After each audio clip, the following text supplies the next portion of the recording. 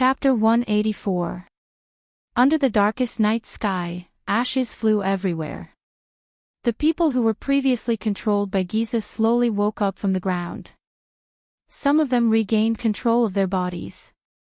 In the panic of surviving a disaster, they hugged each other and wept bitterly. However, there were even more people whose bodies had been greatly deformed by the Blood Mystic's modifications. After they regained their senses and control, they howled and died under the flying ashes. I am Nicholas of the White Blade Guards. Do not panic. A pale-faced man covered in blood, holding a strange-looking blade, shuttled through the crowd. He mercilessly pushed away an old man who was questioning the people around him in a frenzy and strode forward. Everyone, stay where you are and don't move. The higher-ups will send someone over.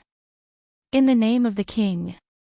The Star Killer's awe-inspiring reputation intimidated the poor people in Shield District. Many of them hesitated and quietened down. There were also a few people who were more stubborn. Nicholas had to use the blade to persuade them. Nicholas panted as he walked to one of the ruins. He pulled out a thick arm from under a collapsed signboard. I thought you were dead. The Star Killer laboriously moved the injured man. Did that calamity let you go? The owner of the thick arm, the crippled former heavy swordsman Gleeward, pushed away the dirt, stones, and ashes on his body. With Nicholas' strength, he crawled out from under the collapsed signboard. No. Gleeward coughed violently. He laboriously hung his body around Nicholas' neck and raised his hand to touch his bleeding forehead. That man with the child, the veteran frowned. His expression was solemn. He was the one who let me go when I was being controlled by that monster. Nicholas was slightly taken aback. Man. With the child. The Star Killer helped Gleeward stand up. His eyes were filled with suspicion. He can move freely in front of that calamity. Does he have a legendary anti-mystic equipment? Gleeward staggered and shook his head. I don't know. Maybe. Nicholas narrowed his eyes. His words were straightforward. Where is he? He was here a few minutes ago. Gleeward chewed on the salty taste in his mouth and spat out a bloody tooth. He said in a rough voice, Damn it, that guy withstood the attacks from me and those monsters. Nicholas pushed aside a wooden plank. Is he very powerful? Gleeward froze. Wariness and graveness flashed in his eyes. Very powerful. Nicholas put the severing soul's blade back into its sheath. So, it was that guy who dealt with the calamities. I don't know. Gleeward still shook his head with a dejected expression. Maybe. Thales panted in a daze. A few pieces of black ash gently touched his face and shattered. Was it over? He raised his head and looked at the sky full of flying ash and the surrounding ruins. Thales did not recognize this place. He had been brought too far away while Giza was fleeing. But he could still see the dead body lying on the street. At his feet lay a white-haired old man. Before he died, he tried to reach out his hand, as if to touch the hope of survival. Thales' ears twitched. He sensed something. He turned around and was immediately shocked. Unscathed, Asda stood behind him, looking as elegant as ever in the sky full of ashes. The air mystic stared at the blade of purification in Thales' hand with a complicated expression. Thales panted and calmed himself down. Can you make a sound next time? Or send me an invitation first? Asda did not speak. He only shifted his gaze to Thales' face. Thales sighed and gestured at his surroundings with his chin. Also, aren't you late? Asda raised his head and looked at the fluttering ashes. There was a subtle emotion in his eyes. Coming out from underground. The mystic said slowly. His expression did not change. I need time. Thales sneered. After the battle with Giza, and especially after listening to Black Sword's words, he seemed to have suddenly been enlightened. The wariness and fear that he used to suppress when he faced the air mystic, but was still hidden deep in his heart, began to slowly melt. Mystic. Compared to Giza, the one in front of me is just a slightly stronger opponent. Thales called Asda's surname softly. By the way, Mr. Sakern, I've thought about the matter regarding the mystic. The mystic raised his eyebrows slightly. He lifted his gaze and looked at Asda with determination. I am not ready yet. Thales stared at the mystic's aggressive gaze and enunciated each word clearly. This is my answer. It is also my choice. Asda's handsome face did not move. They stared at each other in silence. After a while, the mystic closed his eyes and sighed. But Thales spoke again. Under Asda's strange gaze, Thales calmly enunciated his words, I am not prepared to reject you, and I am not averse to becoming. Under Asda's strange gaze, Thales said, but I need time to learn, understand, and obtain everything about mystics, and perhaps everything about magic. And I need your help. And perhaps the truth about the bloody year. A strange blue light flashed in Asda's eyes. Besides, you definitely know about your current situation. Thales turned his head and looked at the corpses and ruins strewn all over the street. It's not without reason that this world hates mystics, even if you did it to protect me. At that moment, Thales felt so oppressed that he could not breathe. So many lives, all because of. He took a deep breath and got rid of the emotions in his mind. He tried his best not to think about the fact that he was an executioner who killed without batting an eye. Thales sorted out his thoughts and slowly said, perhaps I can help you, as a prince, and as the future king of Constellation. Asda raised his chin slightly and the corners of his mouth curled up slightly. A strange look flashed in his eyes. You mean, after knowing the cause and effect, perhaps I can find a way for all of you to gain a foothold, a way for the world to be safe and sound, and a way for both sides to live in harmony. Thales raised the blade of purification and said resolutely, mystics cannot go on like this. Amidst the drifting black ashes, Asda stared at the small red sword in Thales' hand. There was fear in his eyes. If I really cannot avoid becoming a mystic, then for my own sake, I have to do this. Thales nodded. And a human king with power and an army will undoubtedly be more helpful than a powerful and unrestrained calamity. This time, Asda was silent for a long time. Thales patiently waited for his answer. For a second or two, the second prince swore that he saw an unusual flow of emotions on Asda's face. Nostalgia and sorrow. Thales had only seen this expression on Asda's face when he was explaining about the magic tower. Many people have the same idea, that mystics and other races can coexist peacefully, and even help each other, Asda finally said slowly. His tone seemed to hide the sorrow he did not want to face. Whether it is mystics, humans, or even elves, there are countless similar efforts and attempts. They all failed. Asda said softly. They stood in the ruins, one tall and one low. Thales returned the mystic's gaze with a firm and unquestionable gaze. He took a step forward without hesitation. First, their efforts are not enough. Thales' voice spread in the air. Second, I am not them. Not those losers. Thales felt the chill in the air. His pupils shrank slightly. His tone was calm, but his voice was slightly deep. I am Thales. Under Asda's puzzled gaze, he said faintly, Thales Therangerana Kessel Jadestar. The descendant of the imperial family, the Jadestar bloodline, the future king of Constellation. Speaking of this, Thales took a deep breath and raised the blade of purification. He was not surprised to see Asda frown and take a step back. Thales smiled faintly in his heart. His expression did not change as he said firmly, I am also the blood mystic sealer. And, a traveler from an unknown world. Countless unknown emotions flashed across Asda's eyes, but in the end, they were all suppressed by a crystalline blue light. Thales put down the blade of purification. He quietly waited for the other party's reply. But only he knew that his palm, which was holding the blade of purification, was already sweating slightly. He did not forget Giza's last words before she disappeared. "Be careful of Asda." The mystic still stared at him, his gaze unwavering. 1 second. 2 seconds.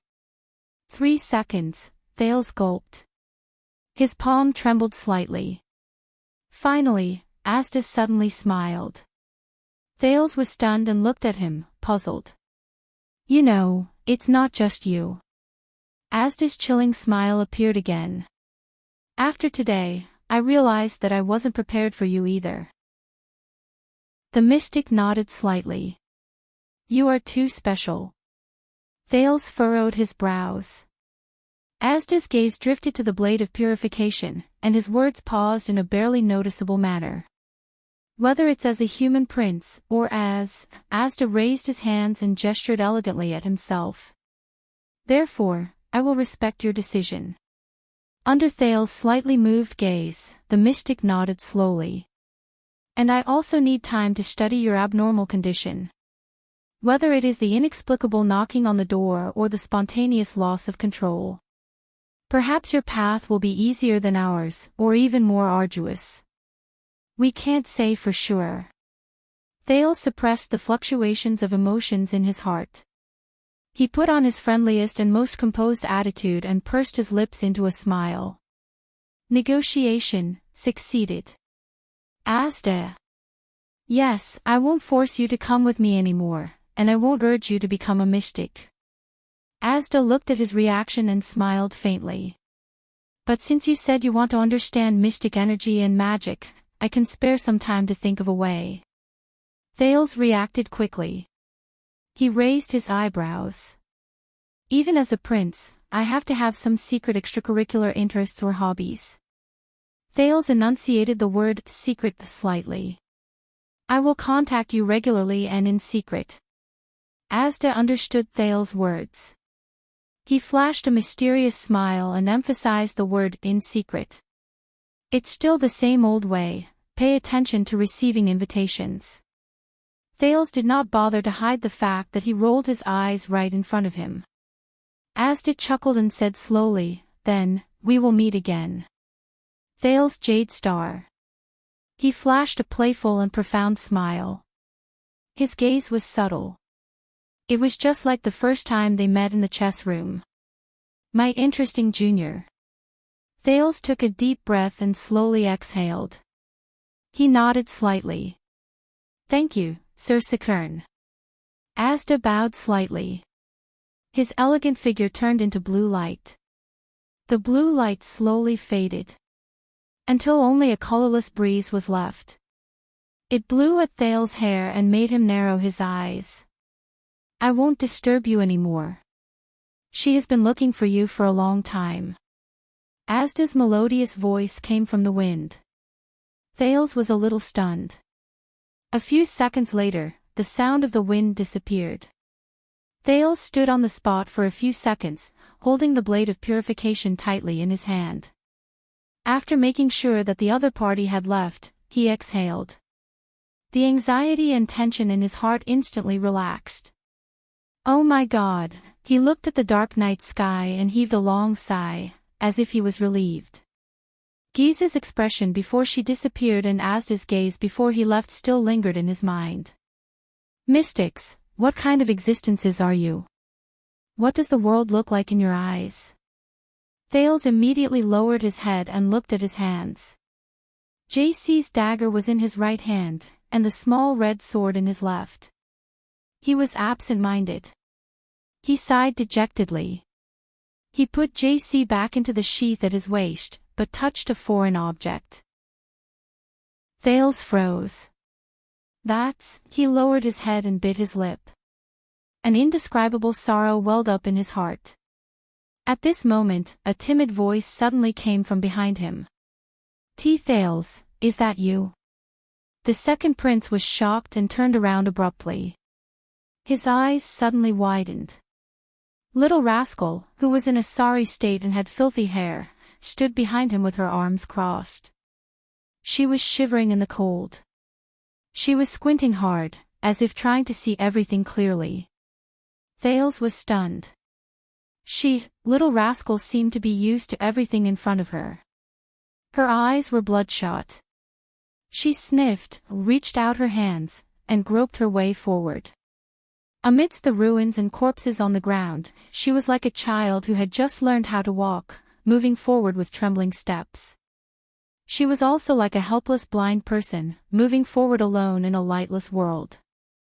This reminded Thales of the time in the library, when she leaned over a thick book and read it with narrowed eyes. Then, she raised her head in horror. "Is that Thales?" Little rascal staggered and tripped on the uneven ground. Thales stared at her blankly. He only reacted after a few seconds. It's me. Little rascal." Hearing the affirmative answer, little rascal first took a deep breath, then pursed her lips. Tears welled up in her eyes. Thales exhaled. He bit his lip, stepped over the mess on the ground, and rushed to the girl in a few steps. He stood a step away from her, gasping for breath as he carefully extended his bloody left hand. Then, he held little rascal's palm. Feeling his hand tighten, little rascal shuddered, as if she was afraid. But after a moment, she resolutely and confidently held Thales' left hand with both hands. They stood in the ruins on the ground, holding each other tightly. Thales looked at little rascal with a complicated expression. He clenched his fists and felt his heavy heart lighten a little. Are you okay?" he asked hesitantly. Little rascal seemed to have calmed down a lot. She squinted her highly myopic green eyes and nodded shakily. Those tentacles, let me go." The girl stood in front of him, her lips slightly pursed. Looking at the disheveled girl, Thales closed his eyes and took a deep breath as well. Little rascal sniffled. Her hands, which were holding his arm, trembled slightly. But before she could finish, Thales suddenly smiled. A second later, he took a step forward without hesitation and hugged the dazed little rascal tightly. Little rascal shuddered, but she obediently leaned against Thales' shoulder. Tears streamed down her cheeks uncontrollably. "That's good." Thales gritted his teeth and mumbled. He stared at the streets of Shield District, which were only left with the howling wind and snow. He looked at the countless corpses lying by the roadside and the scattered ashes. He hugged the only warm and trembling life in front of him tightly. At that moment, Thales felt his eyes blur. "It's okay," he said softly. "We're safe." Little rascal hugged him tightly, sniffling, her tears drenching his shoulder. "At least, King Nuven." Thales grabbed the blade of purification and wiped his tears with the back of his hand. Hearing King Nuven's name, little rascal froze slightly. Thales smoothed out his breath, forced a smile, and continued. "At least he won't hang me on the city gate for kidnapping a girl." Little rascal froze for a moment, then burst into laughter. Thales chuckled as well. "Oh, right." A moment later, Thales let go of little rascal. He reached towards his waist, towards the foreign object. "This is for you." Thales took it out and stuffed it into little rascal's hand. Little rascal was slightly stunned. She fumbled with the object in her hand. It was the thing she was most familiar with. Little rascal sniffled hard. Then, she gently raised the object in her hand, put it on her head, and pressed it behind her ear. Behind the comical, thick, dusty, and cracked black-rimmed glasses, the little girl opened her crystal-clear green eyes again. Little rascal stared at Thales in a daze. She stared at the boy, who was covered in blood and dirt, with messy hair and a big red bump on his forehead. A few seconds later, both of them looked at each other's disheveled appearance and laughed together. At that moment, little rascal's expression changed. "What's wrong with you?" she asked, a little shocked. Thales raised an eyebrow. Ha! In the next second, Little Rascal widened her eyes in horror. Thales frowned. He quickly sensed that something was wrong. He lowered his head, his face pale. A drop of blood appeared on the ground. Then a second drop, a third drop. Thales shuddered violently. He reached out and touched his nose. It was wet and slippery. Thales' expression froze. What's wrong? Asterisk clang. Asterisk the blade of purification fell from his hand and fell to the ground, swaying slightly. Under Little Rascal's shocked gaze, Thales staggered a step back and subconsciously covered his chest. The prince's hands trembled uncontrollably. He stared at Little Rascal with widened eyes. As if he had seen the most terrifying thing. At that moment, Little Rascal remembered Alex's expression before she died a few hours ago. She covered her mouth and screamed. No, it can't be. Following Little Rascal's scream, Thales swayed and fell. Little Rascal turned pale with fright. She quickly extended her hand and helped him lie down. Arg! Thales let out a pained and suppressed moan. A heart-wrenching pain suddenly spread from Thales' body. It was as if his soul was being torn apart. No. The pain he felt when he was assassinated by a psionic assassin, when he was bombarded by a mystic gun. It was as if every inch of his body and every cell was being torn apart. The price of using mystic energy, again. Is this the price of victory? While he was in extreme pain, Thales vaguely heard the sound of something cracking, as if it was real. It came from within his body in a chilling manner. It was as if his body was slowly disintegrating. Arg! Thales' body convulsed and he let out another pained cry. Chapter 185. Dumbfounded, Thales stared at the invitation in his hand. His thoughts were in a mess. No way. Is this real or fake? Anti-theft, He blinked in disbelief, confirming that everything in front of him was not an illusion. Is someone playing a prank? A few seconds later, he put down the invitation and took a deep breath. He tried to make sense of the current situation. First of all, wasn't that guy killed by Yodel? Then, Ida is next door. Waya and Ralph took turns guarding the door.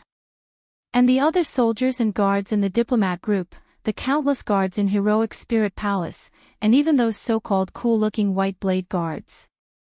How could they let that guy? Suddenly, Thales felt his heart palpitate. He stopped breathing.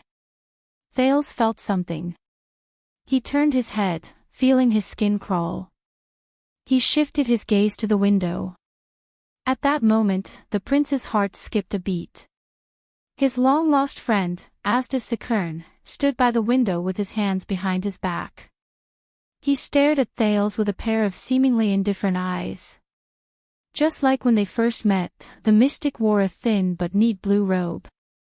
His posture was tall and straight, and there was a mysterious but confident smile on his handsome face. He was as elegant as ever, as composed as ever. At that moment, Thales' mind went blank. What happened to 15 minutes? Hello. The air mystic nodded at him slightly and said in a gentle tone, my smart, mature, and mischievous little friend. Thales opened his mouth and took a deep breath. From now on, no sound between us can travel more than a foot away. As if he knew what Thales was thinking, Asda slowly raised his right index finger and shook it at him with a smile. No one else will disturb us. When Thales heard this, he was like a deflated balloon, and he exhaled the breath he took in. He gave up on the idea of calling for help. Asda's smile was so warm, but in Thales' eyes, it chilled him to the core. Wait. He and the mystic were not the only ones in the room. Thales thought of something. Following Thales' line of sight, the mystic glanced at Little Rascal, who was deep in slumber beside the bed. Of course, your adorable little maid won't be woken up either.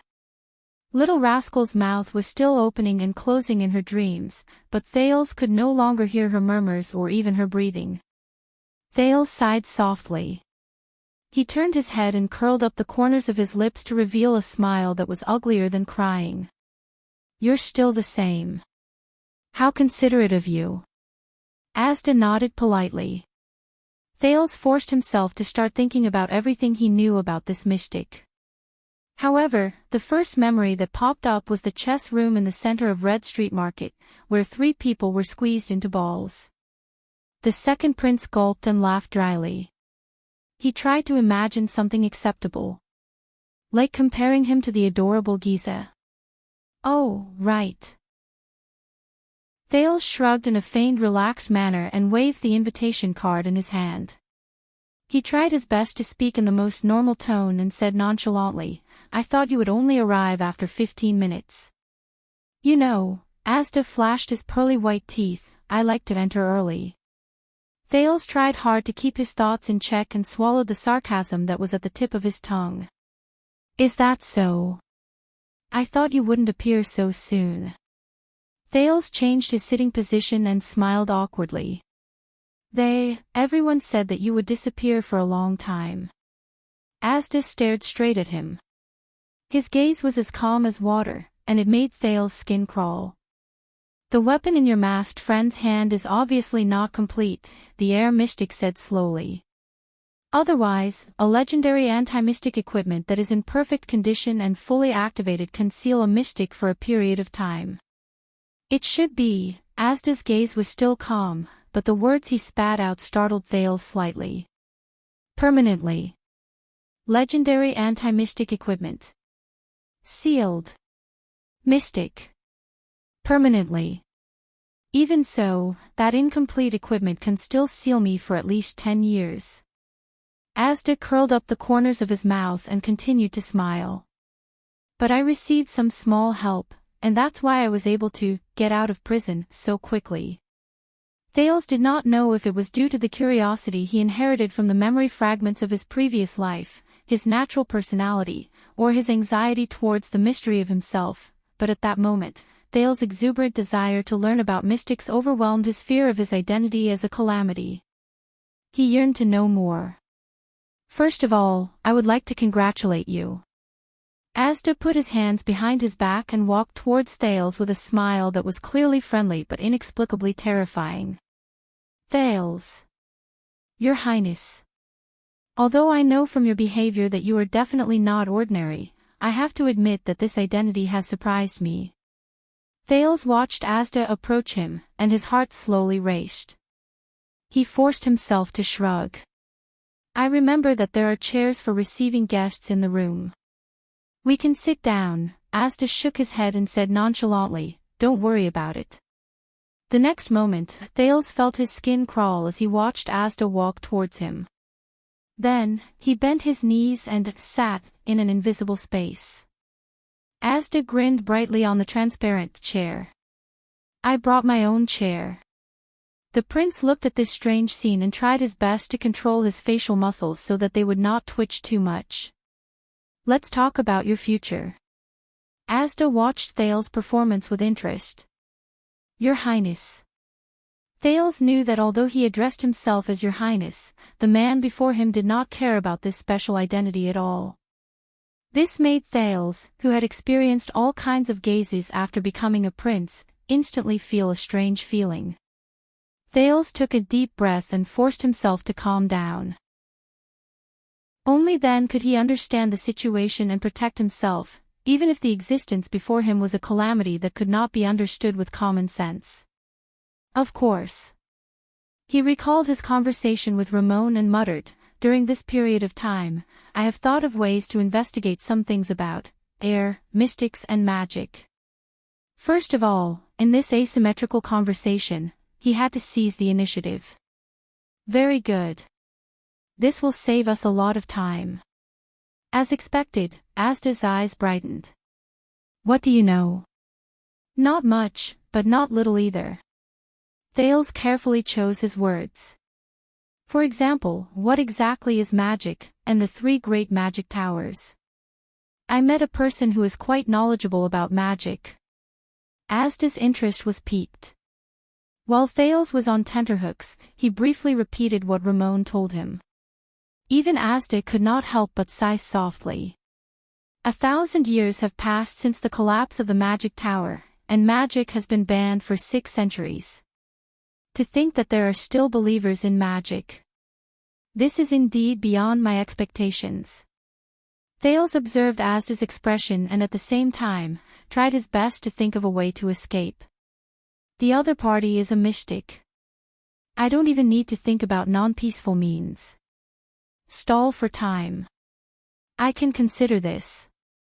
But can I really stall for time until help arrives? Or will help really work? The other party's goal should be to become one of them. Damn it, the mystic that everyone hates.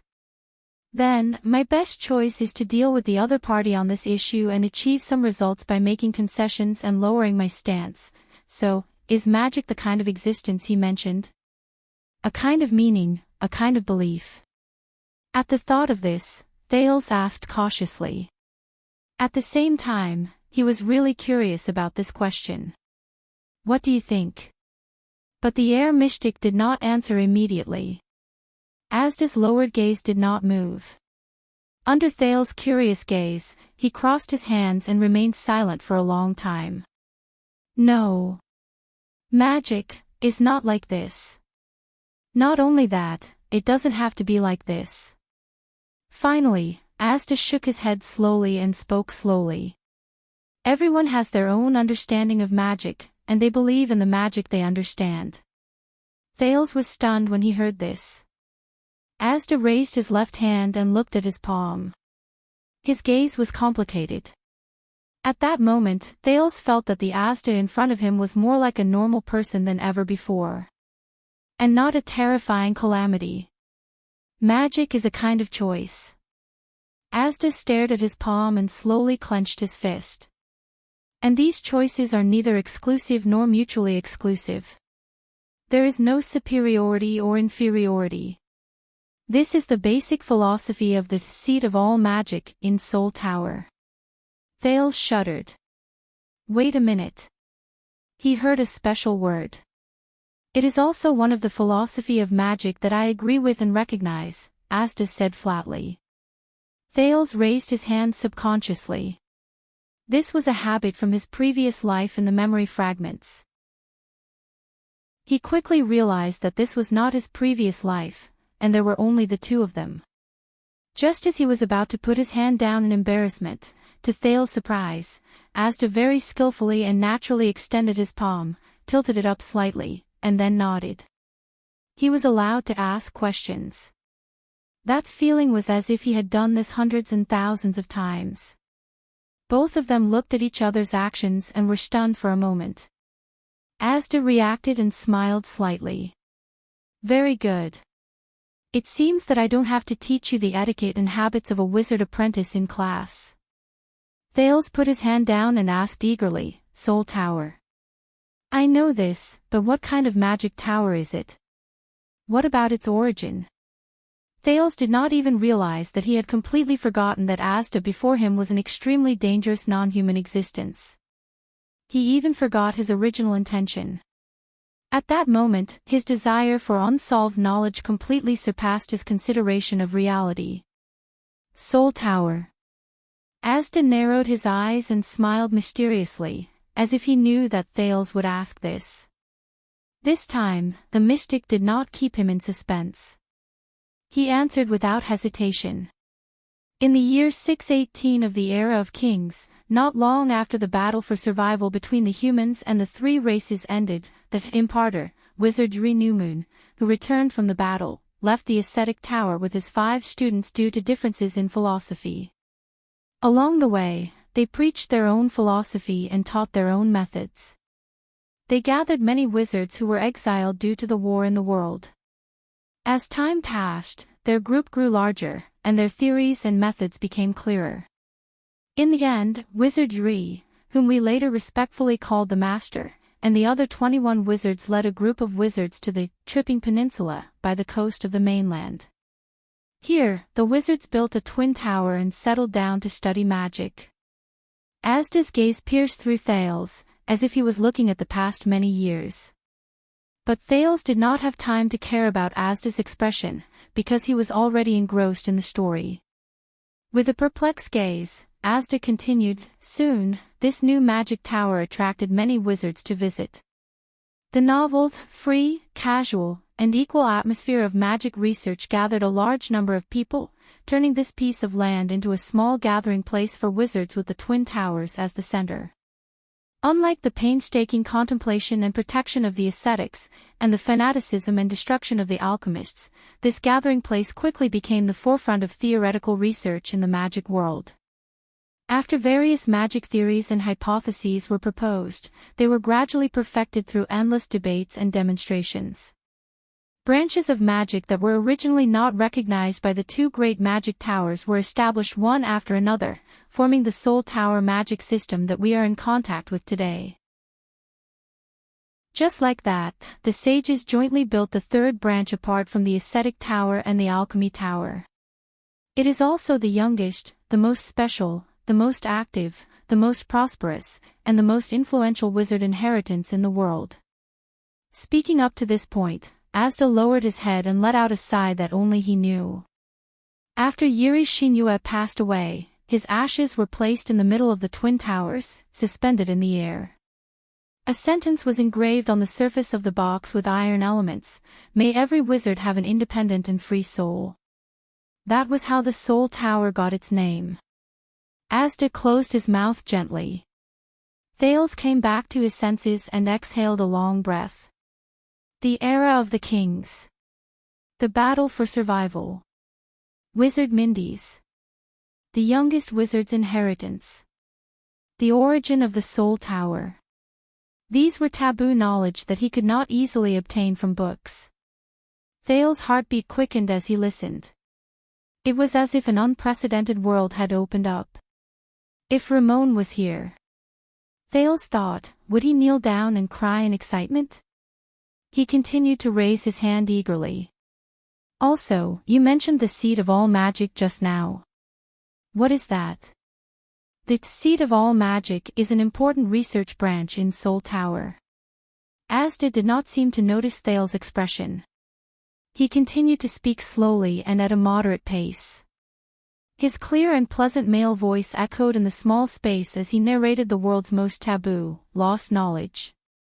It originated during the first civil strife in the Empire and was officially established in 373 of the Empire calendar. It flourished between the 5th and 7th centuries of the Empire calendar.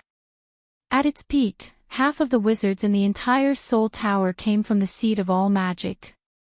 Every time it opened, apprentices and wizards from the Alchemy Tower and the Ascetic Tower would come to listen, comment, and oppose each other. I can't use simple words to summarize the characteristics of this branch of theory. That would be irresponsible to the students. But I can give you a list of the most influential books of this branch. No, to be exact, it should be 23 important works. If you want to have a deeper understanding of the seat of all laws, Roland said with a smile on his face. Thales' heart raced as he listened to the mystic's words. An inexplicable sense of excitement filled his brain. But he quickly calmed down, and realized a problem. Mr. Asda, you are a wizard, right? Thales looked at Asda in surprise. Before you became a calamity. He did not even think about whether his choice of words had offended the other party's taboo. Wizard. That is a title that only those who have achieved widely recognized achievements in a certain field of magic can obtain, at least in the Soul Tower. Asda crossed his arms, grinned slightly, and shook his head slightly. I was just a small apprentice back then. Thales' heart skipped a beat. Ah, so, as expected, you were once, yes. Asda nodded, a strange color flowed in his eyes. An apprentice of the Soul Tower. Thales frowned. But you just said, the magic tower has collapsed for 1,000 years. So, I know what you want to ask. Counting from the time I was born. Asda looked at him and smiled faintly. 1,190 years, that is my age this year. Thales was shocked. 1,190. In other words. This guy, Thales stared blankly at the young and handsome Asda Sakern, who had not changed at all compared to the first time he met him. But he was almost 600 years older than the king of Renaissance, Tormund Jadestar, and the hero, Rykro Axtet. Thales opened his mouth wide. Don't be surprised. Every mystic is an immortal, indestructible, and immortal existence. Looking at Thales' expression, Asda did not care at all. This age is very normal, the oldest mystic has even existed for more than 1,600 years. Thales subconsciously wanted to find a notebook, until Asda stopped him with a hand gesture. There is no hurry. Asda raised his head and stared at him with a burning gaze. We still have a lot of time to spend together, and I have enough patience. I will teach you from the beginning, from basic knowledge, from magic, to the magic tower, to mystic energy, and everything about mystics. From philosophy to power, from history to the future, all the secrets of the magic world will be open to you. Asda's tone was full of temptation. Then, you will obtain the secrets and power of mystics that are superior to all of them. Until you truly become a mystic. At that moment, Thales felt like he was pulled back from a dream world to reality. Become a mystic. Thales swallowed hard. He remembered Gilbert's attitude towards the calamity, and the drama of the Battle of Eradication in Dark Knight Temple. And that, crazy and unreasonable blood mystic. The mystic who is hated by everyone. Can I say no? But a voice also whispered in Thales' heart, but I am very curious. I want to know more, learn more, and understand more. Thales realized that the knowledge that Asda described earlier had captured his thirst for knowledge and his thirst for knowledge. Moreover, with his obviously abnormal body, he had to understand his current situation better. Thales frowned with a bitter expression and said tentatively, about this, if I don't want to become a mystic. The air mystic did not speak. But the prince felt that the atmosphere around him suddenly became tense. Thales tried hard to control the rate of his breathing as he waited anxiously for the answer. Thales. Asda stopped smiling and looked at him sternly. He said softly but seriously, becoming a mystic is your destiny. You cannot avoid it. There is no second choice. Thales panted slightly. It seemed that things were a little bad. Why don't you tell me first? Tension and stress returned to Thales' heart. He tried his best to smile and asked cautiously, mystics. You. What exactly are we? This time, Asda stared at him expressionlessly for a long, long time. As he withstood the mystic's seemingly emotionless yet pressurizing gaze, embarrassment and helplessness crept onto Thales' face. Until Asda spoke slowly. I cannot tell you the answer to this question, because you are still not a mystic. Asda's gaze was still fixed on him, but his tone and words had become cold and mysterious, as if he had returned to that night in Red Street Market. Only when you truly become a mystic that only you can understand, can you finally know what a mystic is. Asda's gaze was still fixed on him. Thales furrowed his brows slightly. Chapter 186. In the next second, without any delay, Archduke Palfret's figure moved. He roared as he swung his great axe at King Nuvan. Asterisk bang. Asterisk, that's right, the anti-theft chapter. But when I'm free, I'll go back to work on my novel, from the details to the sequence of the plot. That's why pirating websites must have a hard time. Because no matter how they steal my novel, it's basically full of bugs. The preamble doesn't match the ending, or the logical sequence is weird, or the plot doesn't match the characters. Thank you for your hard work, thieves who steal my novel." The two great axes collided without any fancy moves. The dull sound of metal colliding tortured everyone's ears. Thales stared at the two people in the field in shock. Pomfret clenched his teeth. The blade of his great axe was stuck at the tip of King Nuvan's great axe. It was stuck diagonally downwards between the sharp tip and the blade of the axe. Impulsive rookie. King Nuvan calmly turned his body sideways. His left hand grabbed the joint between the axe handle and the blade, and his right hand grabbed the far end of the axe handle. Like holding a spear, he used the axe to block Pomfret's strike. The old king resisted his opponent's axe. His tone was cold. "On the battlefield, with your weapon stuck, you would have been beheaded by now." As the two wrestled, King Nuvan used all his strength to push away his opponent's great axe. "You know this is not a good idea, old man." Pomfret solemnly took a step back. He withdrew his great axe and moved to look for an opportunity to strike again. "This is not a battlefield, this is a duel." The young archduke circled around the old king. His expression was indifferent. "There are no white blade guards by your side, to protect your noble head." Like an experienced warrior, King Nuvan turned with Pomfret's movements, the tip of his axe always pointed at his enemy. "Only you and me." As he spoke, Pomfret's second strike came. This time, Pomfret's great axe drew an arc and slashed horizontally from the side, smashing towards King Nuvan's waist. Asterisk clang. Asterisk the sound of metal clashing rang again. King Nuvan turned his axe handle at the right time. Holding the axe in his left hand, he once again blocked Pomfret's horizontal slash. "Yes, only you and me." King Nuvan clenched his teeth and deflected the enemy's axe. Panting slightly, he said, "This is much more exciting than the battlefield." Thales asked in a low voice, puzzled, "Are they all so skilled in swinging their axes?" "His Majesty is not a brat who has never touched a weapon before." The Star Killer's expression was solemn. While he explained, he did not forget to jab Thales. As the king of Ekstedt, he once stood at the far north 38th century ground and personally fought against the invasion of the orcs from the north of the glacier. The skull of Syra Dark Thunder, the human slaughterer, is still hanging high up at the first lookout point, intimidating the glacier beastmen. He also led his troops out of the Golden Passage and broke through the elves' defensive line in the White Mountain. Wherever his troops went, Camus Union, the White Elves, and the Alliance of Freedom were subdued. A brilliant light shone in the Star Killer's eyes.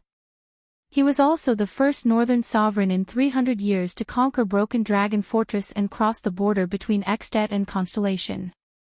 When it comes to battle experience, he won't lose to any of the battle-hardened warriors in the White Blade Guards. Putre raised his eyebrows, and Thales stuck out his tongue. In the arena, Pomfret swung his great axe again and collided with King Nuvan's weapon in the air. Asterisk bang. Asterisk sparks flew in all directions as the blades collided. King Nuvan seemed to be a little powerless. He gritted his teeth and withstood the great axe, his arms trembling slightly. "Are you tired?" Pomfret seized the opportunity when King Nuvan took a breather. He roared and shook his arms with force. "Old man." King Nuvan was forced to take a step back. While he was still adjusting his body, Pomfret swung his axe again and chased after him. Asterisk clang. Asterisk King Nuvan once again blocked the enemy's fierce attack. From the beginning until now, he had been passively defending. But this time, the enemy's attack did not end so easily. A surge of power surged into Pomfret's arms.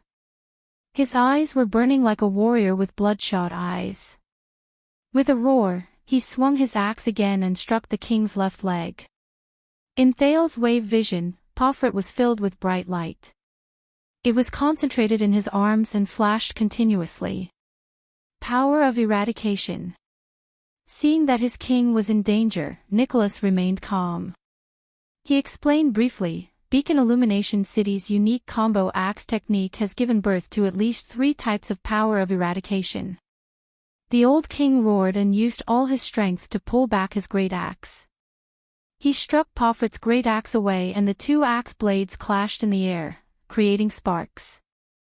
Asterisk clang. Asterisk the king barely blocked the other party's axe. But unlike before, the old king did not manage to lock the other party's axe in this strike. Pomfret had no intention of stopping either. His axe spun in the air and, under its owner's crazed expression, brought with it a strong gust of wind. Once again, it chased after the king's head. King Nuvan panted and struggled to adjust his posture. He raised the heavy axe handle to his side and forcibly blocked Pomfret's attack. Asterisk bang. Asterisk a loud noise was heard. Thales subconsciously covered his ears with his hands. But Pomfret, who was supported by the power of eradication, did not get his axe stuck like the previous few times. He reacted quickly and reversed the axe. It slipped away from Nuvan's block in an instant. The next moment, the young Archduke pursed his lips and pushed with both hands, thrusting the sharp tip of the axe forward. A sudden stab at the opponent. In the face of the enemy's sudden attack, King Nuvan, who was powerless, could not pull back his clumsy axe in time. He could only watch as the tip of the axe pierced towards his face. Until the tip of the axe pierced straight into his left cheek. Ah! King Nuvan roared indignantly. At that moment, Thales felt his heart skip a beat. In the nick of time, King Nuvan suddenly turned his head sideways. Asterisk rip. Asterisk the tip of the axe grazed the king's face, drawing blood. It also caused a wave of exclamations in the hall. With a terrifying scar that stretched from his cheekbone to the side of his left ear, King Nuvan narrowly avoided the fatal tip of the axe. Blood dripped onto the ground. The king then clenched his teeth and mustered all his strength. He swung his axe horizontally and forced Pomfret to retreat. This was also Nuvan's first counterattack. Pomfret nimbly took 3 steps back to avoid the wind generated by the king's axe. At the same time, he left his opponent's attack range. Like many people in the hall, Thales exhaled and patted his chest to soothe his nerves. Perhaps all of you have forgotten something. Thales turned around and said worriedly, "That old man. King Nuvan is, after all, 70 years old. As the king of Extet, a duel is a test he must go through." Nicholas' gaze did not waver and his lips parted slightly. "It has nothing to do with age. Every man in Northland has to undergo harsh combat training during their military service. Every suzerain of Extet has to do the same, and even awaken their power of eradication," Putre explained to Thales, who had a strange expression on his face. "This is how the country is, and the customs of the people dictate it." "My God." Thales rolled his eyes and shrugged helplessly. "I'm so lucky to be born in Constellation and not Extet." Hearing this, the Star Killer smiled indifferently. "It's still the same old saying, welcome to Northland." Thales shook his head and turned his gaze back to the arena. Putre's expression changed and he looked at Thales' back. "Being born in Constellation is a kind of luck." Putre sighed silently. "It's too early to say that, young prince." "Ha ha ha." The young Archduke looked at the blood-covered and panting king with satisfaction. He gritted his teeth and laughed nastily. "How many rounds has it been? Old man. You're already at your limit." "Nonsense, brat." King Nuvan propped his axe on the ground and used his left hand to wipe away the blood on his face. Without showing any sign of weakness, he retorted, "I've just warmed up." "You're 70 years old." Pomfret weakened the king's imposing manner with his words and prepared for the next wave of attack. "Not only have your muscles withered, but your power of eradication has also deteriorated, right? Hee hee." King Nuvan inhaled and smacked his lips ferociously. "Brat, how many battles have you fought? How dare you say this in front of me?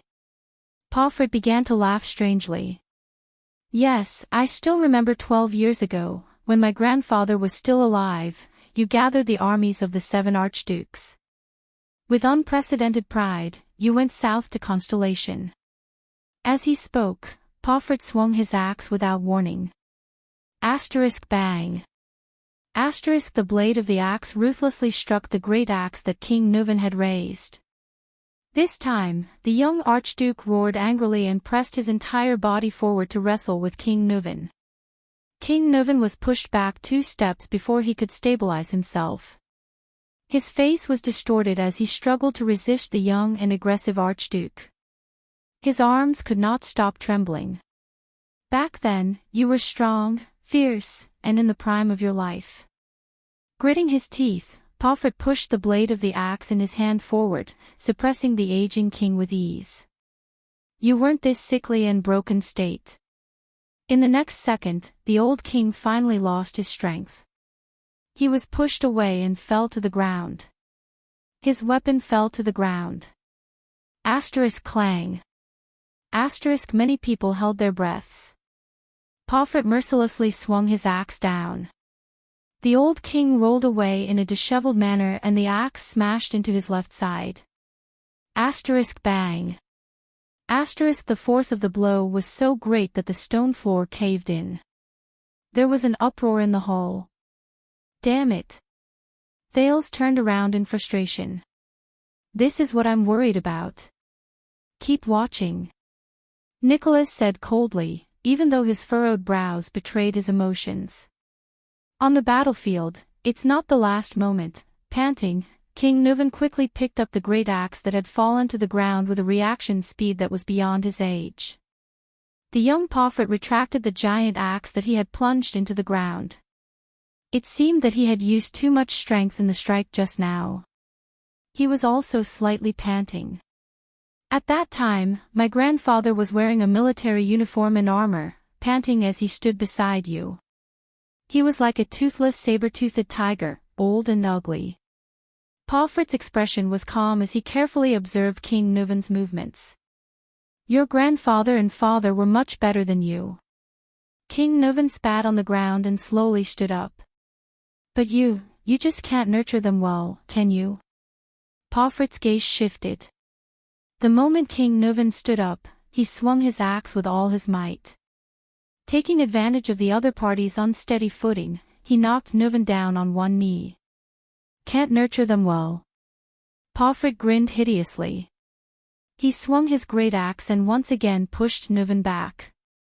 The latter half knelt on the ground, panting continuously. To you, Beacon Illumination City is a tamed, well-fed hound, isn't it?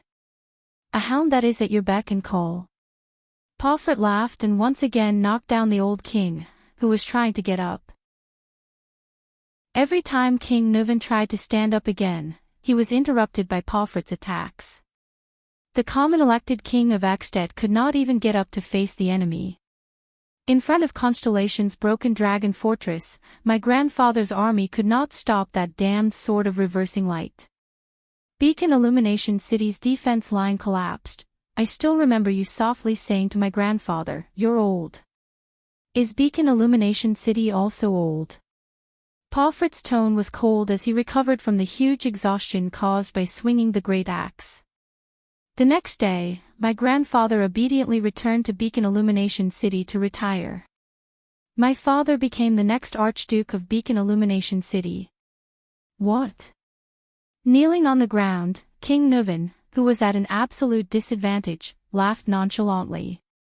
Don't tell me that you're going to betray Dragon Cloud City because of this. As he spoke, the old king swung his great axe at Pomfret's leg. The 3 archdukes in the south are arrogant and unruly. Pomfret took a step back in a relaxed manner to avoid the strike. He looked at King Nuvan, who was kneeling on the ground. Their supplies are lagging, and their progress is slow. Hence, the war with Constellation is all on Beacon Illumination City's shoulders. The supplies, military expenses, reinforcements, suicide squad, and even the nearby prostitutes in the camp. Don't you think something is wrong? Pomfret said through gritted teeth. That is the responsibility you were assigned. King Nuvan's gaze was frightening. His voice was laced with anger. It is also the king's order. Pomfret swung his great axe mercilessly again, causing King Nuvan to roll away. This time, Nuvan, who had expended a lot of energy, could not completely block his opponent. The great axe grazed the old king's left arm, causing a spray of blood. This is bad. Thales thought to himself. This is bad. To hell with your order. To take down that damned broken dragon fortress, how many soldiers and horses have we sacrificed? More than half of them are from Beacon Illumination City. The young Archduke yelled angrily. I watched the dead and injured soldiers return to their tents with numb expressions, lamenting about when they would be able to go home. The next day, they were sent out as the first wave. Like targets, they were used up in the siege of the fortress: crossbows, arrows, kerosene bombs, huge logs, rolling stones, mystic guns, and soldiers. Pomfret pounded his chest, his gaze fierce. They were sent to die. Chapter 187. The Hall of Heroes was silent. You know, Thales, when Soria died, guard against theft. Thales adjusted his breathing and heartbeat as he looked at King Nuvan. Anger, madness, hatred. It made me want to unleash the wrath of the Walton family in Dragon Cloud City at all costs. The old king's eyes were lifeless, as if he was looking at another world through Thales. In comparison, gaining benefits and even conquering constellations seemed to have become secondary. Thales did not speak. It was inappropriate for him to say anything at that moment. King Nuvan slowly raised his gaze and looked at the grief-stricken Merc. Why didn't you protect him and Soria, Merc? The king's expression was very unpleasant. You are a white blade guard. You should have been by his side to protect him. Merc bowed his head deeply. His expression became even more pained. Alex seemed to be very concerned about this topic. She looked at the grief-stricken King Nuvan, then at the grief-stricken Merc.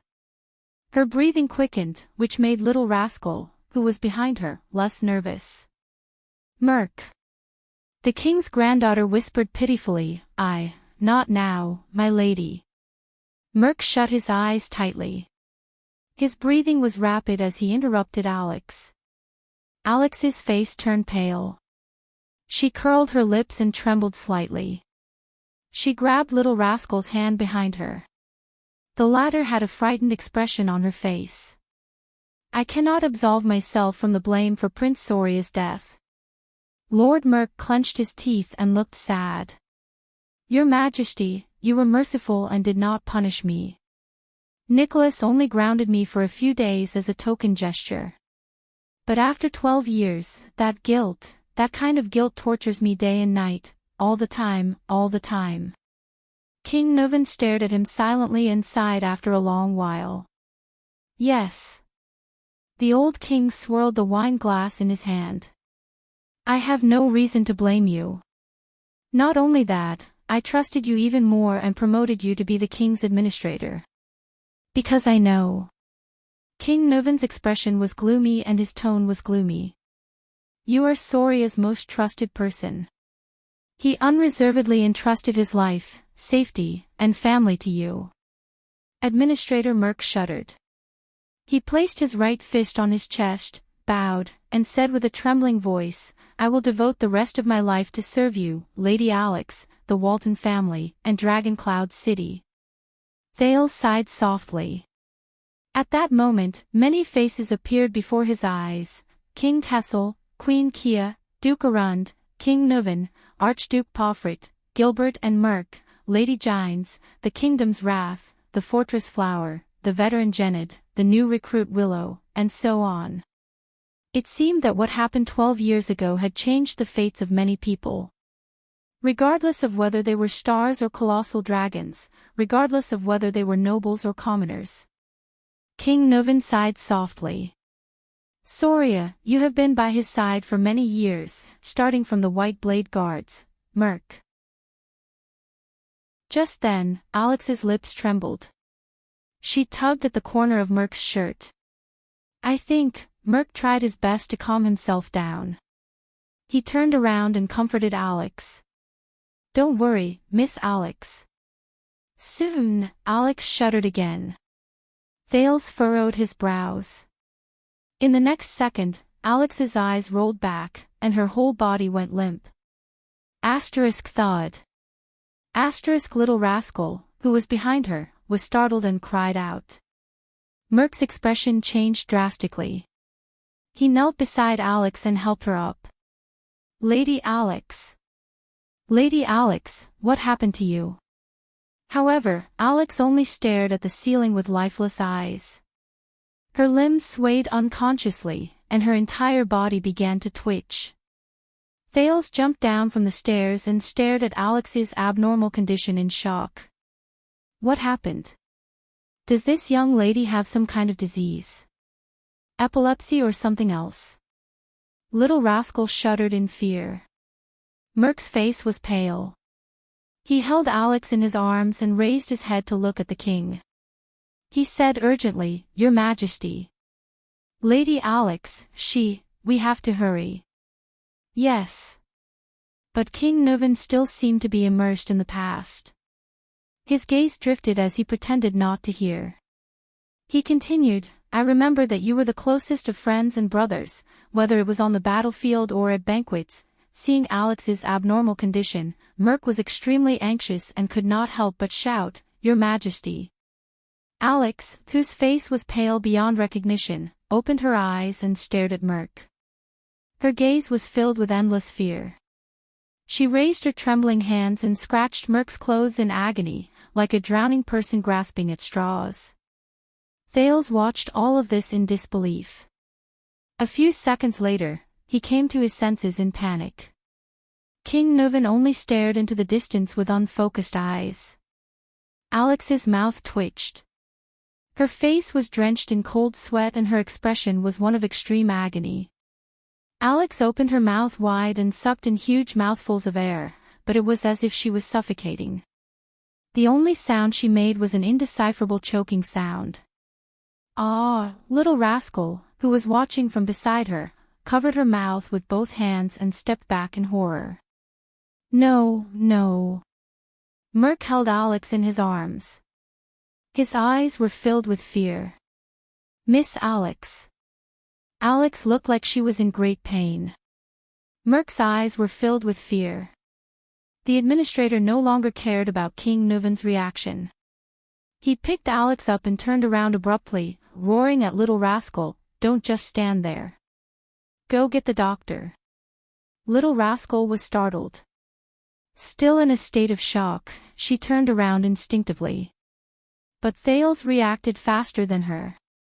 The Prince of Constellation clenched his teeth and ran out of the hall.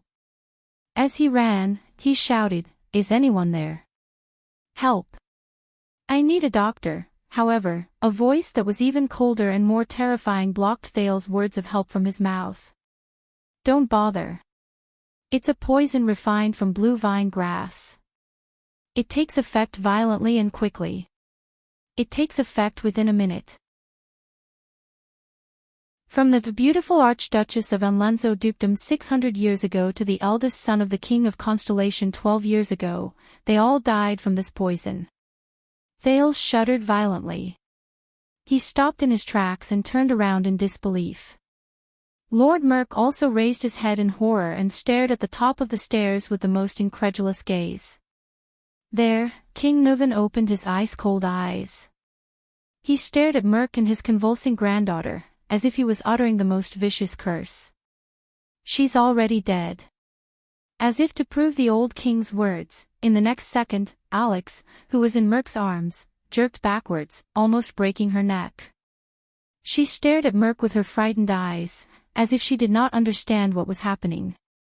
Then, Alex Walton, the last direct descendant of the Walton family, slowly closed her eyes. Her body gradually became limp, and she stopped convulsing. Her hands hung in the air, swinging back and forth. Her head was tilted to one side, right at Little Rascal. Little Rascal looked at Alex's expression and screamed in fear, falling on her butt. Thales subconsciously took a step back, his breathing quickening. Why? Impossible. How could this be? Thales could not accept the situation at all. He widened his eyes and fixed his gaze on Alex. After a few seconds, he turned to King Nuven, whose face was ashen and gloomy. Especially, the ring on his right little finger, which King Nuven was stroking. It belonged to the Emperor of Poison, Kessel Carlus VI, Triumph. And the wine glass in King Nuven's hand. It's you. Thales gasped for air and stared at King Nuven in horror. You poisoned him. Humph, King Nuven snorted gloomily. And you, didn't you? The one who handed her the wine glass. Handed her the wine glass. Thales clenched his fists so hard that they almost cracked. He gritted his teeth and glared at King Nuven. He felt a strange emotion brewing in his chest. Lord Merk's body trembled uncontrollably. He looked at the little girl in his arms. A few seconds later, Merk, whose face was stiff and his mind seemed to be blank, finally reached out his trembling right hand and placed it under Alex's nose. Then, as if he had touched the hottest flame, Merk shivered and withdrew his right hand. Thud. Merk, who was holding Alex, fell to his knees. The administrator raised his head and looked at King Nuven, his eyes filled with despair and pleading. No, no, no. Merk shook his head violently. His face was contorted as he stared at the motionless girl in his arms in disbelief. He looked at His Majesty in panic and fear, then at Lady Alex, who seemed to be asleep in his arms. At that moment, Merk's terrified face was filled with helplessness. Thales stared at the motionless Alex in a daze. Little Rascal, who was sitting by Thales' feet, seemed to be scared out of her wits. She just stared at Alex's body blankly and shivered from time to time. Merk's face began to contort. I beg you, Your Majesty. He knelt on the ground. His voice had changed as he spoke. He sounded like an asthmatic, gasping and pausing.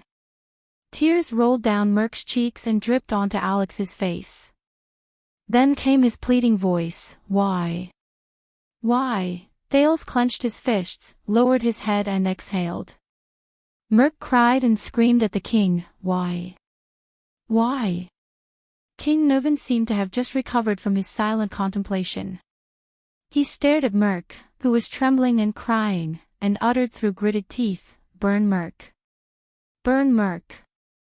Thales' mouth fell open. He stared at Merk and the little girl in his arms in a daze. Bloodline. Not the Walton bloodline.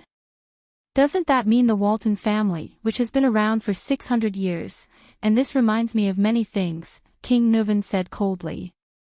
Sorio loved to hunt, but he never brought a woman with him, not even his wife. Tell me, the old king said in a low voice, what happened in the assassination 12 years ago? Merk listened to the king's words as if he did not hear anything. He subconsciously hugged the little girl in his arms tightly, sobbing, tears falling continuously. King Nuven seemed to have exhausted all his patience.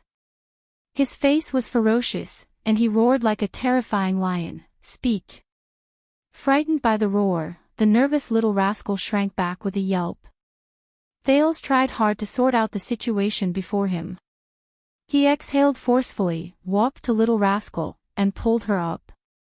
Little Rascal grabbed Thales' arm tightly, as if she had found someone to rely on. She looked at the terrifying scene before her from behind her glasses with a terrified expression. Merk's eyes were filled with despair and desolation as he cried.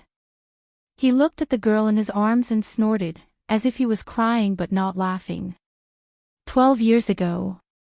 Soria brought Madame Adele out of the city, because, his words were mixed with his panting, like the last words of a dying man. Because what? King Nuven stared at him. Because. Merc stroked Alex's hair painfully. Because Soria found out what? The king's voice was bone-chilling. Merc's face was filled with pain, as if he was tormented by the biggest nightmare of his life. He found out, about us, about me and Adele. Thales stared at the short-haired warrior in shock. Little Rascal tugged at Thales' arm and hid behind the Prince of Constellation. She gritted her teeth and looked at the scene in disbelief. Yes.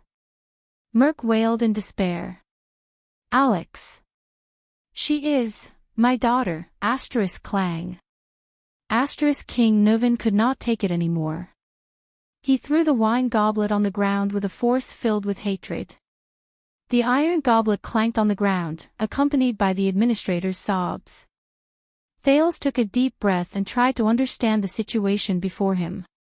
Only Merc's sobs and the old king's heavy breathing could be heard in the hall. Ha ha ha ha. King Nuven's suppressed laughter came from his throat. There was a hint of sadness in it. You.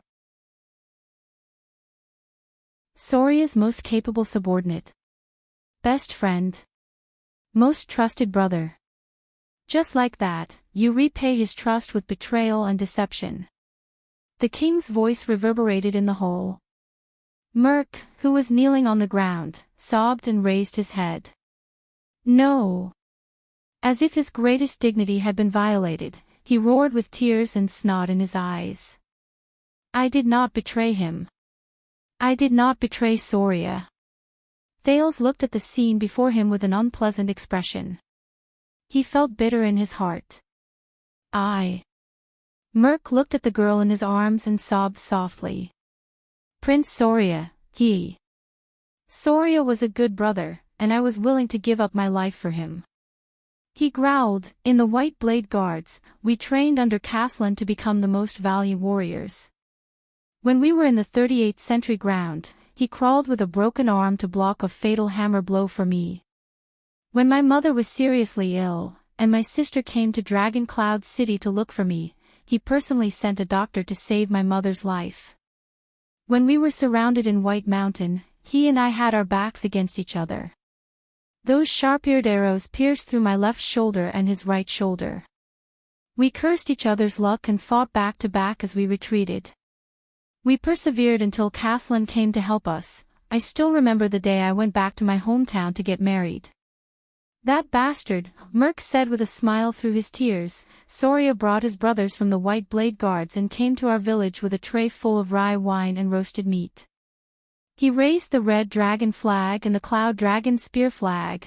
The local counts and knights all came. The expression on the village chief's face was even more exaggerated than when his son became a tax collector. Mother was very happy. She finally felt that her son had made a name for himself. Soria, I have always treated him as my closest brother, my comrade, your highness. Merc roared angrily with tears streaming down his face, I will never betray him. King Nuven stood up abruptly, his hair and beard bristling with anger. Bullsh *T. Thales felt his hand tighten. Behind him, Little Rascal began to tremble again. He could only try his best to hold Little Rascal's hand and comfort her. You cheated on my son, the man you were supposed to be loyal to. King Nuven's eyes were burning with anger. He said loudly, you cheated on my son, the man you were supposed to be loyal to, and even gave birth to your child. You tarnished the Walton family's dignity and bloodline. Do you think this is not a betrayal? You never treated him as your brother in the White Blade Guards, the man you were supposed to be loyal to with your life and honor. Traitor. Kneeling on the ground, Merc listened to the king's words. He looked at Alex in his arms, his daughter, and roared in grief and indignation, "Oh! No!" He closed his eyes in agony. Thales gritted his teeth and frowned as he watched the confrontation between the king and his vassal. He felt a wave of sorrow in his heart. It's not like this. Adele, she was so good, so gentle, so... Merc lay on the ground. He clenched his right fist and pounded the ground miserably. She shouldn't have married into Dragon Cloud City. Shouldn't have met Soria. Should have met you. King Nuvan's words were filled with terrifying emotions. Shameless traitor. Adele. Adele. That was a mistake. Merc's teeth trembled as he caressed his daughter's face. His expression changed several times, as if he was looking at another person through her. Whether it was me and her, or Soria and her. It was all a mistake. She shouldn't have left Camus Union, Vine City, the flowers, and the blue sky that she cherished. She only belonged there. As for Soria, he's a good brother and a good warrior, but he never cared about women. Prostitutes, women he captured after the war, maids in the castle, and ladies of the nobles. None of them made a difference to him. Merc put his face against Alex's and cried, Soria, Soria, Soria. In Soria's world, there was only wine and battles, politics and victory. The only people he cared about were warriors, friends, and enemies. On the night of their wedding, Soria was dead drunk. I stood guard outside their bedroom. That sound was like sex. I guess Soria thought that it was a celebration after another battle. The next morning, Soria went hunting. He left me to watch over Adele. Her expression was not the expression a newlywed wife should have. Thales listened to Merc's desolate and painful confession with an unpleasant expression. Finally, one day, I saw Adele trying to cut her wrist with a pair of scissors. I told Soria and tried to persuade him to treat his wife better. But Soria thought that she had insulted the Dragon Spear family. Every time, he would only pick up a whip in anger, wanting to teach her a lesson. At that time, I stood at the door, clenching my fists, listening to Soria's roar and Adele's screams. I was angrier than Soria, more in pain than Adele. Merc hugged Alex tightly. His eyes were closed, and tears poured down his cheeks like an unstoppable flood. Since then, Adele wanted to commit suicide more than once, and I stopped her more than once. But I hid it from Soria, because I didn't want Adele to be hurt by him again. Adele. She's like a flower that has been trampled on and abandoned. Soria's attitude towards women is even more terrifying than the most inflexible Northlanders. When he's in the mood, he'll force her. When he's not in the mood, he'll ignore her and be indifferent to her. Thales closed his eyes and sighed heavily. Adele. She was too lonely, too pitiful. Merc stroked his daughter's hair, his eyes filled with sadness. She traveled a long way to come here, while Soria didn't know how to cherish her. He only treated her as a puppet and a chess piece, a bargaining chip to form a marriage alliance with Camus Union. I tried everything. I just tried to make her happy, tried to stop her from committing suicide again. Merc, who was emotional, mumbled incoherently, from magic tricks, to flowers, to finding girls from Camus Union to relieve her boredom, to the night when she didn't want to.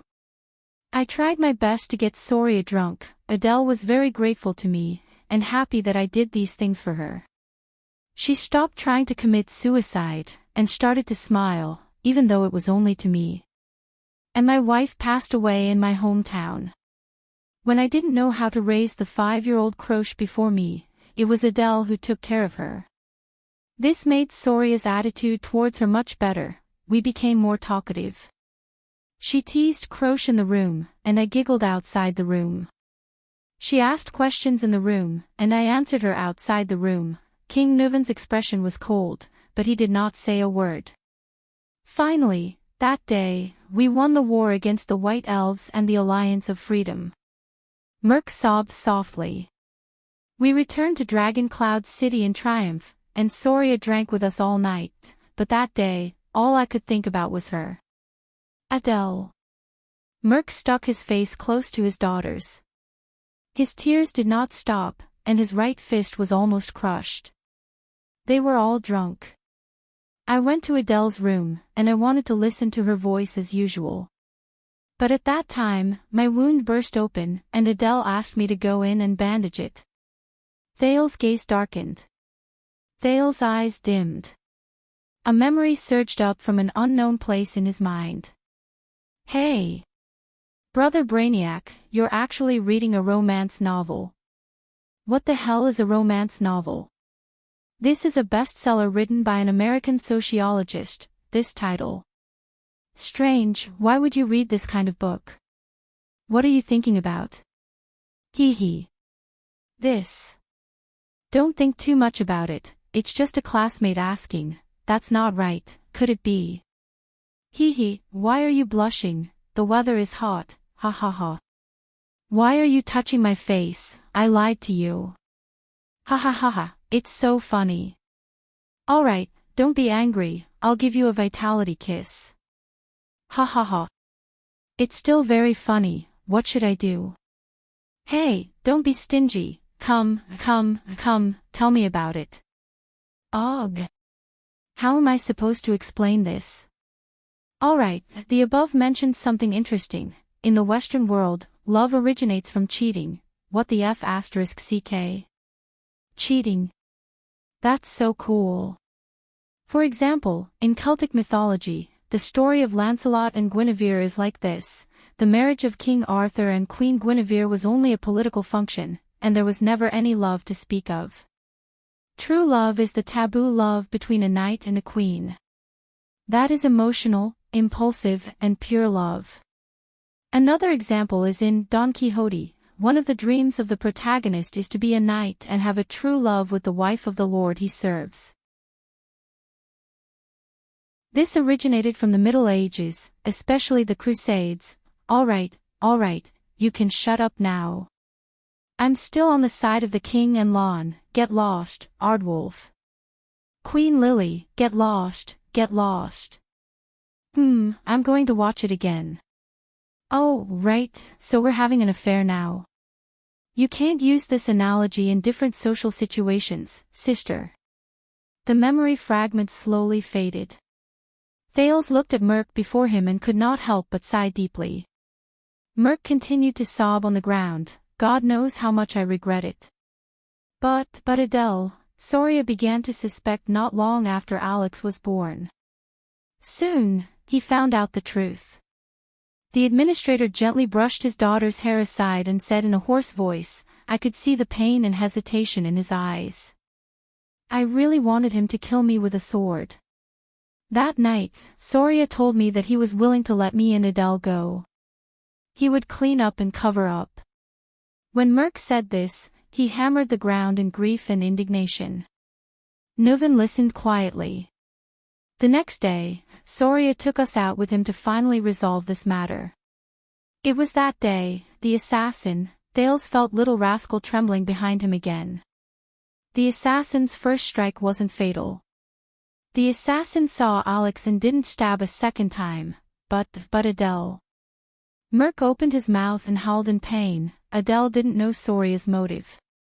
She thought His Highness wanted to execute us.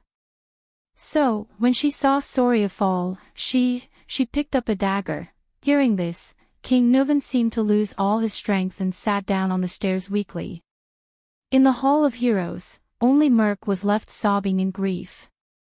At that moment, Thales, who was watching the indescribable scene before him, only felt a chill in his heart. So, are we having an affair now? You can't use this analogy in different social situations, sister. The memory fragment slowly faded. Thales looked at Merc before him and could not help but sigh deeply. Merc continued to sob on the ground. God knows how much I regret it. But Adele, not long after Alex was born, Soria began to suspect. Soon, he found out the truth. The administrator gently brushed his daughter's hair aside and said in a hoarse voice, I could see the pain and hesitation in his eyes. I really wanted him to kill me with a single stab. That night, Soria told me that he was willing to let Adele and me go. He would clean up and cover up. When Merc said this, he hammered the ground in grief and indignation. Nuven listened quietly. The next day, Soria took us out with him to finally resolve this matter. It was that day, the assassin, Thales felt little rascal trembling behind him again. The assassin's first strike wasn't fatal. The assassin saw Alex and didn't stab a second time, but Adele. Merc opened his mouth and howled in pain. Adele didn't know Soria's motive. She thought His Highness wanted to execute us. So, when she saw Soria fall, she picked up a dagger. Hearing this, King Nuvan seemed to have lost all his strength.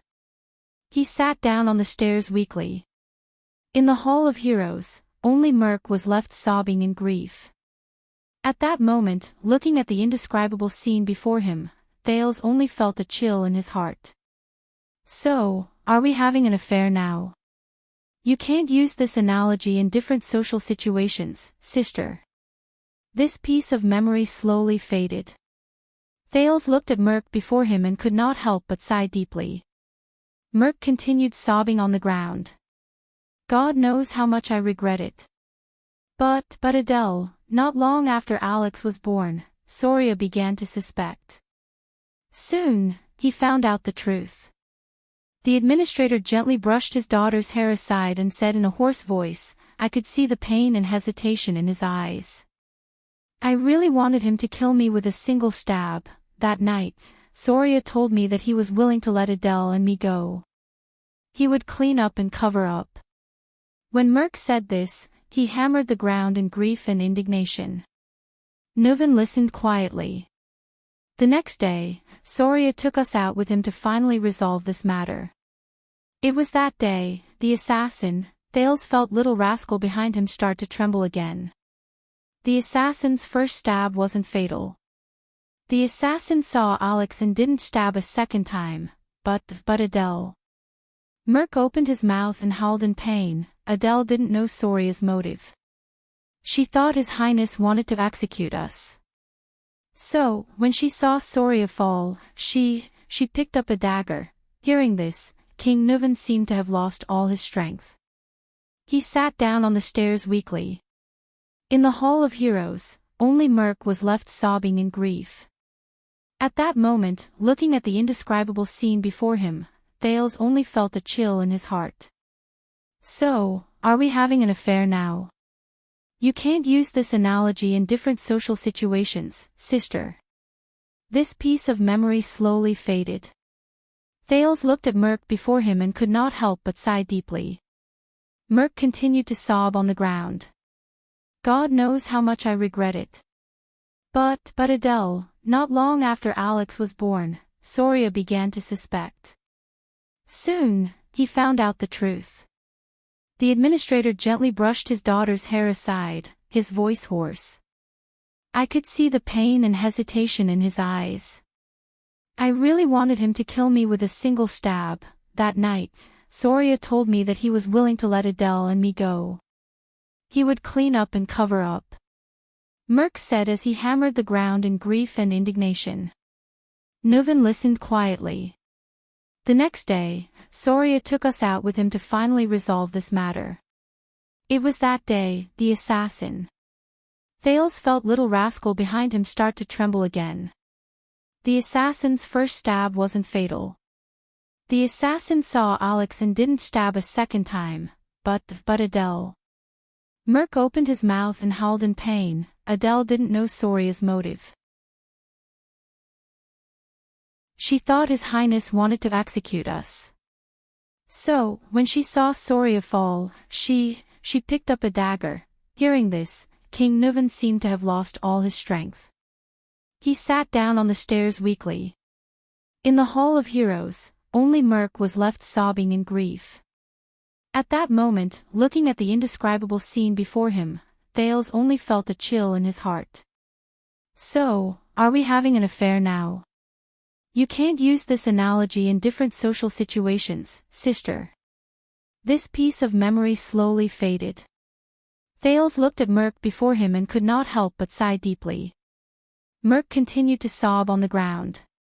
God knows how much I regret it. But Adele.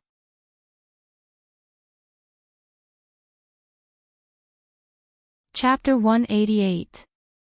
The Hall of Heroes was silent. You know, Thales, when Soria died, Thales adjusted his breathing and heartbeat as he stared at King Nuvan. Burglary. Anger, madness, hatred. It drove me to unleash the wrath of the Walton family in Dragon Cloud City at all costs.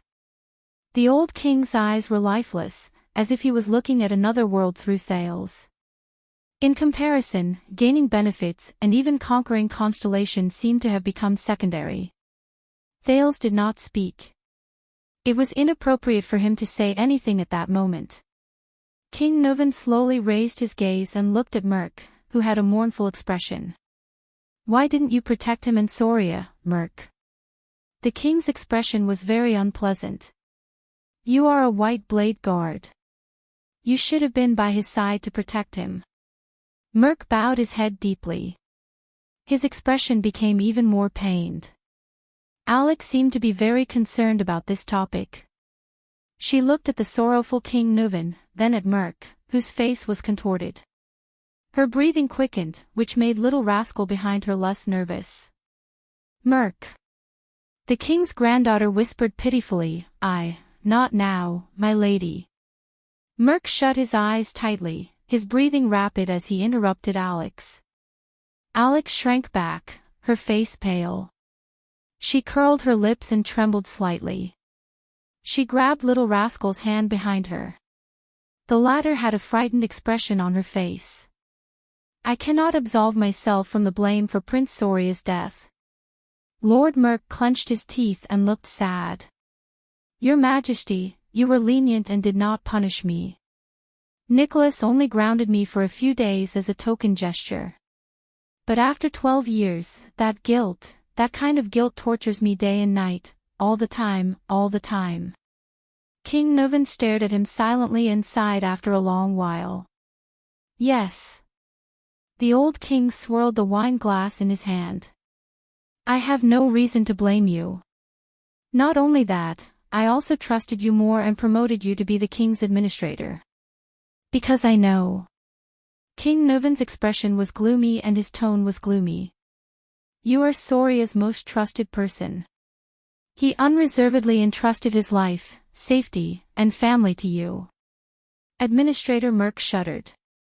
He placed his right fist on his chest, bowed, and said with a trembling voice, I will devote the rest of my life to serve you, Lady Alex, the Walton family, and Dragon Cloud City. Thales sighed softly. At that moment, many faces appeared before his eyes, King Kessel, Queen Kia, Duke Arund, King Nuvan, Archduke Pofrit, Gilbert and Merc, Lady Gines, the Kingdom's Wrath, the Fortress Flower, the veteran Genid, the new recruit Willow, and so on. It seemed that what happened 12 years ago had changed the fates of many people. Regardless of whether they were stars or colossal dragons, regardless of whether they were nobles or commoners. King Nuvan sighed softly. Soria, you have been by his side for many years, starting from the White Blade Guards, Merc. Just then, Alex's lips trembled. She tugged at the corner of Merc's shirt. I think, Merc tried his best to calm himself down. He turned around and comforted Alex. Don't worry, Miss Alex. Soon, Alex shuddered again. Thales furrowed his brows. In the next second, Alex's eyes rolled back, and her whole body went limp. Thawed. Little rascal, who was behind her, was startled and cried out. Merc's expression changed drastically. He knelt beside Alex and helped her up. Lady Alex. Lady Alex, what happened to you? However, Alex only stared at the ceiling with lifeless eyes. Her limbs swayed unconsciously, and her body began to twitch. Thales jumped down from the stairs and stared at Alex's strange condition in shock. What happened? Does this young lady have some kind of disease? Epilepsy or something else? Little rascal shuddered in fear. Merc's face was pale. He held Alex in his arms and raised his head to look at the king. He said urgently, Your Majesty. Lady Alex, we have to hurry. Yes. But King Nuvan still seemed to be immersed in the past. His gaze drifted as he pretended not to hear. He continued, I remember that you were the closest of friends and brothers, whether it was on the battlefield or at banquets. Seeing Alex's strange condition, Merc was extremely anxious and could not help but shout, Your Majesty. Alex's face was as white as a sheet. She opened her eyes and looked at Merc with fear in her eyes. She raised her trembling hands and scratched Merc's clothes in agony, like a drowning person grasping at straws. Thales watched all of this in disbelief. A few seconds later, he came to his senses in panic. King Nuvan only stared into the distance with unfocused eyes. Alex's mouth twitched. Her face was drenched in cold sweat, and she looked like she was in extreme pain. Alex opened her mouth wide and inhaled in large mouthfuls of air, but it was as if she was suffocating. The only sound she made was an unintelligible choking sound. Ah, little rascal, who was watching from beside her, covered her mouth with both hands and stepped back in horror. No, no. Merc hugged Alex in a panic.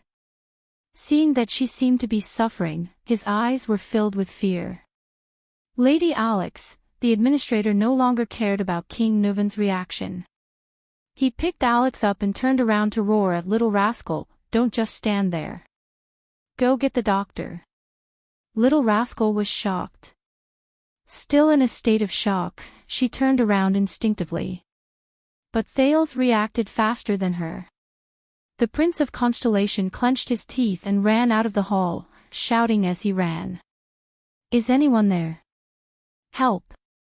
I need a doctor. However, a voice that was even colder and more terrifying blocked Thales' words of help from his mouth. Don't bother. It's a poison refined from blue vine grass. It takes effect violently and quickly. It takes effect within a minute. From the beautiful Archduchess of Anlenzo dukedom 600 years ago to the eldest son of the King of Constellation 12 years ago, they all died from this poison. Thales shuddered violently. He stopped in his tracks and turned around in disbelief. Lord Merc also raised his head in horror and stared at the top of the stairs with the most incredulous gaze. There, King Nuvan opened his ice-cold eyes. He stared at Merc and his convulsing granddaughter, as if he was uttering the most vicious curse. She's already dead. As if to prove the old king's words, in the next second, Alex, who was in Merc's arms, jerked backwards, almost breaking her neck. She stared at Merc with her frightened eyes, as if she did not understand what was happening. Then, Alex Walton, the last direct descendant of the Walton family, slowly closed her eyes. Her body gradually became limp, and she stopped convulsing. Her hands hung in the air, swinging back and forth. Her head was tilted to one side, right at Little Rascal. Little Rascal looked at Alex's expression and screamed in fear, falling on her butt. Thales subconsciously took a step back, his breathing quickening. Why? Impossible. How could this be? Thales could not accept the situation at all. He widened his eyes and fixed his gaze on Alex. After a few seconds, he turned to King Nuvan, whose face was ashen and gloomy. Especially, the ring on his right little finger, which King Nuvan was stroking. It belonged to the Emperor of Poison, Kessel Carlus VI, Triumph. And the wine glass in King Nuvan's hand. It's you. Thales gasped for air and stared at King Nuvan in horror. You poisoned him. Humph, King Nuvan snorted gloomily. And you, didn't you? The one who handed her the wine glass. Handed her the wine glass. Thales clenched his fists so hard that they almost cracked. He gritted his teeth and glared at King Nuvan. He felt a strange emotion brewing in his chest. Lord Merc's body trembled uncontrollably. He looked at the little girl in his arms. A few seconds later, Merc, whose face was stiff and his mind seemed to be blank, finally reached out his trembling right hand and placed it under Alex's nose. Then, as if he had touched the hottest flame, Merc shivered and withdrew his right hand. Asterisk thawed. Asterisk Merc, who was holding Alex, fell to his knees. The administrator raised his head and looked at King Nuven, his eyes filled with despair and pleading. No, no, no. Merc shook his head violently. His face was contorted as he stared at the motionless girl in his arms in disbelief. He looked at His Majesty in panic and fear, then at Lady Alex, who seemed to be asleep in his arms. At that moment, Merc's terrified face was filled with helplessness. Thales stared at the motionless Alex in a daze. Little Rascal, who was sitting by Thales' feet, seemed to be scared out of her wits. She just stared at Alex's body blankly and shivered from time to time. Merc's face began to contort. I beg you, Your Majesty. He knelt on the ground. His voice had changed as he spoke. He sounded like an asthmatic, gasping and pausing. Tears rolled down Merc's cheeks and dripped onto Alex's face. Then came his pleading voice, Why? Why? Thales clenched his fists, lowered his head and exhaled sharply. Merc cried and screamed at the king, Why? Why? King Nuven seemed to have just recovered from his silent contemplation. He stared quietly at Merc, who was trembling and weeping, and uttered through gritted teeth, You're right. He gritted his teeth and said, Burn Merc. Shouldn't you know that? Merc shuddered violently. If it wasn't for Mariah's death, I wouldn't have rearranged the Walton bloodline.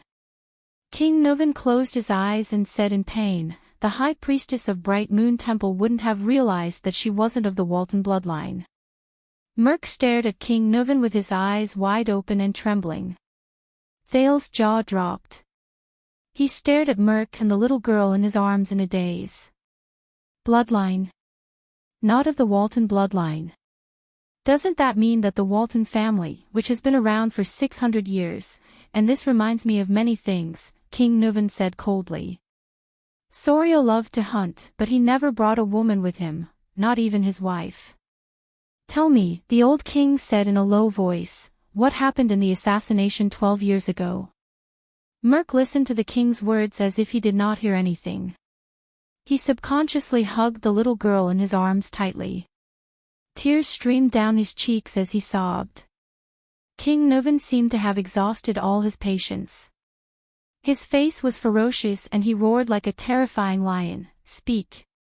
Frightened by the roar, the nervous little rascal shrank back with a yelp. Thales tried hard to sort out the situation before him. He exhaled forcefully, walked to Little Rascal, and pulled her up. Little Rascal seemed to have found someone to rely on. She clutched Thales' arm tightly and looked at the terrifying scene before her from behind her glasses with a terrified expression.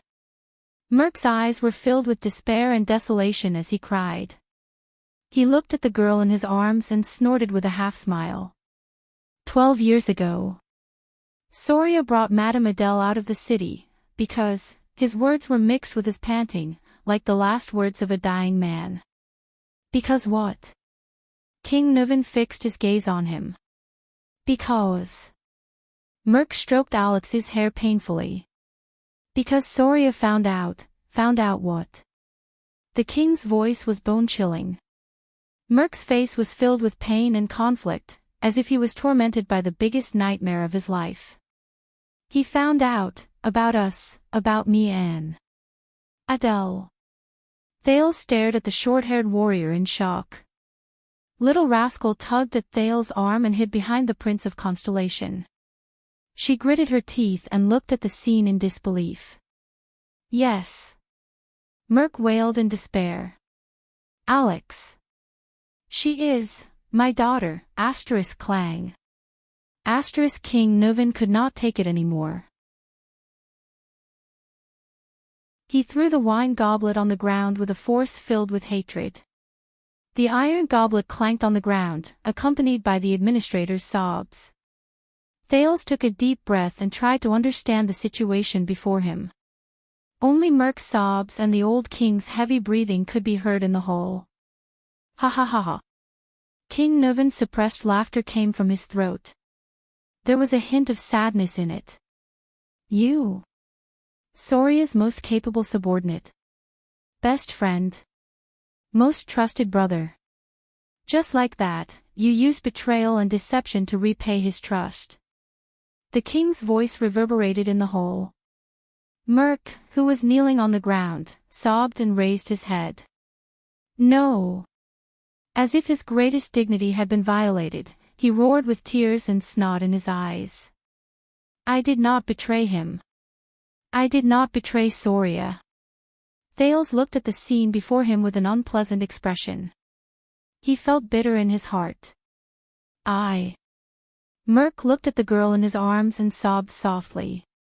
Prince Soria, Soria was a good brother, and I was willing to give up my life for him. He growled, in the White Blade Guards, we trained under Castellan to become the most valiant warriors. When we were at the 38th century ground, he crawled with a broken arm to block a fatal hammer blow for me. When my mother was seriously ill, and my sister came to Dragon Cloud City to look for me, he personally sent a doctor to save my mother's life. When we were surrounded in White Mountain, he and I had our backs against each other. Those sharp-eared arrows pierced through my left shoulder and his right shoulder. We cursed each other's luck and fought back to back as we retreated. We persevered until Castellan came to help us. I still remember the day I went back to my hometown to get married. That bastard, Merc said with a smile through his tears. Soria brought his brothers from the White Blade Guards and came to our village with a tray full of rye wine and roasted meat. He raised the red dragon flag and the cloud dragon spear flag. The local counts and knights came. The expression on the village chief's face was even more exaggerated than when his son became a tax collector. Mother was very happy. She finally felt that her son had made a name for himself. Soria, I have always treated him as my closest brother, my comrade, your highness. Merc roared angrily with tears streaming down his face, I will never betray him. King Nuvan stood up abruptly, his hair and beard bristling with anger. Bullsh *T. Thales felt his hand tighten. Behind him, Little Rascal began to tremble again. He could only try his best to hold Little Rascal's hand and comfort her. You cheated on my son, the man you were supposed to be loyal to. King Nuvan's eyes were burning with anger. He said loudly, you cheated on my son, the man you were supposed to be loyal to, with his wife, and even gave birth to your child. You tarnished the Walton family's dignity and bloodline. Do you think this is not a betrayal? You have never treated him as a brother in your guards, a man you should be loyal to with your life and honor. Traitor. Kneeling on the ground, Merc listened to the king's words and looked at Alex, his daughter, in his arms. With tears streaming down his face, he roared in grief and indignation, Oh! No! He closed his eyes in agony. Thales gritted his teeth and frowned as he watched the confrontation between the king and his vassal. He felt a wave of sorrow in his heart. It's not like this. Adele, she was so good, so gentle, so... Merc lay on the ground. He clenched his right fist and pounded the ground miserably. She shouldn't have married into Dragon Cloud City. Shouldn't have met Soria. Should have met you. King Nuvan's words were filled with terrifying emotions. Shameless traitor. Adele. Adele. That was a mistake. Merc's teeth trembled as he caressed his daughter's face. His expression changed several times, as if he was looking at another person through her. Whether it was me and her, or Soria and her. It was all a mistake. She shouldn't have left Camus Union, Vine City, the flowers, and the blue sky that she cherished. She only belonged there. As for Soria, he's a good brother and a good warrior, but he never cared about women. Prostitutes, women he captured after the war, maids in the castle, and ladies of the nobles. None of them made a difference to him. Merc put his face against Alex's and cried, Soria, Soria, Soria. Soria's world was only about wine and battles, politics and victory. The only people he cared about were warriors, friends, and enemies. On the night of their wedding, Soria was dead drunk. I stood guard outside their bedroom. That sound was like sex. I guess Soria thought that it was a celebration after another battle. The next morning, Soria went hunting. He left me to watch over Adele. Her expression, that was not the expression a newlywed wife should have. Thales listened to Merc's desolate and painful confession with an unpleasant expression. Finally, one day, I saw Adele trying to cut her wrist with a pair of scissors. I told Soria and tried to persuade him to treat his wife better. But Soria thought that she had insulted the Dragon Spear family. Every time, he would angrily pick up his whip and teach her a lesson. Soria said. At that time, I stood at the door, clenching my fists, listening to Soria's roars and Adele's screams. My heart was angrier than Soria, and more painful than Adele. Merc hugged Alex tightly. His eyes were closed, and tears gushed down his cheeks like an unstoppable flood. Since then, Adele wanted to commit suicide more than once. I also stopped her more than once, but I hid it from Soria, because I did not want Adele to be hurt by him again. Adele. She's like a flower that has been trampled on and abandoned. Soria's attitude towards women is even more terrifying than the most inflexible Northlanders. When he's in the mood, he'll force her. When he's not in the mood, he'll ignore her and be indifferent to her. Thales closed his eyes and sighed heavily. Adele. She was too lonely, too pitiful. Merc stroked his daughter's hair. His eyes were filled with sadness. She came here after a long journey, and Soria did not know how to cherish her. He only treated her as a puppet and a chess piece, a bargaining chip to form a marriage alliance with Camus Union. I tried everything. I just tried to make her happy, tried to stop her from committing suicide again. Agitated, Merc muttered incoherently, from magic tricks, to flowers, to finding girls from Camus Union to relieve her boredom, to trying my best to get Soria drunk at night when she did not want to. Adele was very grateful to me, and happy that I did these things for her. She stopped trying to commit suicide, and started to smile, even though it was only to me. And my wife passed away in my hometown. When I did not know how to raise the 5-year-old Croche before me, Adele was the one who took care of her. This made Soria's attitude towards her much better. We became more talkative. She teased Croche in the room, and I laughed foolishly outside the room. She asked questions in the room, and I answered her outside the room. King Nuven's expression was cold, but he did not say a word. Finally, that day, we won the war against the White Elves and the Alliance of Freedom. Merc sobbed softly. We returned to Dragon Cloud City in triumph, and Soria drank with us all night, but that day, all I could think about was her. Adele. Merc pressed his face tightly against his daughter's. His tears did not stop, and his right fist was almost crushed. They were all drunk. I went to Adele's room, and I wanted to listen to her voice as usual. But at that time, my wound burst open, and Adele asked me to go in and bandage it. Thales' gaze darkened. Thales' eyes dimmed. A memory surged up from an unknown place in his mind. Hey! Brother Brainiac, you're actually reading a romance novel. What the hell is a romance novel? This is a bestseller written by an American sociologist, this title. Strange, why would you read this kind of book? What are you thinking about? Hee hee. This. Don't think too much about it, it's just a classmate asking. That's not right, could it be? Hee hee, why are you blushing? The weather is hot, ha ha ha. Why are you touching my face? I lied to you. Ha ha ha ha, it's so funny. Alright, don't be angry, I'll give you a vitality kiss. Ha ha ha. It's still very funny, what should I do? Hey, don't be stingy, Come, tell me about it. Ugh. How am I supposed to explain this? Alright, the above mentions something interesting. In the Western world, love originates from cheating. What the F asterisk CK? Cheating. That's so cool.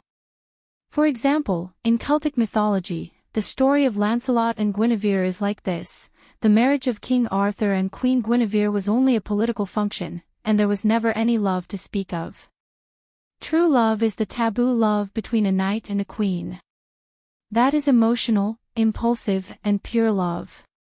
Another example is in Don Quixote. One of the dreams of the protagonist is to be a knight and have a true love with the wife of the king he serves, the mistress. This originated from the Middle Ages, especially the Crusades. Alright, you can shut up now. I'm still on the side of the king and Lon as a couple.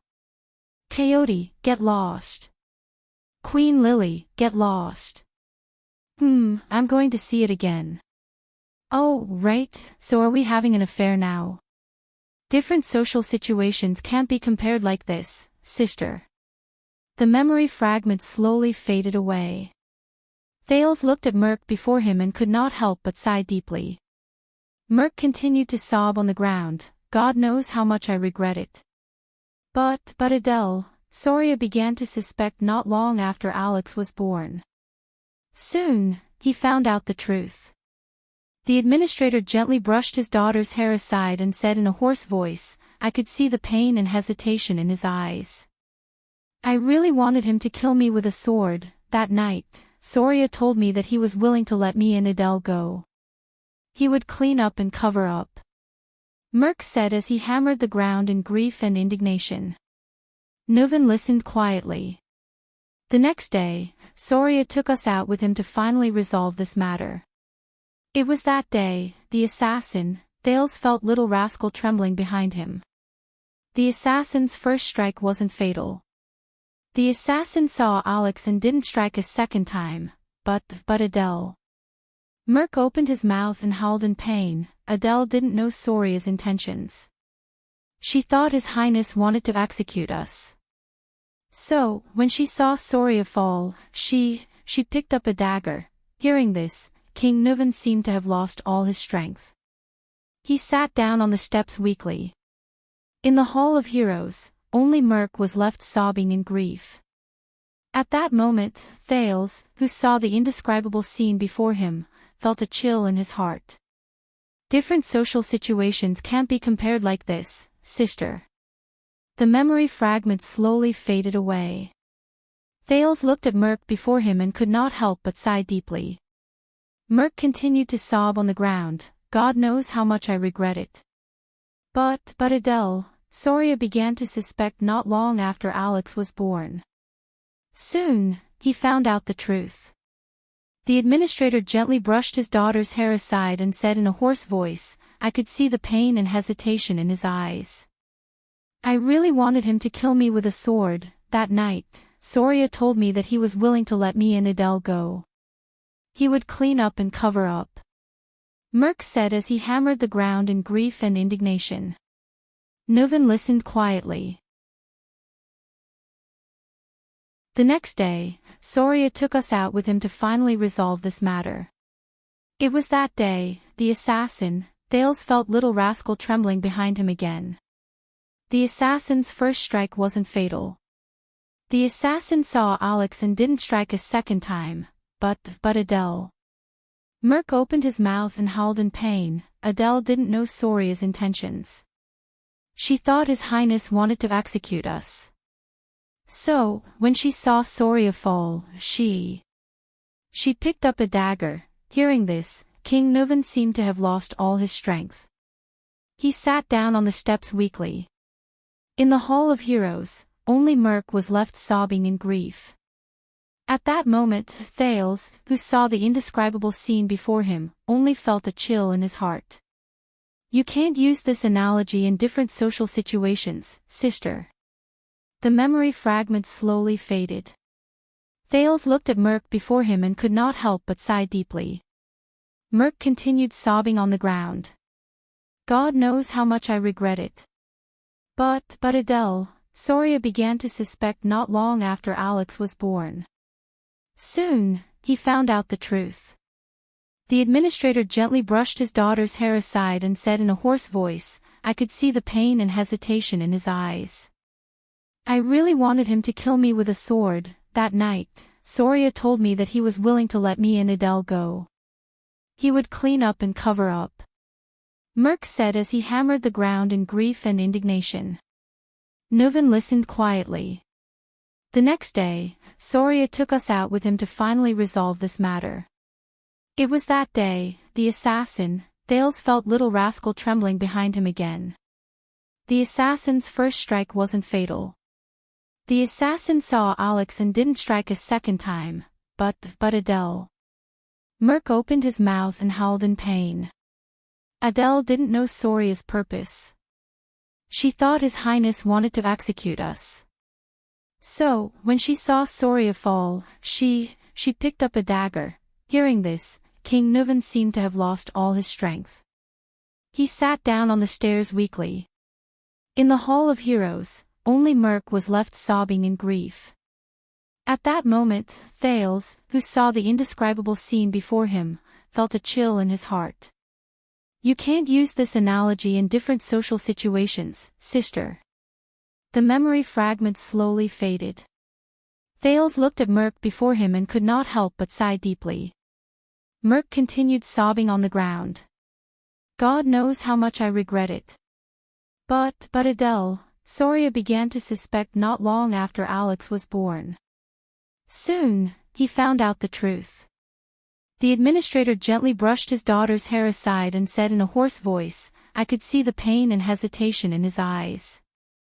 I really wanted him to kill me with a sword. That night, Soria told me that he was willing to let me and Adele go. He would clean up and cover up. Merc said as he hammered the ground in grief and indignation. Nuven listened quietly. The next day, Soria took us out with him to finally resolve this matter. It was that day, the assassin, Thales felt little rascal trembling behind him again. The assassin's first strike wasn't fatal. The assassin saw Alex and didn't strike a second time, but Adele. Merc opened his mouth and howled in pain. Adele didn't know Soria's purpose. She thought His Highness wanted to execute us. So, when she saw Soria fall, she picked up a dagger. Hearing this, King Nuven seemed to have lost all his strength. He sat down on the stairs weakly. In the Hall of Heroes, only Merc was left sobbing in grief.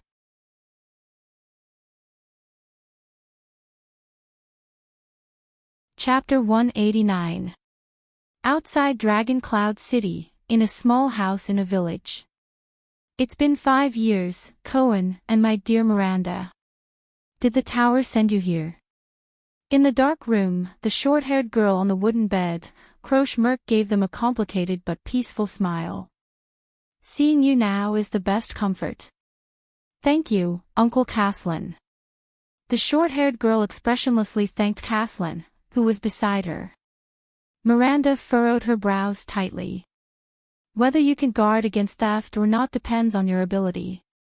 Whether you want to guard against theft or not depends on my attitude. I have always despised thieves, whether they steal or enjoy stolen goods. Even someone as careless as Cohen could not help but notice that the Northland girl, Croche, had changed drastically since they were in the same period. Compared to the high-spirited Croche Merc when they parted at the Tower of Eradication 5 years ago, not only was she much thinner, she was also much duller. The determination that was once carved on her round face like a seal had turned into bitterness and disappointment at some point in time. Cohen's gaze shifted to her hand, and he immediately held his breath. This girl, who had a determined expression on her face when they were in the tower, trained hard, and never gave up easily, her sword-wielding right hand, it was tightly wrapped in bandages. Croche. Cohen tried his best to shift his gaze away from her right hand and forced an ugly smile. He carefully and slowly asked, Are you all right? All right? The moment the words left his mouth, Cohen had the urge to slap himself. Croce looked at him slowly, her gaze calm. "I'm all right." The girl's hollow gaze made Cohen's heart ache. "It's just that my right hand can no longer touch weapons." There was silence. Cohen was so embarrassed that he did not know how to continue. Damn it, if only Raphael was here at this moment. Comforting people has always been that boy in white strong suit. As expected, Miranda walked forward, leaving Cohen to roll his eyes. Then, like countless times in the past, she calmly and harshly stomped on the innocent-looking Cohen. Kiss, just as Cohen was grimacing in pain, Miranda sat on the edge of Croce's bed. Her expression did not change as she said decisively, "Who did it?" At this moment, any consolation would be futile. Miranda thought to herself, "I might as well get straight to the point so that she doesn't have to think about those useless things." Beside them, Caslin coughed. The former leader of the White Blade Guards did not have much to say in front of Croce. He had seen this kind of situation in too many retired soldiers. Caslin sighed deeply in his heart. And they, the soldiers, would never know how lucky they were to be able to retire after being injured. Croce snapped out of her daze and flashed an ugly smile. "I think all of you should know some of the causes and consequences." Croce's tone had calmed down. She did not sound like a swordsman who had just lost hope in using a sword. A military officer named Hardy was lurking in Black Sand Region's army and almost assassinated your prince with a mystic gun under the fortress. Cohen nodded. "I saw that scene on Broken Dragon Fortress, but I didn't see it clearly." "I thought it was just a test shot to demonstrate," Miranda replied quietly. "By the way, Miranda, you are now a capable subordinate of the Fortress Flower in Constellation, right?" Croce smiled at her former classmate. She then glanced at her right hand. Her expression darkened and she spat out a few words. She said, "Congratulations." Miranda's expression was indifferent. She did not speak. She only silently extended her hand and held Croce's left hand tightly. Feeling the warmth of Miranda's hand, Croce trembled slightly. "That. Ah." Cohen, who was scratching his ears and cheeks at the side, was about to speak when Miranda elbowed him with an expressionless face, making him swallow all the words he was about to say. With a face full of grief and indignation, Cohen continued to bare his teeth soundlessly. At the same time, he continued to protest at Miranda with his gaze. "Must you do this?" Croce snickered. This scene reminded her of what had happened in the Tower of Eradication in the past.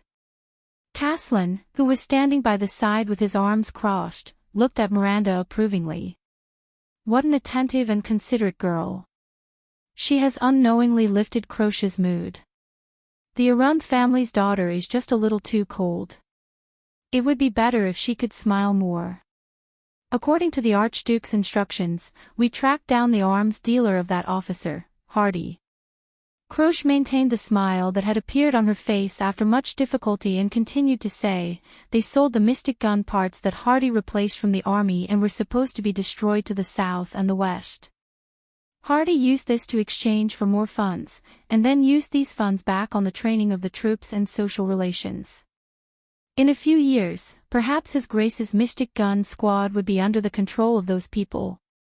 Fortunately, we discovered it early and intercepted his underground arms dealer. That officer. What did you find out about him?"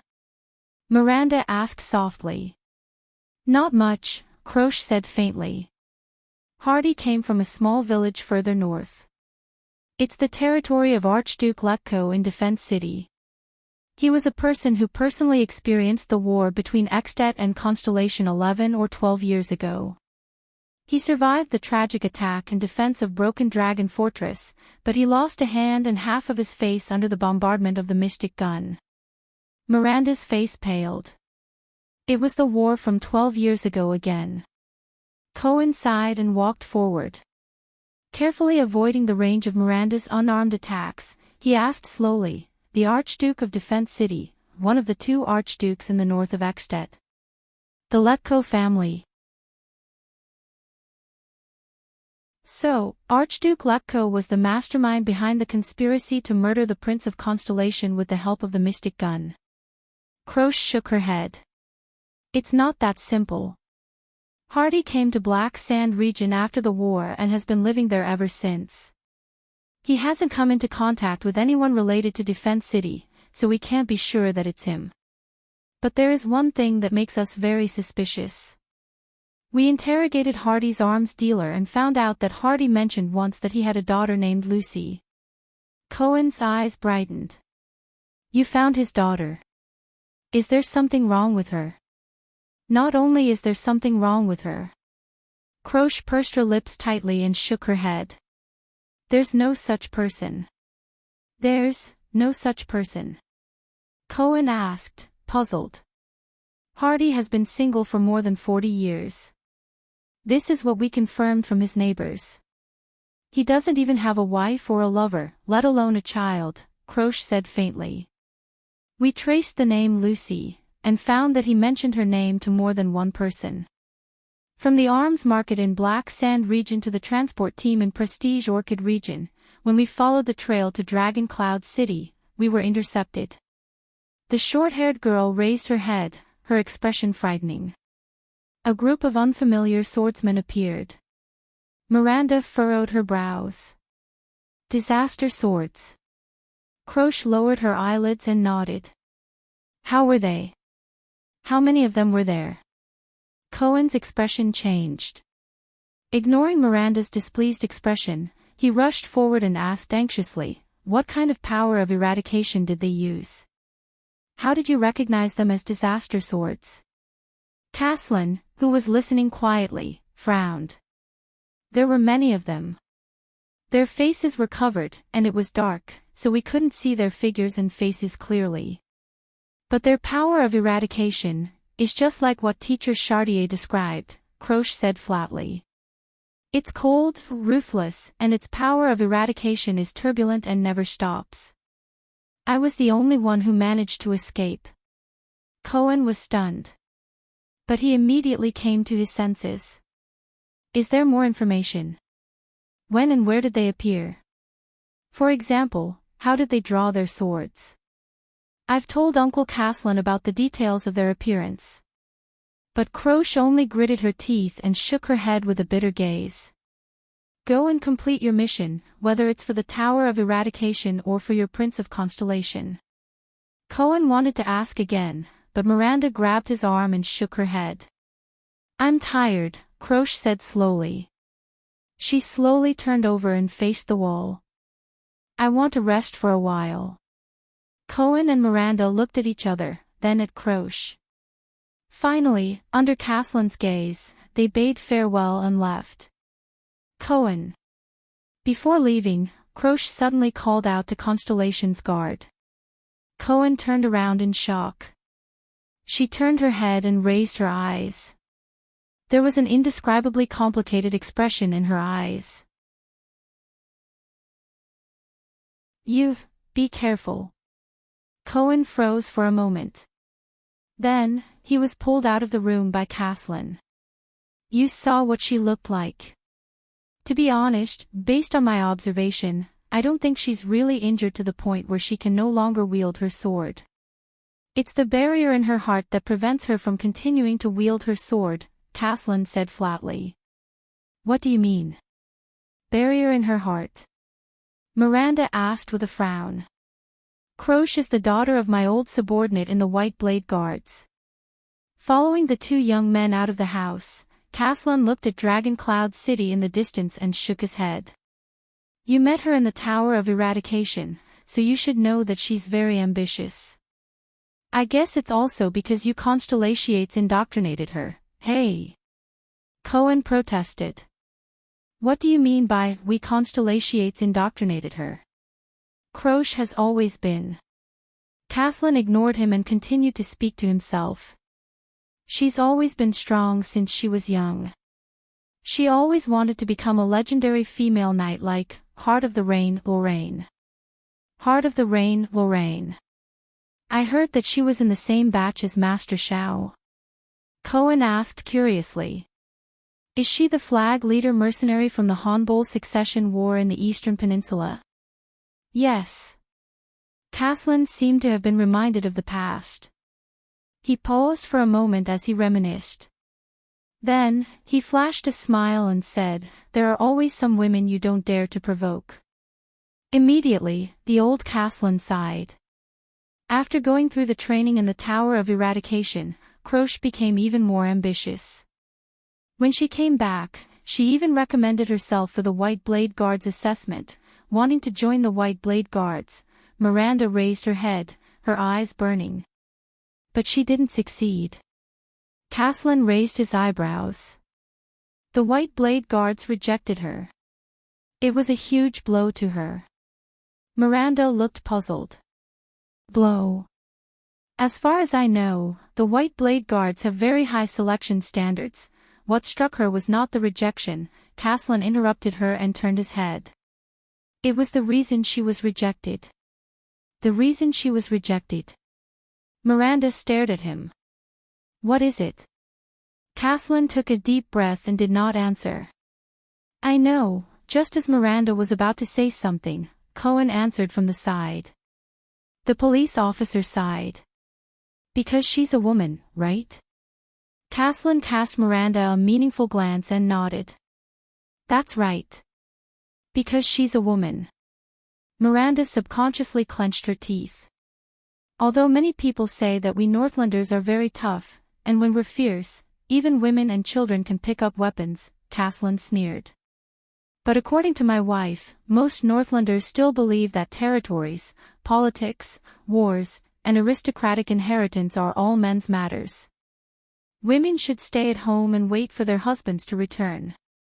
Just like that, Croce brought her sword and went to various suzerains, but she ran into walls everywhere. A woman who had gone through the complete training in the Tower of Eradication, a super-class swordsman, could not even get a position with a count. There were a few viscounts and barons who were willing to take her in, on the condition that she would marry them after her term was up. Without a doubt, it was all because of her father's position in the White Blade Guards. Miranda tightened her grip on the hilt of the sword at her waist. Compared to my smooth sailing life in Constellation, my father's care, and Sonia's care. Is this what Croce faced in Northland, and what happened to her in Extet? According to her father. Croce even considered going to the southwest, to Bramble Land, Dragon-Kissed Basin, or even the Great Desert to become a mercenary.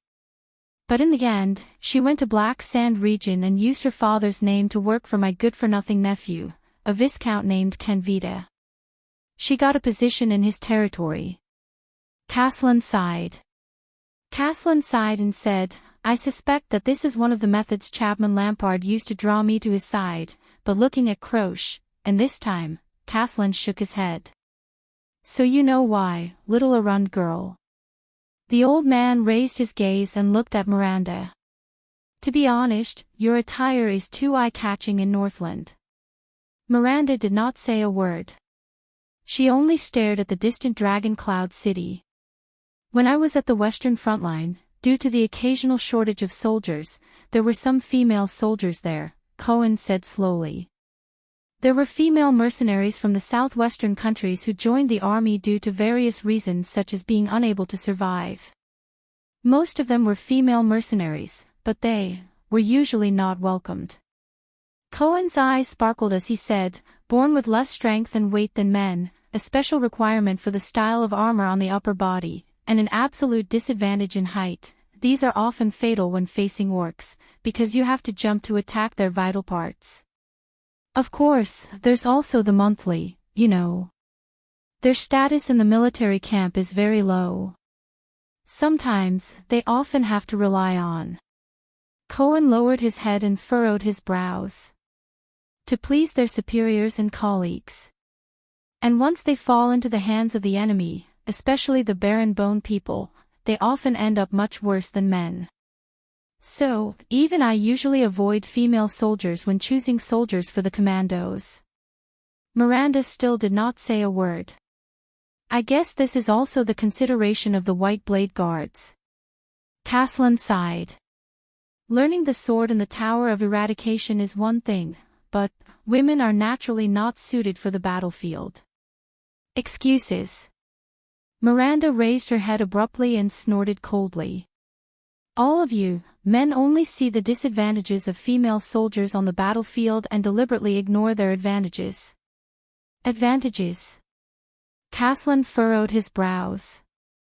Cohen raised his eyebrows helplessly. At an angle that Miranda could not see, he spread his hands at Caslin.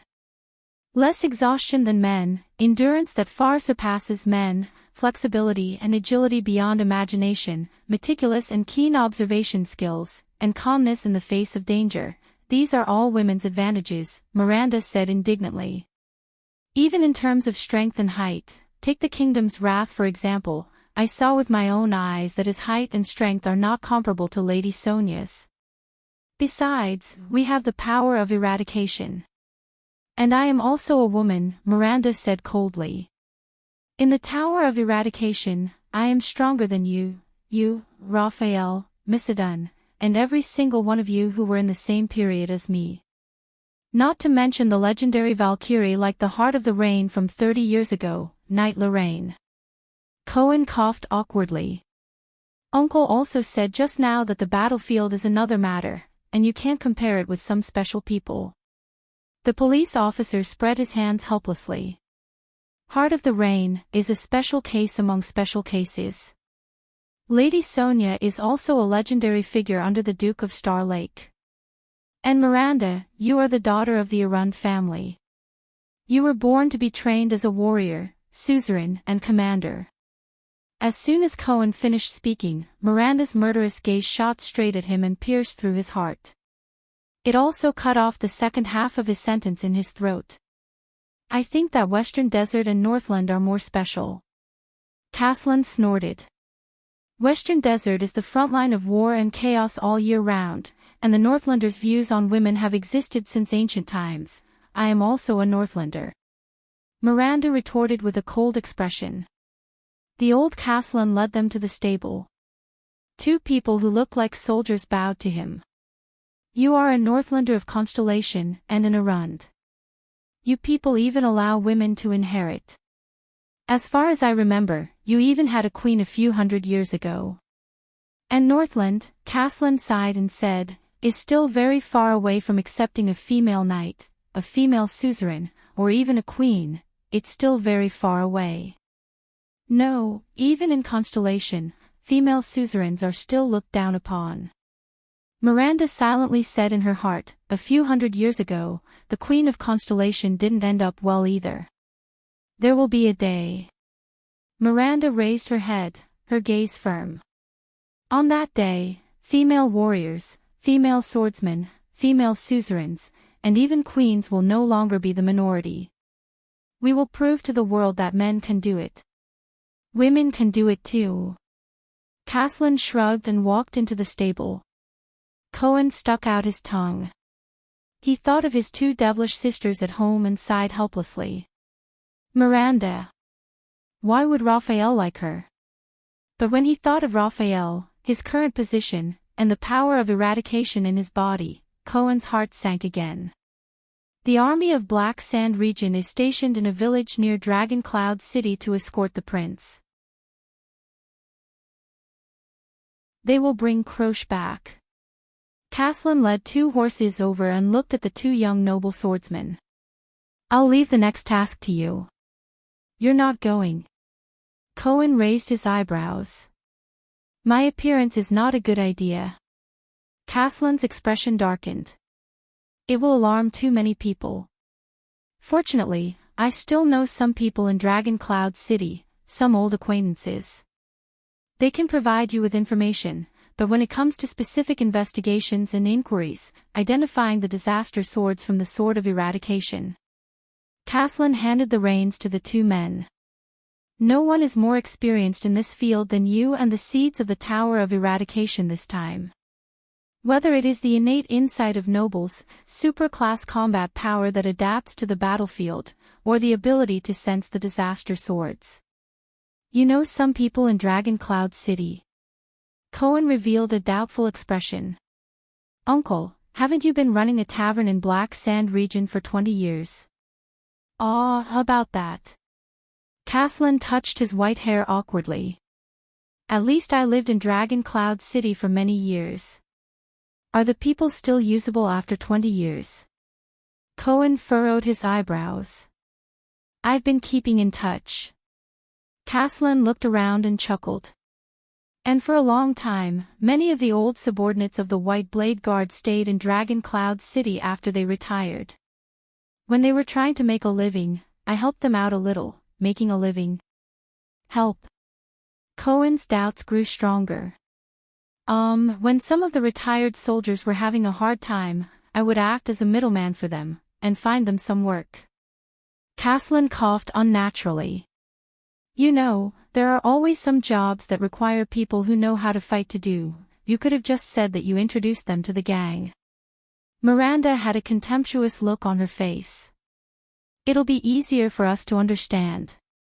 Caslin coughed loudly and drowned out Miranda's words. For the past 10 years or so, the gang in Constellation, the Brotherhood or whatever it is, has been causing a lot of trouble. They even expanded their business here. Some of my old friends are always short of manpower and wanted me to introduce them to them, so... What? Cohen widened his eyes. After all this time, Uncle, you're actually the contact and introducer for the gang in Dragon Cloud City? Caslin's coughing grew louder. Under the doubtful gazes of the two young men, he raised his head in a righteous manner and patted their shoulders. Anyway, whether it's the mission of the Tower of Eradication, giving Croce an explanation, or the truth behind the assassination of the Prince of Constellation, I'll leave it to you. Miranda and Cohen revealed a contemptuous look, while the other clicked his tongue and shook his head. Remember, your mission is only to investigate, not to throw your lives away for an unverified piece of information. Before they left, Caslin became serious. But all of you have the ability to come into contact with the disaster swords, and even survive their attacks. As long as you don't run into a supreme-class swordsman. I believe in your abilities. The two of them looked at each other and nodded seriously. My people will help you, but if you make a big deal out of this, remember to hide yourself well. Although your prince is currently on a diplomatic mission to Escapades, and the tension between the two countries has largely been reduced by his arrival, it is not a good thing for Constellations, especially the family members of Constellation nobles, to recklessly expose their identities here. Also, what you need to pay attention to and worry about is not as simple as the disaster swords on the surface. Caslin narrowed his eyes. The disaster swords may be working with an extension suzerain, such as an archduke. No matter what, to deliberately ally with a suzerain and assassinate the Prince of Constellation, I'm afraid their goal is not simple. I understand. Cohen inhaled and mounted his horse. We'll find out their background and the truth, whether it's a plot to assassinate the prince or an intention to harm the Tower of Eradication. Miranda did not say anything else. She nodded slightly and immediately rode away. Cohen followed closely behind her. Caslin watched the two of them leave, then looked at Dragon Cloud City in the distance. There was a hint of nostalgia in his eyes. Back then, I also stepped into Dragon Cloud City from here. The two of them looked at each other and nodded seriously. My people will help you, but if you make a big deal out of this, remember to hide yourself well. Although your prince is currently on a diplomatic mission to Escapades, and the tension between the two countries has largely been reduced by his arrival, it is not a good thing for Constellations, especially the families of Constellation nobles, to recklessly expose their identity here. Also, what you need to pay attention to and worry about is not as simple as the disaster swords on the surface. Caslin narrowed his eyes. The disaster swords may be working with an extension suzerain, such as an archduke. No matter what, to deliberately ally with a suzerain and assassinate the Prince of Constellation, I'm afraid their goal is not simple. I understand. Cohen inhaled and mounted his horse. We'll find out their background and the truth, whether it's a plot to assassinate the prince or an intention to harm the Tower of Eradication. Miranda did not say anything else.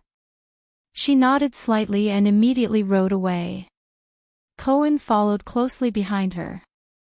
Caslin watched the two of them leave, then looked at Dragon Cloud City in the distance. There was a hint of nostalgia in his eyes. Back then, I also stepped into Dragon Cloud City from here.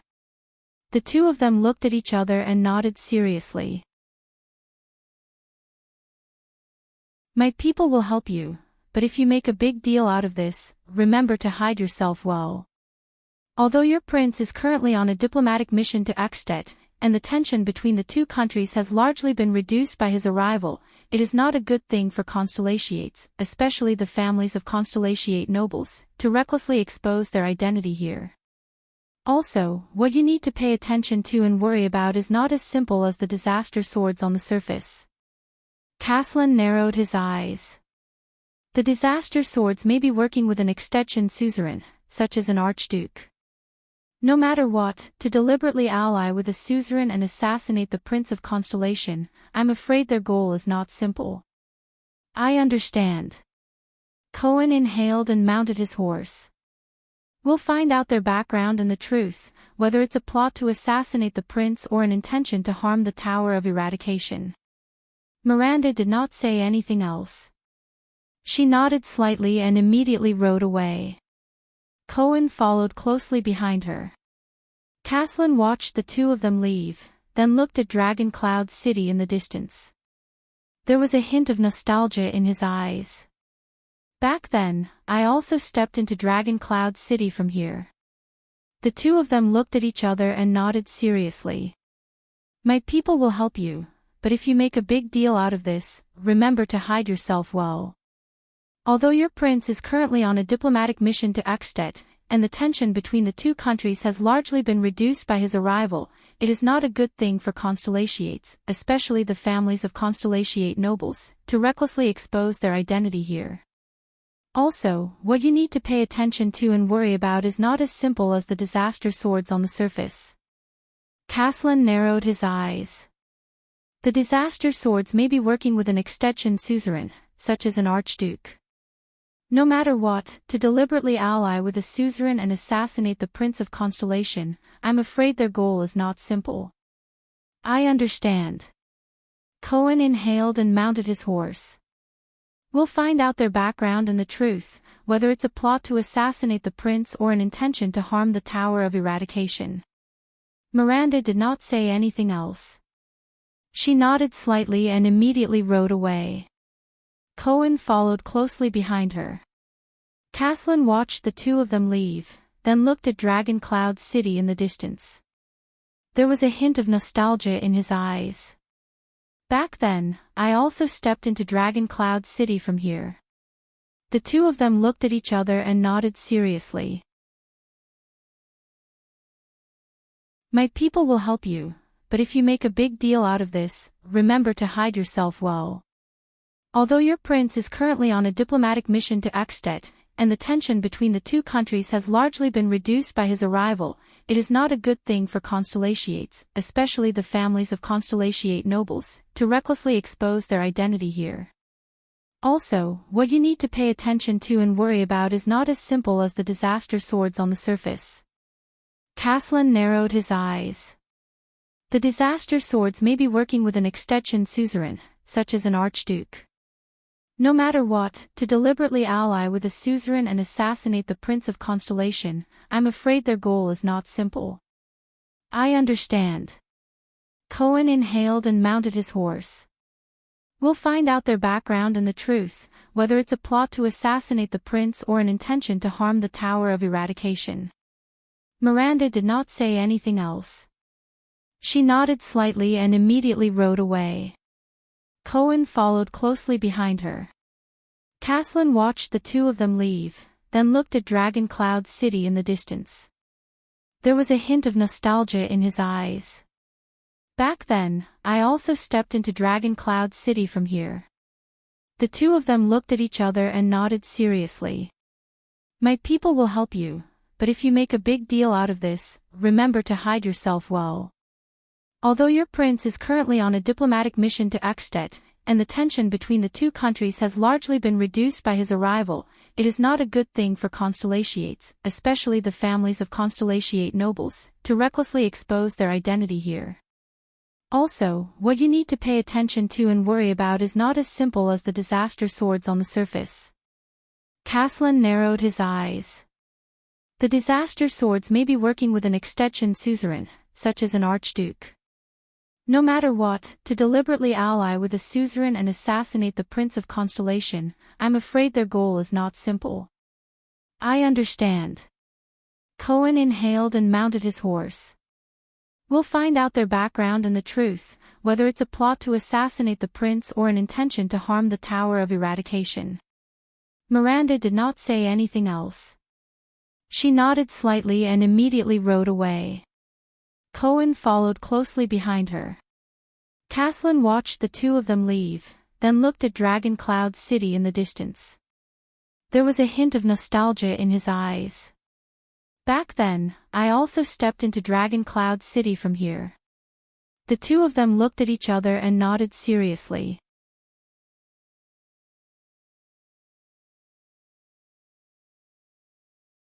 Chapter 190. This was the first time he had recommended a non-fantasy book. Fine, Swordless had to admit that the reason why he hadn't been updating well over the past few days was because he had been catching up to the latest chapters of this book. First of all, this was a supernatural novel, but compared to horror, the author was especially good at creating suspense. This was partly due to the setting of the plot, and partly due to the innovation of the narrative. As the title suggested, this novel revolved around a private law firm that specialized in solving supernatural incidents. However, the main character was not one of the firm's members. Instead, he was a latecomer who reviewed the case files of the firm and used this perspective to narrate the story. These files were all cases that the firm had accepted and handled. Some were completed perfectly, some were left with loose ends, and some were completely clueless with terrifying blanks. Some even ended up with the client's death, which in turn endangered the firm's members. Because of this, when the main character, as a latecomer, read the files, the indirect records created a particularly strong sense of suspense. When he read these files, he had the same interest as reading the stories of the SCP Foundation, and he even felt like he was watching a fake documentary film. Secondly, these past supernatural files were not isolated histories. They were closely connected to the main character's current life, especially the unsolved cases.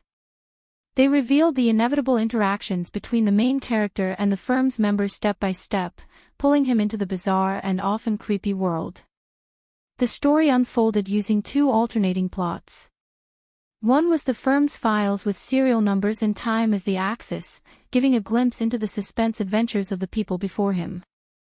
The other was the current main character, first-person narration, which was common in supernatural horror novels and could increase the sense of immersion.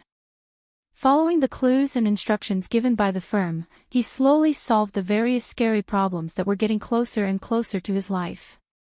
The two lines often intertwined to depict the truth behind the suspense. The plot was very captivating. Every ghost story was an exquisite microcosm of reality. Writing about ghosts is actually writing about people. Every ghost story did not have a perfect ending, and every ghost story had its own sense of helplessness and horror. In terms of writing, the narrative was absolutely smooth. As for the characters' personalities, they were limited by the unique narrative method, so the characters of the main character's team were not very prominent. However, as the story progressed, they would become more and more prominent. As for the book's toxicity, I haven't found any toxicity that would make me give up on the book. Last night, I caught up to the latest chapter, but I had no choice but to put it down.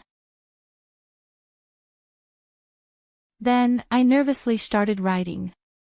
As I wrote, I looked back to see if there was anyone behind me, in the mirror, in the computer screen, outside the window, at my feet, on the ceiling.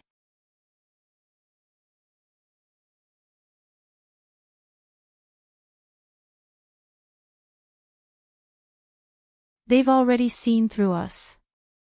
Vlad sighed deeply and moved to the side, making room for the man who walked out from the crowd. This time, it was the Star Killer and Gleeward's expressions that changed. The newcomer was tall and straight. His footsteps were heavy, and his aura was oppressive. There was a strong smell of blood and iron from the battlefield on him. A ruthless character. Gleeward exhaled. You know him. Nicholas did not respond to Gleeward. He stared straight at the newcomer. It's you.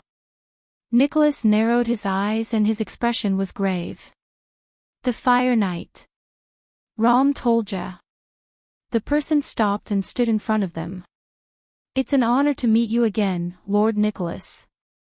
Tolja, one of Eksted's 5 war generals, said with a cold expression. The knight from Black Sand region had long since taken off his grey helmet, but the grey armor was still on his body. Together with the horse-drawn saber at his waist, he gave off an oppressive aura. Nicholas snorted softly with an unpleasant expression. If the Archduke of Black Sand region wanted to attend the banquet, he could have told us beforehand so that we could send invitations. Tolja met Nicholas' gaze without showing any signs of weakness. Ken Vita mentioned to me that you told him in the suburbs yesterday. The Fire Knight's expression did not change. So, in response to your invitation, we brought more than 1,000 people to take a stroll in Dragon Cloud City. Nicholas sized up the patrol team. His pupils slowly narrowed. You are asking for your own deaths, the Star Killer said coldly. The number of soldiers that can be urgently recruited in Dragon Cloud City alone is 7,000 to 8,000. There are also the patrols and the regular guards of the palace, not to mention the vassals in the suburbs, but Tolja cut him off nonchalantly. Yes, Dragon Cloud City is very powerful. The number of soldiers recruited is innumerable, and the combat power of the regular army is astonishing, the Fire Knight said flatly. But who has the right to recruit them? Nicholas' heart sank. A bottomless chill crept into his heart. He remembered what Vlad had said at the beginning, someone is trying to assassinate His Majesty. What do you mean? He asked solemnly. There was a hint of anxiety in his tone that he did not realize. Impossible. The people guarding His Majesty are the most valiant White Blade Guards. Every one of them has super-class skills and rich experience. They are also willing to sacrifice their lives. Even the kingdom's wrath can't. How dare they bring so few troops? What does Lampard want? Nicholas and Tolja's gazes met in the air, as if sparks were about to fly. What I mean is that you don't have to worry about this problem. The knight from Black Sand region was expressionless. Eksted will soon welcome a new life. Nicholas forced himself to calm down. Mole, right? The Star Killer tightened his grip on his blade. He said coldly, how long have you been planning this? To be able to bring 2,000 people into Dragon Cloud City. Be it the chaos caused by the calamities or a mere gang leader, they are far from being able to do this. Who else did you bribe? Chief Garrison Officer Lysden. Even Prime Minister Leespan. But Tolja did not answer his question. Sir Gleeward. The Fire Knight turned to the lame veteran with a respectful expression. I have heard of your name, and I know that you have always been dissatisfied with the Walton family's rule. Nicholas furrowed his brows slightly. But Gleeward's reaction was faster than he thought. There's no need to say anything else. Gleeward exhaled and said in a relaxed manner, I really don't like that Nuven, and our king is indeed a bastard. Tolja's eyes brightened. Then you, but Chapman Lampard. Gleeward did not give him a chance to interrupt. The veteran flashed his yellow teeth and chuckled like a street ruffian. I may be poor, and illiterate, but I am still a Northlander. No matter how dissatisfied I am with my king, I will not lead an army into the capital. Gleeward's tone grew colder. I will also not sell my loyalty at a cheap price to a beast who kills his own family and betrays the king. The Fire Knight revealed a regretful expression. He lowered his head and sighed. Very few people can understand His Grace's painstaking efforts and persistence. Tolja raised his head and said sternly, as if he did not hear Gleeward's sarcasm. But please believe me, his efforts and sacrifices, and even everything he does that the world does not understand, are all for the future of Extet and the Northlanders. Gleeward spat on the ground with a look of disgust. For the position of Archduke, he killed his own brother, and when the calamities went on a killing spree and the blood of the commoners flowed like rivers, he seized the opportunity to fight for power and profit. The veteran said fiercely. What kind of future can this kind of ruler bring to the Northlanders? Tolja did not speak. Vlad swung his braids, his expression was sinister. Perhaps we should not waste any more time. The boss of Sword District's bazaar whistled. His gaze was contemplative. According to the Archduke's orders, if we cannot deceive them, we will have to execute Plan B. This might be a little painful, Vlad said eerily. As soon as he said that, the atmosphere suddenly became tense. It was as if the balance of the scales had been broken. Tolja nodded slowly. You know, Your Grace, I really want to spar with you. To make up for the regret of not being able to wield the sword of reversing light with my own hands. Then your wish will be fulfilled today. Those 2 blows in the snow were indeed not satisfying enough, Nicholas answered flatly as he drew his knife. Nicholas' gaze swept across the patrolman. Fortunately, there were not many soldiers in Black Sand region, less than a quarter of them. Most of them were just the motley crew under Vlad. Perhaps I can deal with them by relying on the terrain of the ruins. However, the uneven quality of this batch of patrolmen did not make Nicholas' mood better. Where are the main forces of Black Sand region now?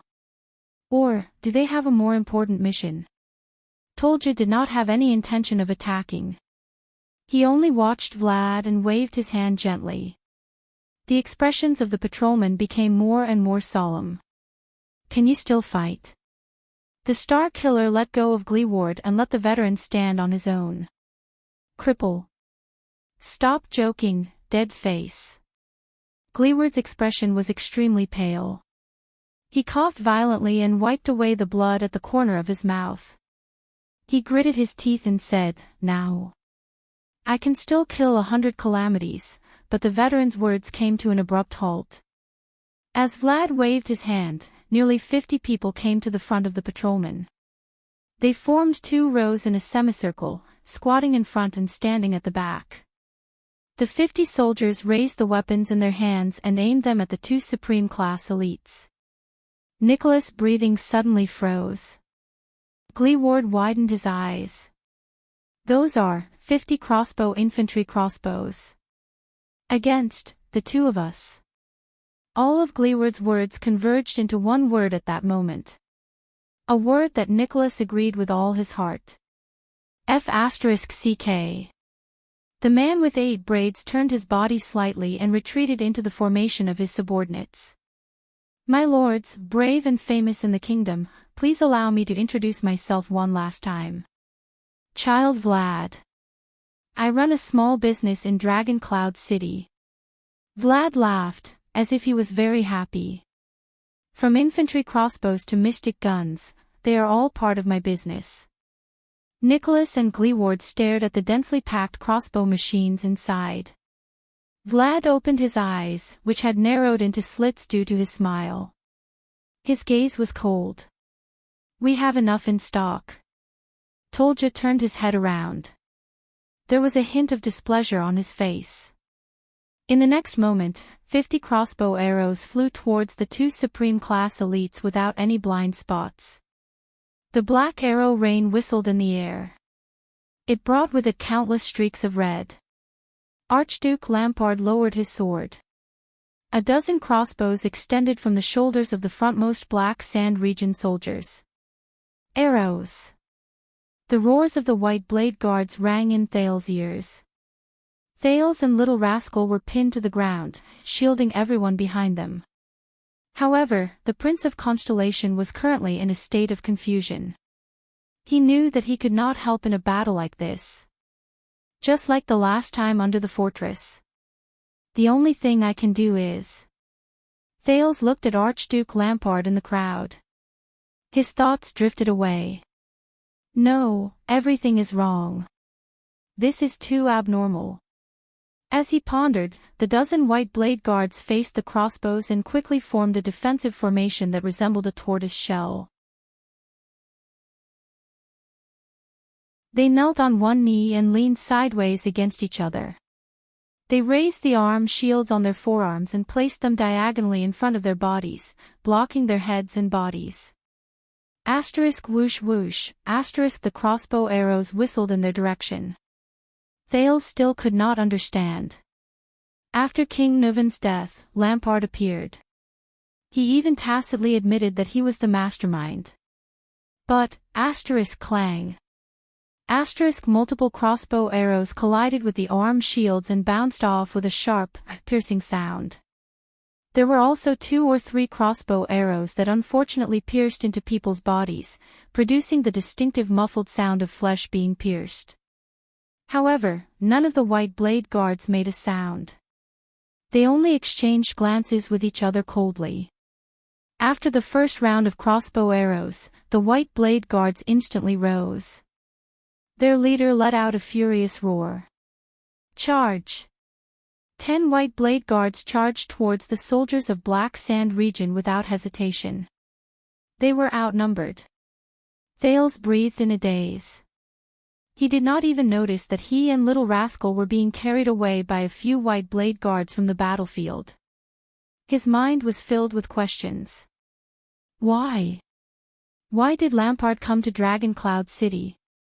If it was to resolve the threat from Dragon Cloud City and seek revenge, then Archduke Lampard had already succeeded. The king was dead, and Ekstedt would descend into chaos. The Waltons and Dragon Cloud City would no longer have the chance to unite the archdukes and seek revenge on Black Sand region. Black Sand region was safe. Lampard. Even if he was the real murderer, why did he appear on such a suspicious occasion? To silence them. No, Lampard did not need to appear at all. He only needed to stay in his territory and wait for the news of the king's death. The king's assassination would become another headless murder case. Only the Charltons would once again bear the crime of regicide and live up to their reputation as the assassin's flower and the regicide family. Everything was perfect. Lampard could effortlessly get rid of his greatest and most terrifying enemy on this night when calamities were wreaking havoc. Deafening battle cries rang out. White blade in hand, die in Northland. Charge right. The 10 charging white blade guards had ferocious expressions on their faces. They shouted their commands fiercely as they charged into the enemy's formation. The momentum that Black Sand region had built up by relying on numbers and a semi-encirclement was instantly destroyed. Archduke Lampard frowned hard. The dragon's imperial guards. What a pity. One of the guards held his shield horizontally and parried an attack from the enemy on his left. At the same time, he stabbed forward with his longsword and cooperated with his comrade on the right to tear open an enemy's abdomen. The enemy fell to the ground in pain, moaning and screaming as he held his intestines that flowed out. However, the white blade guards did not have the slightest intention of ending his life. They just stepped over him and continued moving forward. They charged towards the next wave of enemies. The Black Sand region soldiers had no choice but to split up and drag their comrade back into the formation. This reminded Thales of the kingdom's wrath and the scene of his fury guards charging forward. Blood splattered among the crowd. The white blade guards formed groups of 2. One blocked the attack from the left, and the other tore apart the enemy from the right. The 2 advanced with tacit understanding.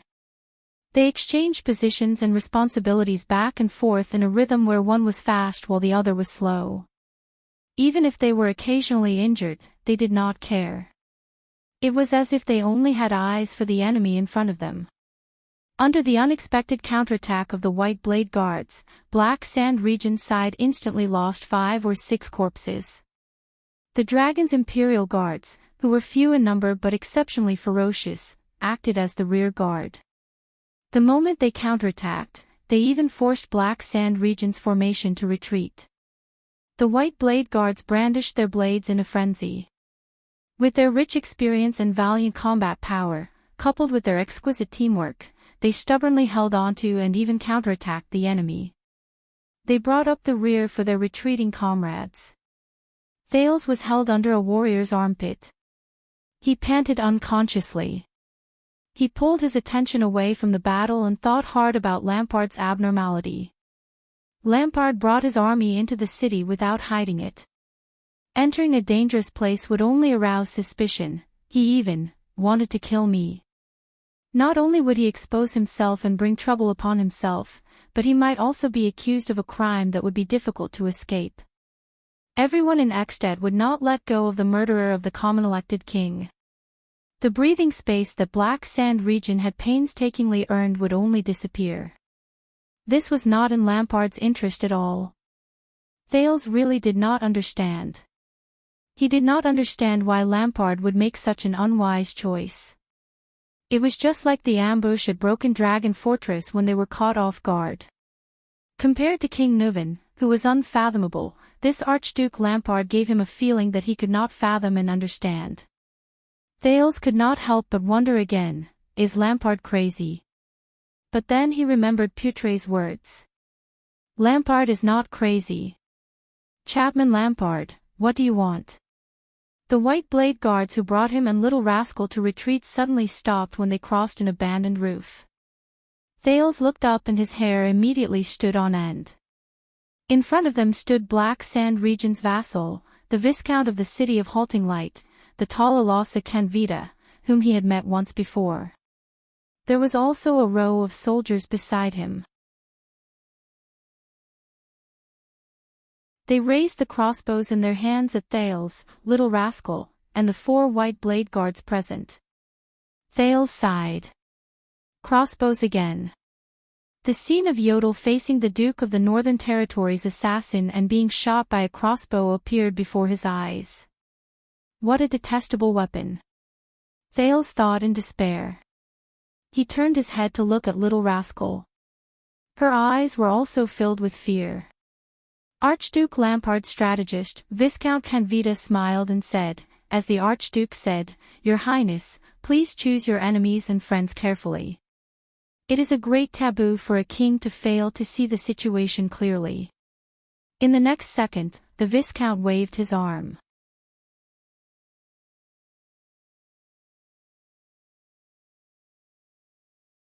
Chapter 192.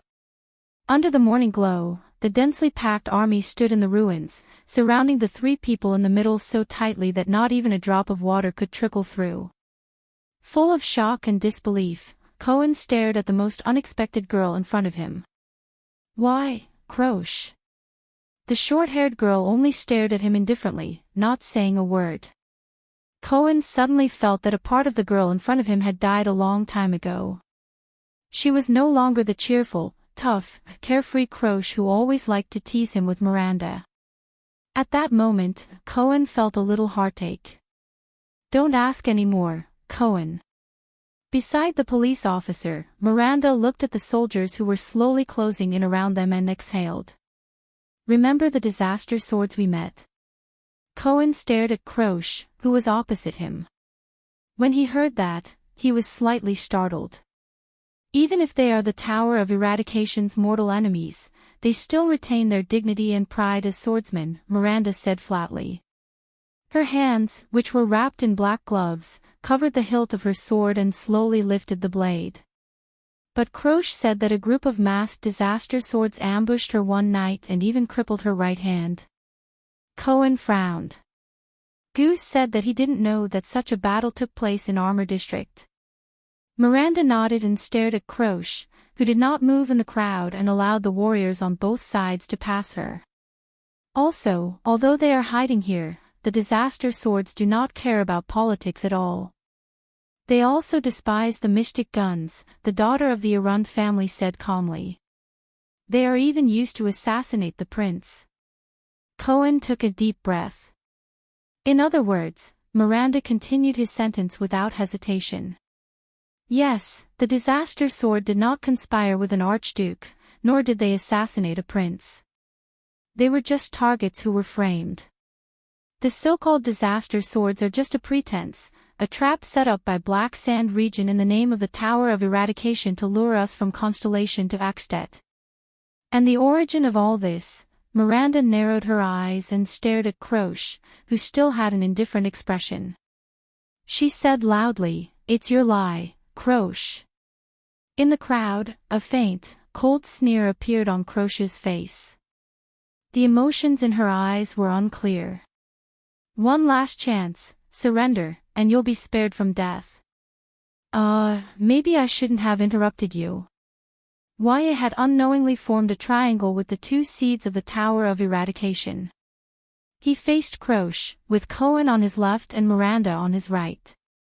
Waya, on the other hand, was facing the soldiers who were closing in on him.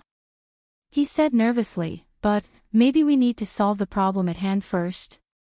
The surrounding soldiers in patrol uniforms were getting closer and closer, their eyes fierce and fierce. "Put down your weapons," one of the veterans at the front said fiercely, "or wait for us to unload them."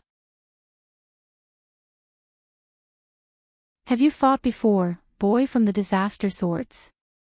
Cohen leaned against Waya's back, his eyes very serious. He said softly, "I'm talking about the kind of battle where you have to face hundreds and thousands of enemies, where you're surrounded by opponents from all directions. I'm not talking about a boring sword duel." "Yes, once," Waya said with a pale face. He immediately came to his senses. "Also, I'm not a disaster sword. Once is enough. We'll open a path later." Cohen quickly observed the 100 or so enemies in front of him. He directly ignored Waya's second sentence. "Guard the rear and keep up with us." Waya cast a glance at the unconscious Ralph in the ruins and sighed. "How do we guard them?" "They're everywhere, use your brain," Miranda interrupted him coldly. "Use your sword and aim at their legs. Turn them into a burden on the battlefield." Before the swordswoman could finish speaking, Croche roared in a clear and high-pitched voice, "Kill!" Thud!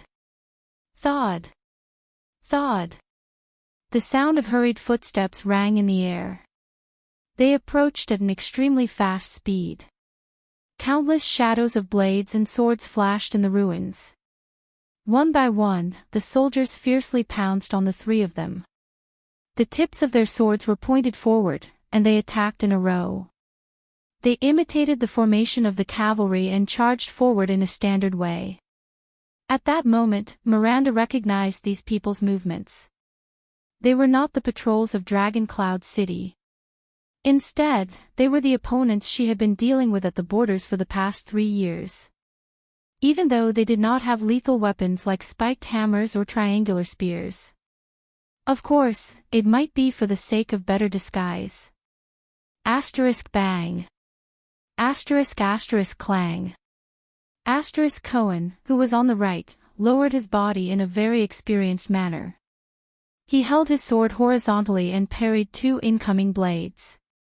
Instead of retreating, the police officer charged forward. He exerted force in his feet and kicked one of the enemy's kneecaps. With the clear sound of bones breaking, he turned sideways and hit another enemy's abdomen with his elbow. As his opponent grunted in pain, Cohen was about to stab him again when he retreated. However, the groaning enemy did not care. As if his feet were rooted to the ground, he did not take a step back and raised his sword to strike again. Asterisk clang. Asterisk a dull metallic sound rang. Cohen blocked the enemy's slash with all his might. The police officer parried the enemy's blade and felt a chill in his heart. Oh no, with this strength and quality, he's at least a heavy infantry. I wonder if he's a heavy swordsman or a heavy axeman. Fortunately, their weapons are only the patrol team's swords, which are not suitable for their hands, or else. Behind him, Wei activated the edge of no return and cut open the wrists of the two people behind him in an instant. The sound of two weapons falling to the ground could be heard. Damn it, save some strength. Cohen carefully parried the long sword that slashed at him again and cursed rudely. Using the power of eradication like this will only result in death from exhaustion. On the other side, Miranda was also faced with two enemies. One of them was even brandishing two swords. However, Miranda was more skillful than her companions. The edge of her sword magically knocked on the wrist of one of the enemies. The opponent's sword trembled, and the edge of the sword actually tilted downwards, stabbing towards his companion's arm. The enemy who was wielding two swords looked at his companion's blade in shock.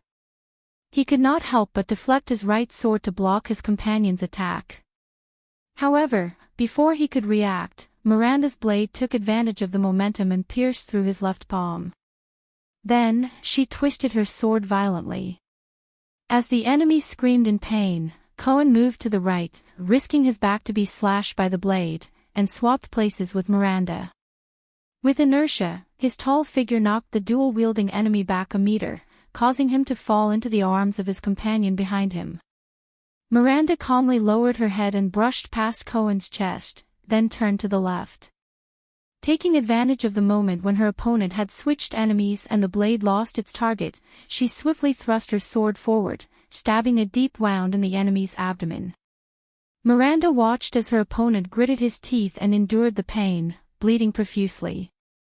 However, she did not take his life and allowed the enemy to drag him back into the formation. The two of them took advantage of the momentum and advanced nearly 2 meters. After Waya strenuously blocked a slash, he hurriedly followed. The two seeds of the Tower of Eradication had a tacit understanding of each other. The attendant was stunned as he watched.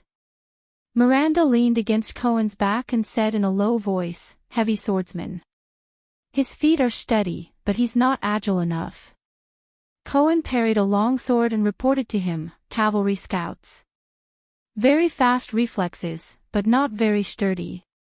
Black Sand Region's regular border army, Miranda summarized briefly. "We can't break through directly." Cohen gritted his teeth and forced the two enemies back with a powerful sweep. "There are too many of them, and every one of them is a veteran. Find Croche." Miranda once again displayed her power of eradication, which allowed her to control the rhythm of the battle. She squeezed between two enemies, and when one of them slashed her breastplate, she slashed her left palm horizontally at the enemy's throat, forcing the latter to cover his neck and retreat. The swordswoman then stabbed with her right sword, forcing the other enemy to lower his head and dodge. Alternate attacks, use words to disrupt her. Fight for an opportunity. As soon as Miranda finished speaking, Cohen activated his power of eradication.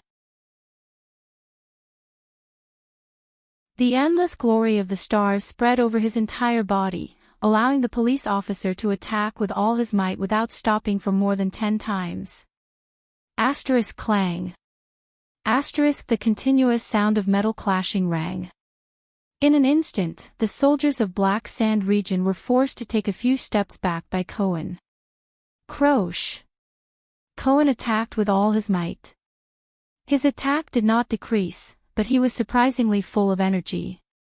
He roared at the enemy commander in the crowd, "You betrayed us for Lampard's coup. You betrayed the Tower of Eradication." Waya hurriedly followed behind Cohen. He was already injured in 2 places, but he still stubbornly swung his single-edged sword, blocking 2 swords that were aimed at Cohen's back. "What are you trying to say, Cohen?" In the crowd, Croche's eyes were filled with a complicated light. She replied to him in a calm and composed manner, "Are you accusing me of using the Tower of Eradication's name to involve all of you in politics with ulterior motives?" Cohen gritted his teeth.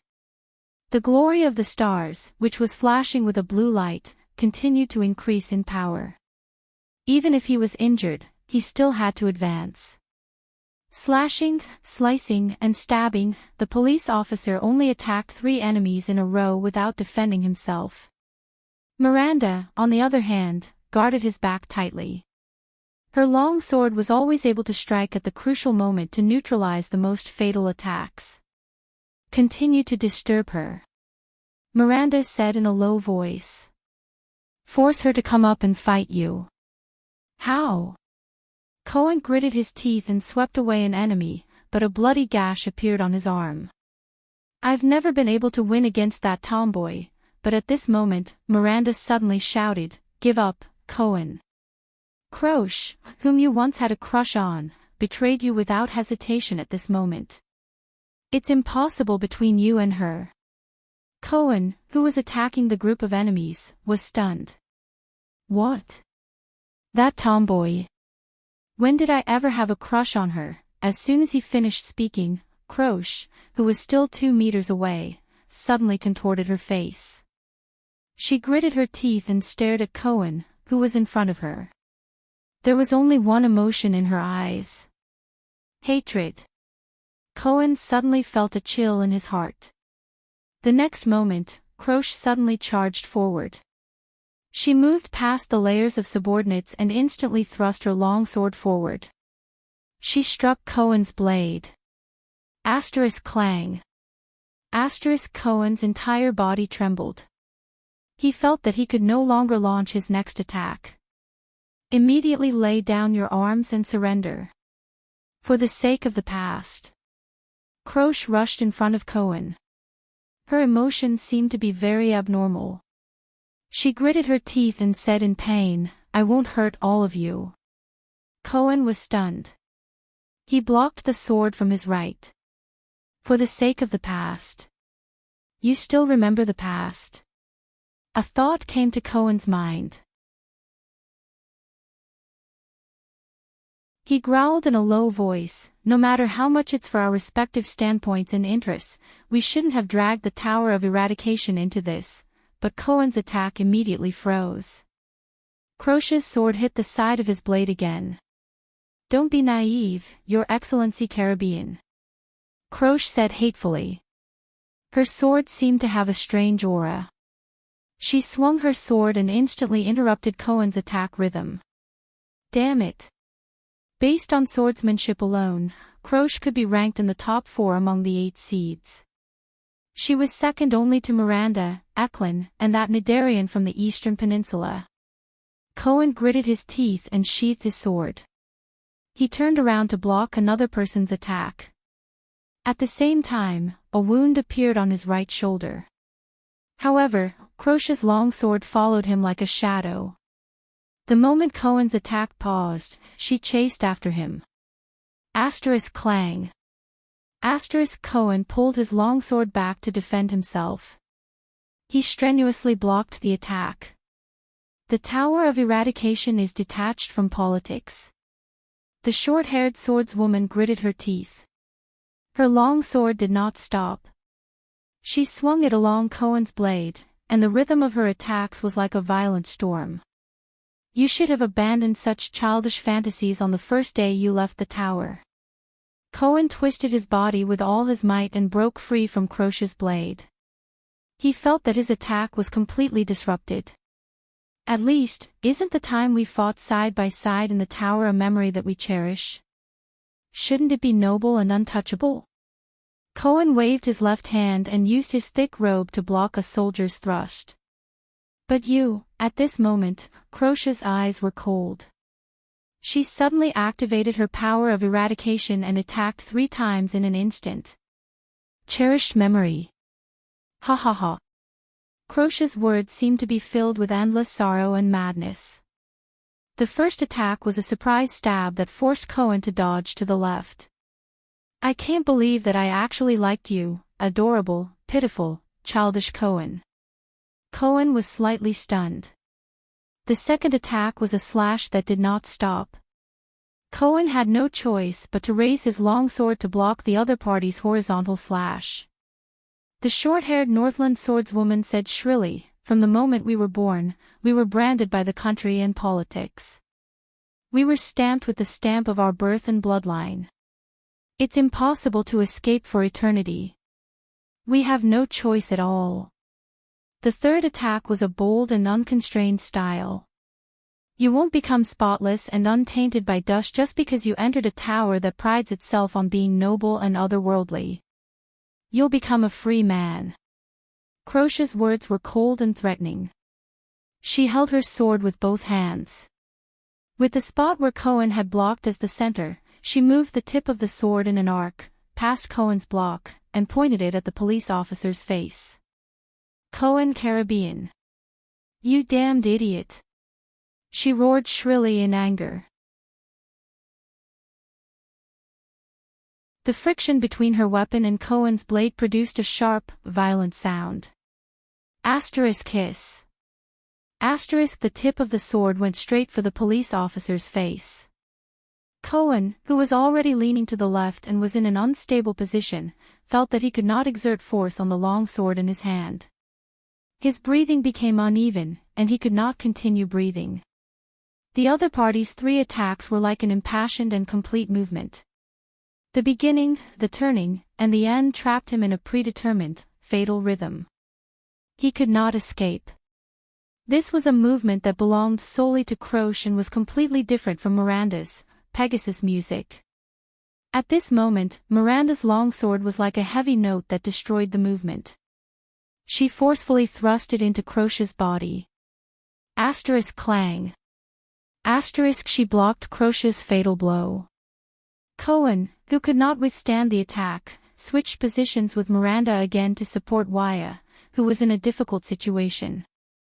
"Croce, my former good sister." Miranda's black gloves produced a barely noticeable friction on the hilt of her sword. She coldly questioned her former companion, "Teacher Chartier really taught you for nothing." The next moment, the Arund woman drew her trembling long sword and pointed it at Croce's hilt. "Pegasus music," she said coldly, "emphasizes on resonating with the rhythm of the outside world and even the enemy, not just you singing a one-man show." Miranda's blade slid downwards, and in the midst of the friction, she stabbed Croce's wrist. She chose the best timing and the most tricky angle. No matter how Croce reacted, blocked, or dodged, Croce would instantly fall into a disadvantageous position. But before Miranda could react, Croce flicked her long sword in the opposite direction. She neither blocked nor dodged. Instead, she faced the tip of the sword and stabbed Miranda's wrist. "One-man show," Croce said fiercely, "you definitely haven't seen enough dramas." Miranda Arund. The 2 swords collided in the air, twisted, and let out a piercing screech. The 2 female swordsmen, masters of the Pegasus music, who came from the same master, listened to each other's force and rhythm in the midst of the screech. They were ready to seize the opportunity to restrain their opponent's rhythm and deliver a fatal blow. Cohen's gaze flickered. It was best for bystanders not to interfere in the battle of the Pegasus music. The situation was constantly changing according to the timing and rhythm, and you would never know who you were helping. But when the enemy's commander was entangled and their attention was attracted, Cohen sensed that the attacks in front of him had unknowingly weakened, and the enemy's footsteps were closing in on Croce. He made up his mind. Chance. He gave Waya a hint, and his tall figure dashed forward again. Specks of blue light flickered on his sword and his skin. The glory of the stars, with extreme speed and strength, launched a continuous attack. Blood splattered, some from the enemy, and some from his own. Cohen instantly broke through 3 people. He even left Miranda and Waya behind. He was about to break through the heavy encirclement. "As long as I break through one spot, then," Cohen gritted his teeth and charged forward with all his might. But at that moment, a huge fist suddenly emerged from the crowd. Cohen instinctively swung his sword and slashed. But that fist was different. It changed its direction midway and hit Cohen's blade from the side. Asterisk thud. Cohen, who had activated the glory of the stars with all his might, felt that the punch was almost unavoidable. His long sword paused heavily. It was as if an axe that was smoothly chopping firewood suddenly hit an iron plate. A huge force surged towards him. Cohen's blade was struck by the heavy blow. The blade let out an ear-piercing groan as it was bent. The blade bent backwards, and together with the heavy fist in front of it, it struck Cohen's left cheek. At that moment, Cohen, who was hit by the heavy fist, only felt a roar in his ears. The entire world before his eyes swayed for a moment. Blood splattered from his face, and his vision turned bright red. In a daze, Cohen fell backwards. But he had no time to think about it anymore. That punch, that was, no. No. Cohen fell to the ground, feeling only despair in his heart. He instinctively raised his sword-wielding right hand. But an even more powerful arm pressed down on his hand.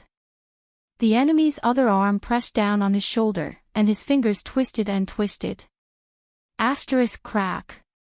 Asterisk, aw. Cohen grunted in pain. His right arm had been dislocated. Asterisk clang. Asterisk Cohen's family heirloom sword fell to the ground. Wyatt looked at the scene before him in shock. Cohen was completely defeated by the new enemy in the blink of an eye. The power of eradication surged in Cohen's body, and he wanted to make a final struggle. But the enemy's elbow was like the most terrifying weapon, and it struck his left back. Asterisk thud. Asterisk a muffled sound came. The glory of the stars, which had gathered, was dispersed. Cohen's expression froze.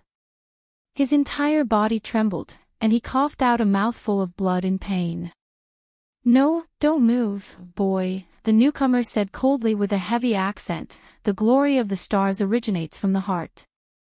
I don't want to shatter your heart with my next strike." Wyatt stared at him in shock. Then, he was drowned by enemies who surged towards him from both sides. Cohen felt dizzy. He felt his body lighten. He was carried by the enemy on his shoulder. No, his vision swayed continuously. No, the figure slowly walked into the battlefield. He came to the place where Miranda and Croce were dueling. Miranda. Cohen coughed out blood and pain, but his entire body lacked strength. "Hurry!" In a daze, Cohen struggled and moaned. "Run!" Miranda turned around from the corner of her eye and saw Cohen, who was being carried on a shoulder. She also saw the figure. She shuddered. Croce, who was facing her sword, instantly seized the opportunity and swung her long sword. Asterisk clang. Asterisk a sharp metallic sound rang.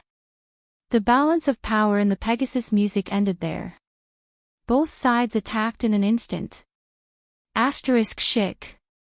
Asterisk Miranda's expression changed. She seized the opportunity when her opponent could not dodge the attack and stabbed Croce's left wrist. Asterisk thud. Asterisk the hilt of Croce's sword spun around and hit Miranda's abdomen. Croce gritted her teeth. Miranda swayed a little and was about to counterattack. But at that moment, a sword was already pressed down without a sound or a trace. The blade was pressed against Miranda's shoulder. It was Cohen's long sword. At that moment, it was held in a huge palm. Miranda could only feel an unparalleled force surging from the sword. This is an inescapable clamp, Miranda thought. Asterisk bang. Asterisk in the next moment, the swordswoman was forced to kneel on the ground by the great force. She felt the power of eradication in her body become chaotic.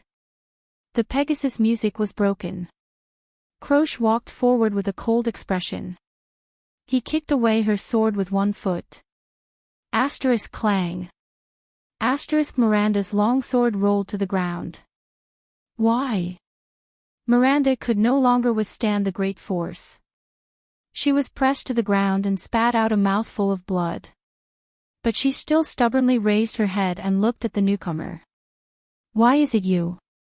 She stared at the strong and tall figure and his head full of white hair. She roared in indignation. "Castellan Lampard." In front of Miranda was the pride of the Tower of Eradication, the legendary commander of the White Blade Guards, the owner of Hero Tavern, and the old man nicknamed Earthshaker. He was silent and did not speak. His face was expressionless. He only continued to press down on his long sword and carry Cohen on his back. Then, the soldiers of Black Sand region came forward and escorted the furious Miranda and the unconscious Cohen away. Why?'s angry roar rang in the distance. Without batting an eyelid, Croce sheathed her long sword. "The Archduke has just sent an order," the swordswoman said coldly. "He needs help there." The old man turned around and looked at Croce. An elf broke into the battlefield and rescued the boy. Croce tidied up her clothes, which were slightly disheveled due to the battle. "Don't hurt them," Castellan said flatly. His eyes were filled with a deathly stillness.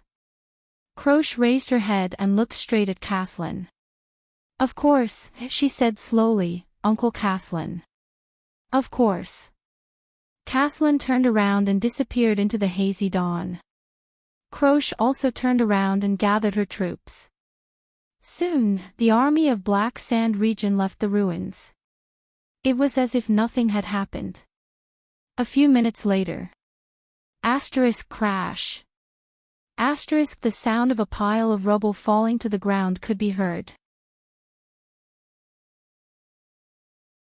As the sound grew louder, a hand finally reached out of the ruins. A silver-masked man covered in wounds flipped over the rubble covering his body. He held an arm that had yet to recover from its fracture and crawled out, still in shock. The phantom wind follower, Ralph, widened his eyes and panted violently as he stared in the direction where the people of Black Sand region had disappeared.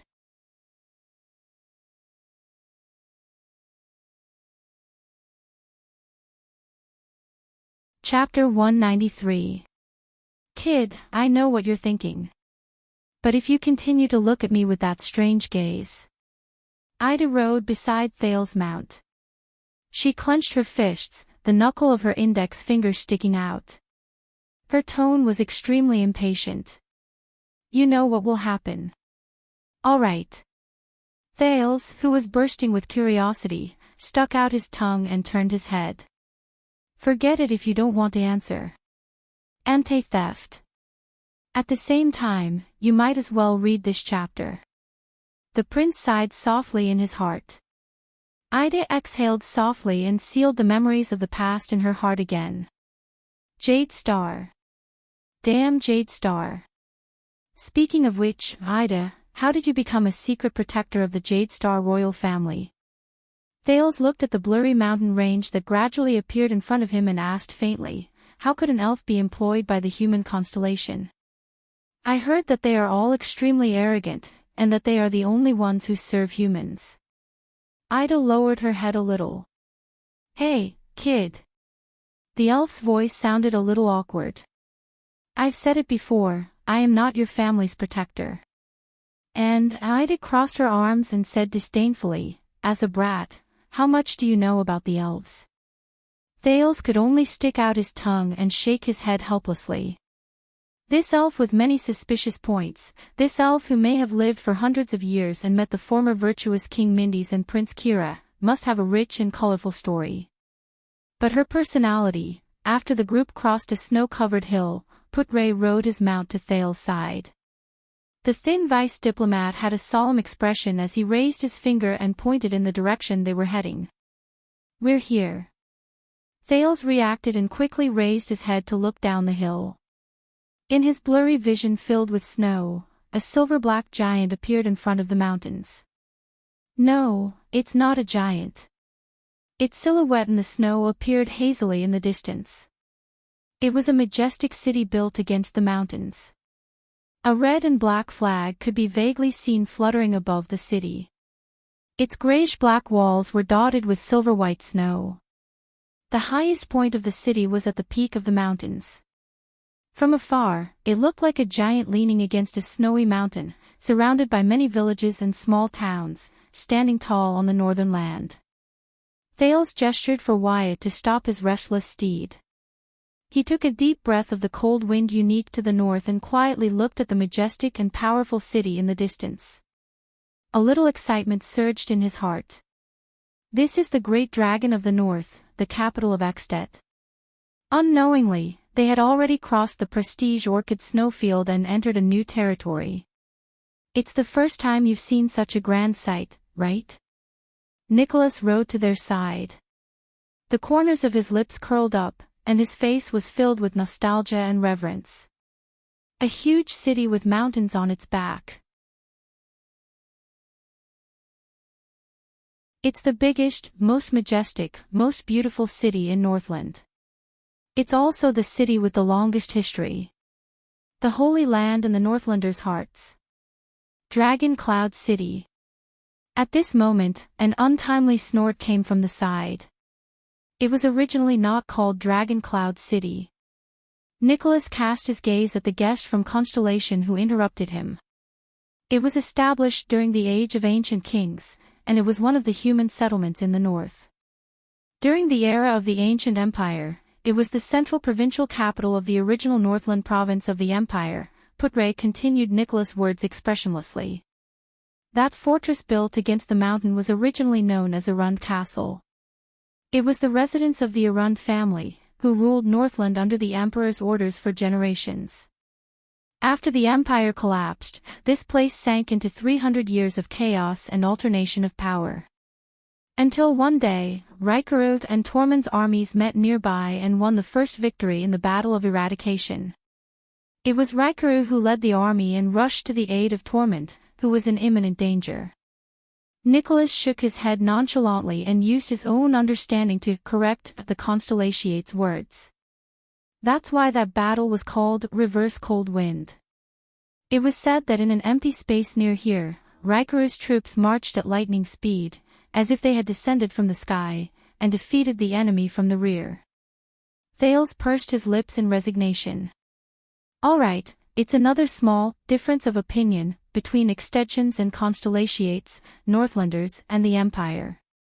Besides, even though we're both Northlanders, Nicholas seems to be more stubborn than Canvita. As expected, Putre exhaled with a disapproving expression. So, how did this place become Escapades' capital? Thales immediately spoke at the perfect timing, interrupting the two men's intense discussion that was about to begin again. Nicholas gestured for them to continue moving forward. The commander of the White Blade Guard started to act like a real receptionist while he rode on his horse. This piece of land with Dragon Cloud City as its center belongs to the Walton family, the family from which Nuvan VII was born. It is also the most famous ruling family in Escapades, and has the title of Archduke of Dragon Cloud City passed down through generations. The hero of mankind, Rikerud Escapades, became the suzerain of this place more than 600 years ago. He formed an alliance with the 9 knights here and swore that in the chaos after the Battle of Eradication, they would guard Northland and their homeland together, and regain the pride of Northlanders. From then on, the proud Northlanders called the new kingdom Escapades, and the Escapades Alliance was born. The following year, the 9 knights, who had expanded the territory and were unstoppable, returned to this place. Together, they elected Rikerud Escapades as the king whom the Northlanders trusted wholeheartedly and swore to follow until death. The 9 knights led their respective territories and guarded Dragon Cloud City. The history of the alliance ended here, and the history of Escapades began. In the spirit of taking turns to rule and ruling fairly, the supreme ruler of Escapades, the common elected king, was chosen from among the 10 archdukes. The rest of the people obeyed his authority and orders. This was Rikerud's oath to rule together in the past. It shows that his prestige and influence continue to this day. Because King Nuvan holds the title of Archduke of Dragon Cloud City, Dragon Cloud City has become the capital of all of Escapades. At this moment, a messenger from Black Sand region passed through the heavy obstacles of the White Blade Guards with great difficulty and came to Nicholas' side, inviting him to meet Viscount Canvita. After Nicholas left, Thales turned his head and looked at Putre. "You have something to say," the prince said with certainty. "Of course." The vice diplomat shook his head in disdain. "Don't believe our hot-blooded Northlander friend. His nonsense about taking turns to rule and ruling fairly can only be used to deceive the Northlanders. In fact, in Northland, or anywhere else in the world, it has always been power that speaks, and strength that rules." "Oh." Thales chuckled softly. "Since that hot-blooded Northlander friend has left, do you mind telling me a little more, my knowledgeable assistant, the versatile Northlander?" Putre reached into his bosom, wanting to take out his pipe. However, the former bard hesitated for a few seconds, then withdrew his hand with a pained expression. It was unknown whether it was because he regretted that he did not have much tobacco left, or because he found his conscience. He then said to the second prince, "I don't know if you have noticed, but the first ruler of Dragon Cloud City, the first common elected king of Extet, was Rykru Extet. But the Dragon Cloud City we see now is under the rule of Nuvan Walton VII. Thales quickly came to a realization. Extet and Walton are two surnames. In other words, after Rykru's death, the one who inherited his title was not his direct blood relative.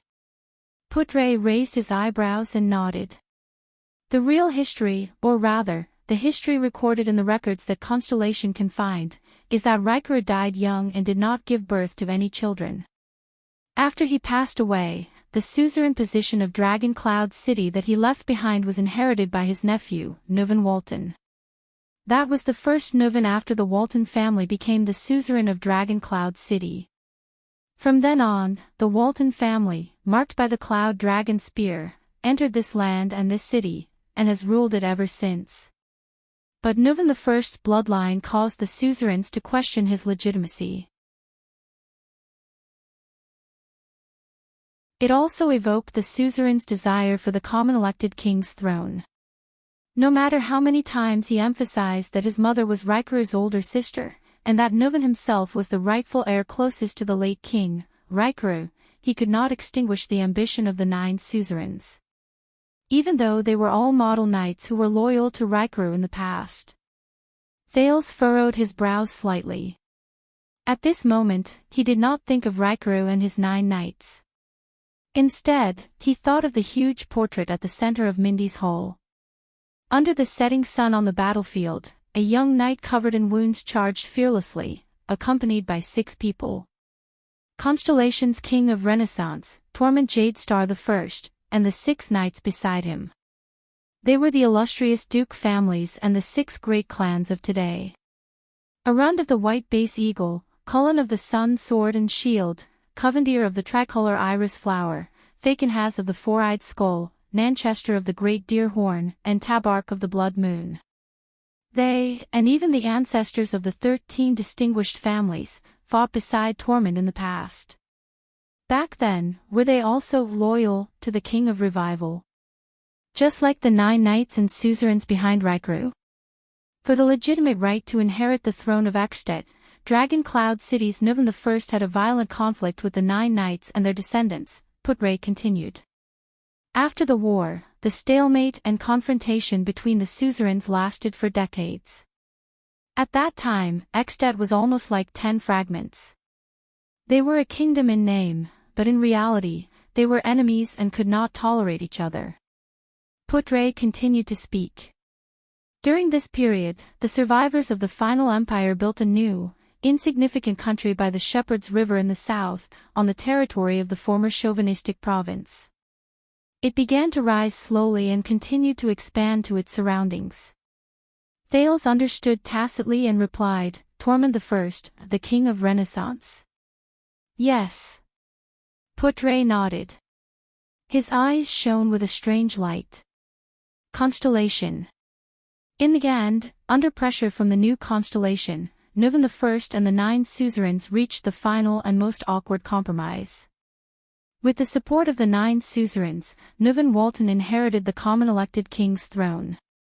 In the name of the great former king, Rikaru, Nuvan I redefined Extet's territory and conferred the title of the 10 suzerains, including himself, as the 10 legitimate archdukes of Extet. However, after Nuvan I's death, the 10 archdukes had to choose a new common-elected king.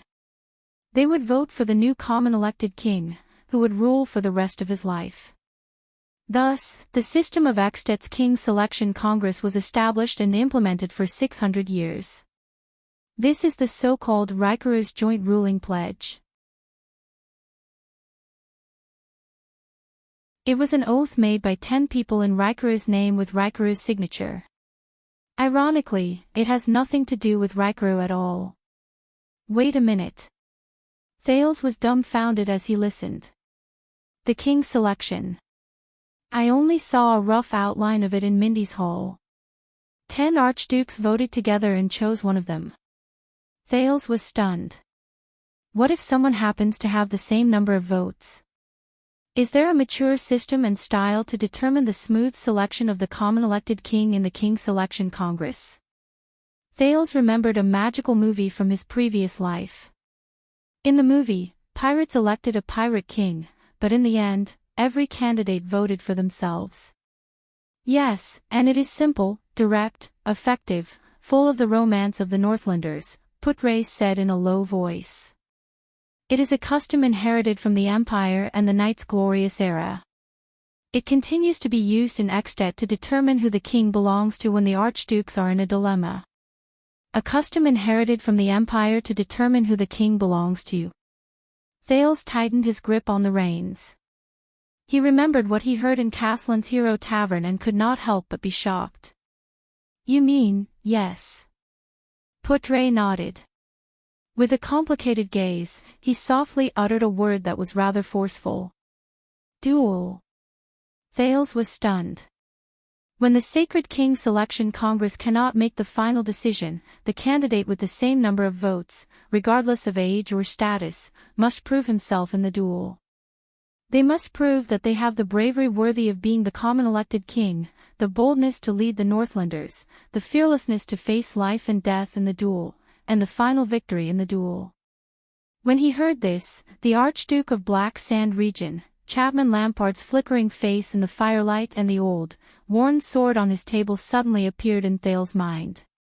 After all, they are Northlanders. Thales suddenly realized that even though he had set foot in Extet's territory in the north, his understanding of them was still at a rudimentary stage. The Northland, a country known for its toughness, was much more complicated and peculiar than he had imagined. And he was about to face them. Continue. Thales frowned solemnly. Before I meet them, I want to understand the Archdukes of Extet. For example, their relationship with the common-elected king. Putre only paused for a moment before he nodded and continued, the Archdukes of Extet have absolute autonomy in their own territories. They only have the obligation to obey the common-elected king and send troops during times of war, but they do not have to pay taxes to the common-elected king. Territorial affairs are purely up to themselves. As for whether to accept and implement the king's orders throughout the territory, it is entirely up to the archdukes themselves. Isn't the power of the Archduke of Extet a little too much? Thales was surprised. He inhaled slightly as he walked. Can it be said that it is a miracle that Extet has not been divided until now? Yes, this is why they are called archdukes and not dukes, as they were during the age of the Empire. Putre sighed. To a certain extent Extet, which was born from compromise, is even more divided than Constellation. Putre sighed. They have much more autonomy in their own territories than the Dukes of Constellation. At least, no matter how stingy and unwilling Duke Cullen is, he must allocate a sum of money from Eastern Sea Hill every year to pay a sufficient amount of taxes to Eternal Star City and His Majesty. The appointment and dismissal of Constellation's important officials and the demotion and demotion of nobles must comply with the Holy Constellation Covenant. They must even be reviewed by the Supreme King's warrant. Therefore, if the dukes want to interfere with the kingdom's politics, the fastest way is to interfere with the Central Department of Eternal Star City, or use the influence of their territories to infiltrate the local officials of the kingdom. Thales shook his head. Then what is the meaning of the common elected king's existence? If he cannot even restrain the archdukes under him, why does he still want to become the common elected king? Putre thought for a moment and answered him seriously, for the sake of high prestige, the suzerain's obedience, and the name of orthodoxy. Thales frowned again. This stuff is much more useful in Northland than in Constellation. No matter how uncultured a Northlander is, he would know that the common elected king's authority is inviolable, and Riker's oath is inviolable. Putre recalled his own knowledge and continued. In history, the Archdukes of Extet rebelled 3 times because they were dissatisfied with the common elected king, but each time, they failed. Because no matter how the Archdukes who raised their flags against the common elected king tried to justify themselves, once they openly flouted Riker's oath, they would lose the hearts of their people. Even the most greedy Northlanders were unwilling to fight for them. Some archduchy families even withdrew from Extet's ruling history because of this. Thales gazed at Dragon Cloud City in the distance. He slowly exhaled a breath of hot air between his cold hands and thought carefully. High prestige. The name of orthodoxy. The people's loyalty. Northland's traditional culture. It's too simple, Thales said faintly after a few seconds. Putre revealed a puzzled expression. I mean, attributing the power to maintain Extet's stability and unity to Riker's prestige and the Northlanders' character and tradition, this attribution is too simple. Thales lowered his head and thought carefully. Human behavior and the structure of social power always affect each other. It is impossible to have a situation where one's behavior strengthens the structure while the social structure has no effect on human behavior. No matter how noble the Northlanders are, how they revere their ancestors, and how they revere their traditions, they cannot maintain such a state system. A power structure that is destined to split and collapse will only bring the same effect to the Northlanders. They are destined to be under different suzerains, different interests, and different institutional structures. As generations of people die and are born, and as society changes, they evolve behaviors and motivations that fit the structure of the times. Under Extet's strange split system, it is very difficult for the Northlanders not to be enemies and kill each other. Right. Thales nodded secretly. This was the society he knew.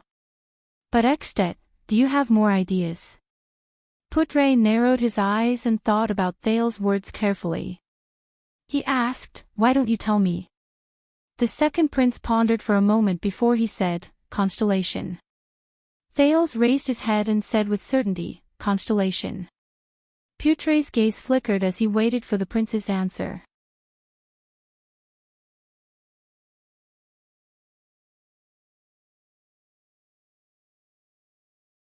Chapter 194.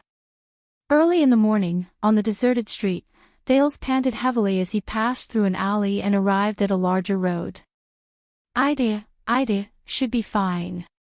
Even though she looks unreliable, she single-handedly captured a supreme-class blood clansman in the birch tree forest. I can't be distracted. There's no point in thinking too much, and I can't help either. Thales desperately shook off the worry in his heart. He suddenly felt a little thirsty. Thales grabbed a handful of snow, rubbed it, and stuffed it into his mouth, just like how child beggars used to spend the winter on the streets.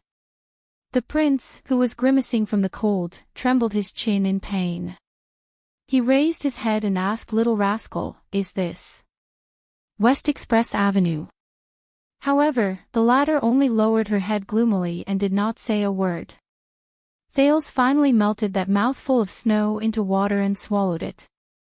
He stared at the dazed Little Rascal, feeling extremely worried. From the tragedy in the palace to the calamity of the calamities, to the assassination of the king and the blood spilled right before her eyes, this terrifying night had frightened the poor child. For her, this was too. Forget about little rascal, even he was on the verge of breaking down. All of this, how did it all start? Did Lampard plan everything from the moment he sent his troops to escort me north to Dragon Cloud City? Was his goal to assassinate the king and start a coup? How did he do it? An army of 2,000 people. If they set off in the name of escorting me, so they were not noticed, then when he led the army into the city, would the vassals, nobles, civilians, soldiers, and bureaucrats inside and outside the city not notice? King Nuvan seems like a very shrewd king. That unsettling old lady Kalshan does not seem to be a simple character either. How could she allow such a fatal flaw on the security of their capital city? Unless, Thales thought of that terrifying answer. It can't be. He gulped slowly and continued walking with little rascal. At the same time, he decided to think from a different perspective. I lured the mystics here, didn't I? The accident caused by Giza and Asda directly destroyed the entire Shield District and took away most of Dragon Cloud City's energy. Yes, that's why King Nuvan left Heroic Spirit Palace and came to Shield District. So, the one who has to take the blame for the king's assassination is me. Thales was shocked by his own thoughts. If it's really because of me and Giza, then Lampard is really lucky. The second prince looked at his pathetic appearance as he fled for his life inside. Is this what they mean by, the evils we bring upon ourselves are the hardest to bear? Thales rubbed his forehead fiercely. Even his brain, which was usually super efficient, felt a little uncomfortable at that moment. He sighed and had no choice but to put these things aside for the time being. Despite his extreme fatigue, he forced himself to stay awake and explore the path forward. This should be the West Express Avenue. If he remembered correctly, this winding and empty street was the Armor District. Ida said that as long as they passed through it, they would reach the blockade set up for the calamities. They should be able to meet the people from the capital there. Thales hesitated for a moment when he thought of this. But she also said that the patrols, or the guys wearing the patrol uniforms, were all very suspicious. She didn't know how many of them were loyal to Lampard. Best not to believe it. Even those who were loyal to the Waltons could easily expose their information to Lampard. The once majestic King Nuvan could no longer protect them. Sigh. How ironic. He had the granddaughter of the King of Ekstedt with him, but he had to struggle to escape from the capital in Northland. He could not even find anyone he could trust. The most important thing now was to find someone he could trust, ask for help, return to Heroic Spirit Palace, return to Putre's side, and inform the people in Dragon Cloud City who were still loyal to the Waltons. Thales stopped in his tracks. He looked at a signboard at the corner of the street not far ahead. His expression changed as he remembered something. When King Nuvan can no longer protect us, the signboard in front of him was painted with a black dagger with a short handle. Under the signboard was a large wooden window that was tightly shut, and on one side was an extremely narrow door. Thales narrowed his eyes. A conversation from the past floated into his mind. If you run into an irreversible crisis in Ekstedt, when even King Nuvan can't save you, Thales' eyes brightened. It's here. The next moment, he pulled little rascal towards the signboard. Asterisk bang. Bang! Bang! Asterisk Thales knocked hard on the large wooden window under the dagger signboard. Although the residents had been evacuated due to martial law, if the owner of this place was really like what he heard, a person who often violated the law, no response. Asterisk bang! Bang! Bang! Asterisk Thales knocked 3 more times. Still no response. The prince frowned and extended his hand again. Asterisk bang. Bang. Bang. Asterisk as the knocking grew louder, little rascal seemed to come to her senses. She asked in a daze, "Aw, where are we?" "A butcher's shop on West Express Avenue," Thales said briefly. Is anyone there? We need help. Asterisk bang. Bang. Bang. Asterisk he knocked on the window a few more times. However, there was still no response. Thales' original hope slowly faded. Sigh. He looked at the signboard and sighed. They've probably been evacuated. Under Little Rascal's strange gaze, Thales pulled her up in disappointment and turned to leave the butcher shop. However, he had only taken one step when he froze and stopped. What's wrong? Little Rascal asked woodenly. Thales spun around abruptly and yelled at the daggered signboard. $6.50. No response. Thales gritted his teeth and yelled again. Hey, $6.50. $6.50. Perhaps because he yelled a little too loudly, Thales panted and patted his own chest. However, there was still no response. There were only the two of them on the empty street. Thales lowered his head in disappointment. Forget it. Perhaps he. At this moment, the sound of wooden boards scraping against each other was heard, followed by the sound of a door bolt being unlatched. Asterisk clack. Asterisk Little Rascal instinctively hid behind him. Thales looked up in shock. The wooden window was opened. Someone's there. Through the window, a man with black hair, black eyes, and a flat face stared at them with an unfriendly expression. It made Thales' skin crawl. Wait a minute. This is a Far Easterner. Who are you people? How do you know this? The Far Easterner's words carried an obvious Northland accent. His tone was slightly impatient, as if he was facing a huge problem. $6.50. Thales was slightly stunned. Someone. He stared blankly at the Far Easterner. It was only when the man was about to close the window that Thales reacted and said agitatedly, Wait, we are Caslin's friends. Caslin was the one who told us this word. He said that when we need help, we should come here and say this secret code. The Far Easterner narrowed his already small eyes, as if he wanted to scrutinize them. Are you that? Thales scratched his head and desperately tried to recall their encounter in Hero Tavern. After a few seconds, he finally managed to squeeze those words out of his mind. It's Mr. Goo, isn't it? We need help. The Far Easterner, Goo, said nothing. He remained in the shadows behind the window and watched them quietly. Please. Thales was a little anxious. After a moment, Goo grinned. Caslin's friends, is it? The Far Easterner snorted softly and said slowly, Come in. At the border between the Armor District and the Shield District, a thrilling battle between two Lemeters had already begun. Asterisk whoosh, asterisk the wind from the blade was fierce. Ida leaped into the air and pounced at Caslin. Her scimitar drew an arc and swept past the tip of his nose. The former commander of the White Blade Guards leaned back steadily. The expressionless Caslin calmly dodged the blade that was aimed at his head. Even though the blade was only an inch away from his nose.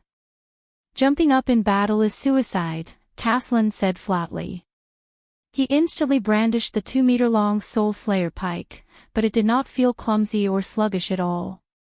The pike even bent from his swing. The wind howled.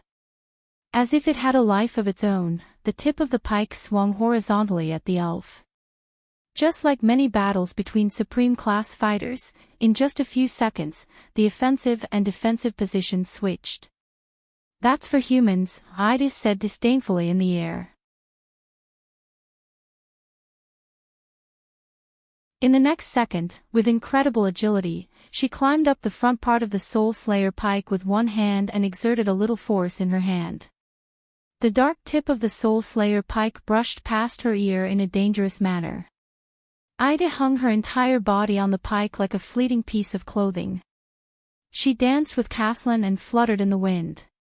Caslin's arms surged with unimaginable strength, and the pike shook. Ida was sent flying from the pike as if she had suffered a heavy blow. Caslin's pike did not stop at all. Like a venomous snake that had launched another attack, it pierced through the air and attacked Aida's waist in the air. But Ida once again displayed the agility of a bat. She leaned back in the air, pulled her legs back, and bent them into a C shape. Bang.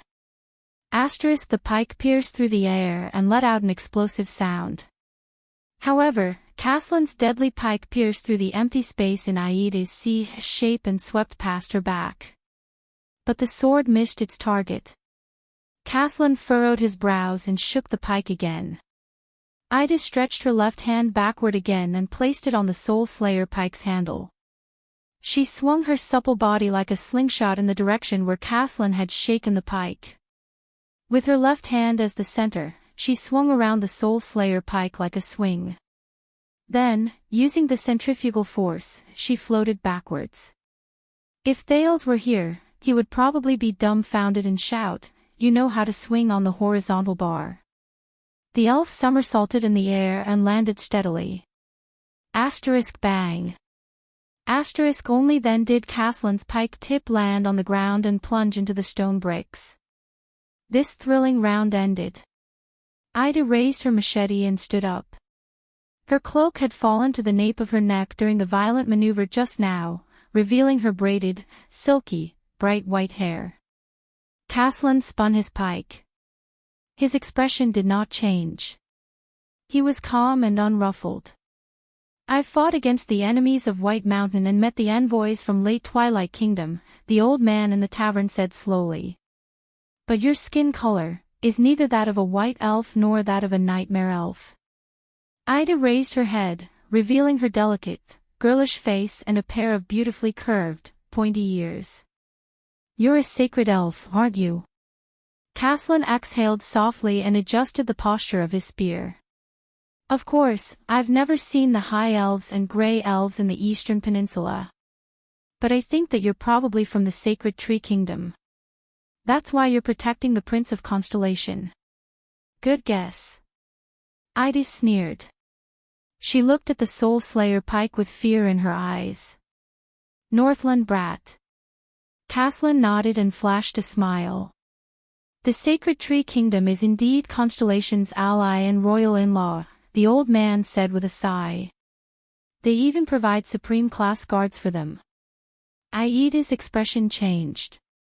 "Baw, baw, baw." The elf waved her machete in annoyance. "What guard?" "I'm a supreme class elite that bunch of brats begged their grandfather, grandmother, father, and mother to hire. They paid a lot of money to hire me." Caslin's eyebrows twitched. "The lifelong honorary instructor of the Royal Guards of Constellation." The elf pointed her machete at herself and said loudly and arrogantly, "Ida Roricat Giselle Doritos," but Aida's words seemed to be stuck and she stopped midway. Her silver eyes darted around, but in the end, she lowered her head dejectedly. I can't remember my name. Just call me whatever you want." But Caslin's expression became solemn. "I see. You're the instructor of the Royal Guards." The old man raised his pike.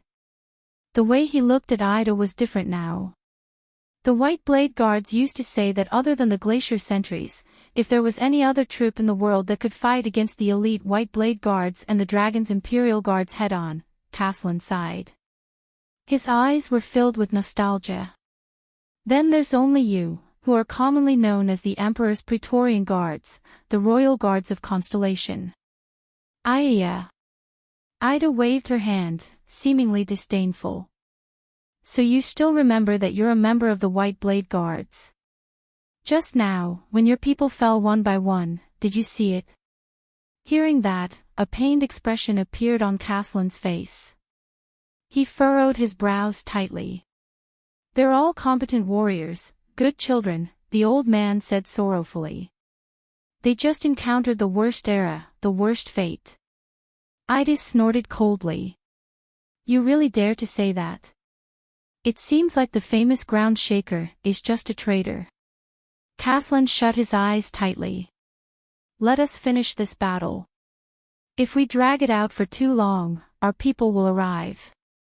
By then, there won't be a chance for a fair fight. His voice was extremely tired. Ida did not say a word. She only stared at him coldly.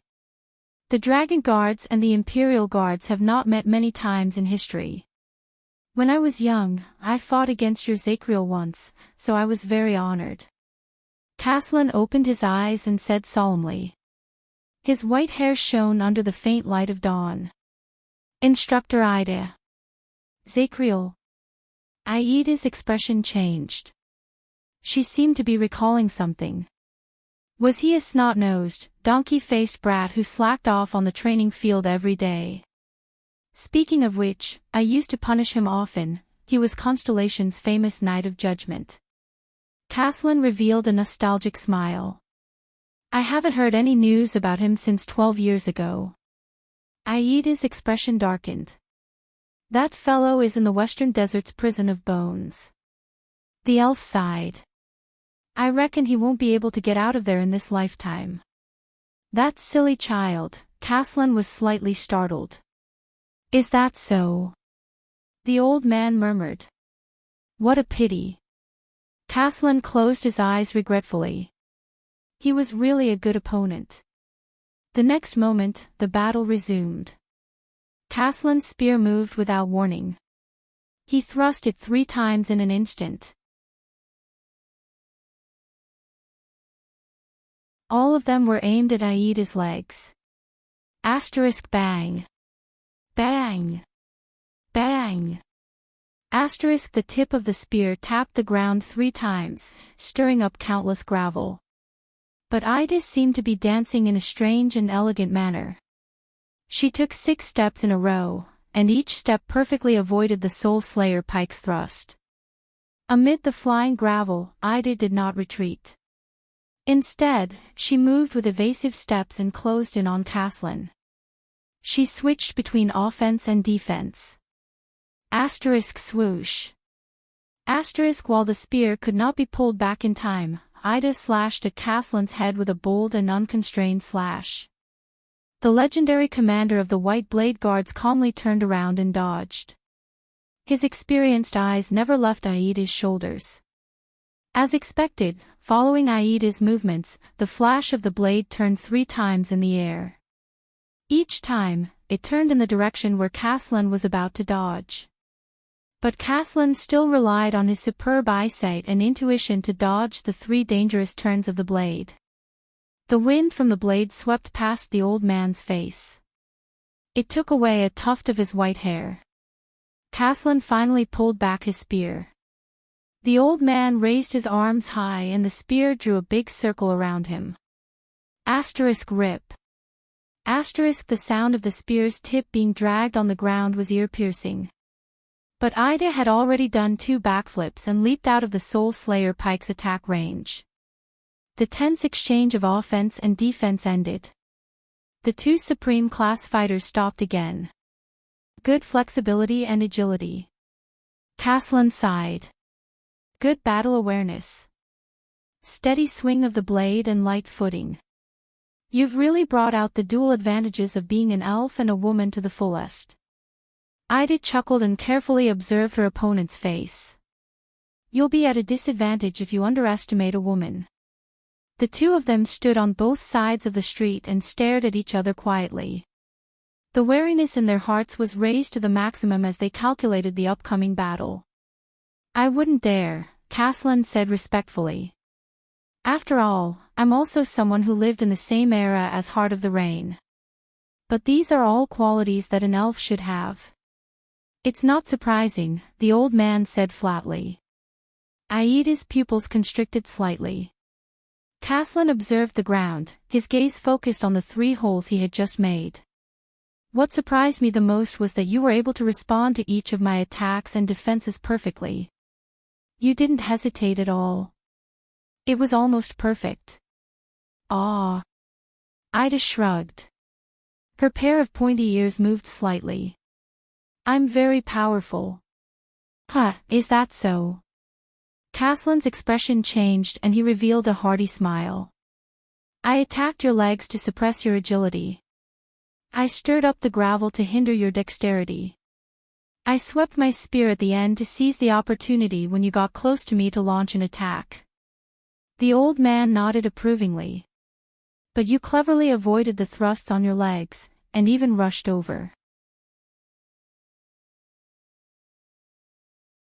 While cleverly dodging the gravel behind you, you launched a counterattack. You even dodged the final sweep at the right time. Caslan raised his head and looked straight at Ida. My 3 goals were interconnected, but I didn't achieve any of them. This can no longer be explained by reflexes or experience. He shook his head slowly. Even Xiao and Heart of the Rain couldn't have faced my attacks so easily. Then there's only one answer left. Aida's expression did not change, but she slowly tightened her grip on the machete in her hand. The 3 sets of consecutive attacks just now were indeed very experienced. But, Caslan sighed with emotion. His voice rose and fell as if he was sighing. You knew my next move and plan beforehand, so you responded perfectly, didn't you? Aida's expression changed. No way. This old man, how long have we been fighting? Caslan chuckled. In that second, it was as if the legendary Earthshaker had returned to the battlefield when he was young.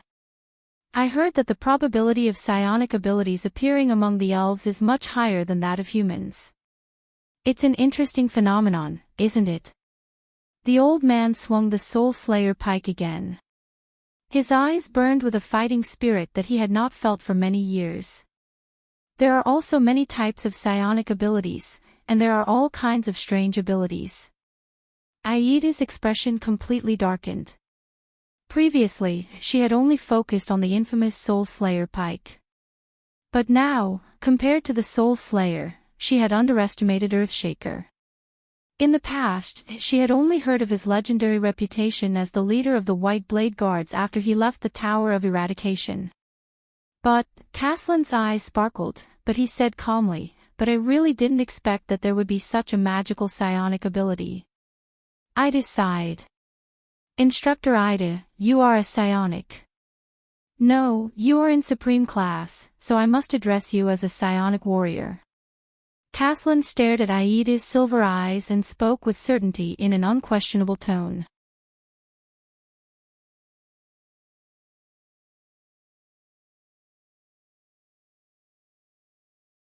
Chapter 195. Thud. Goose slammed 2 big bowls of steaming meat soup on the table. Thales and Little Rascal, who were washing their faces in cold water, raised their heads in a daze and stared at the expressionless goo.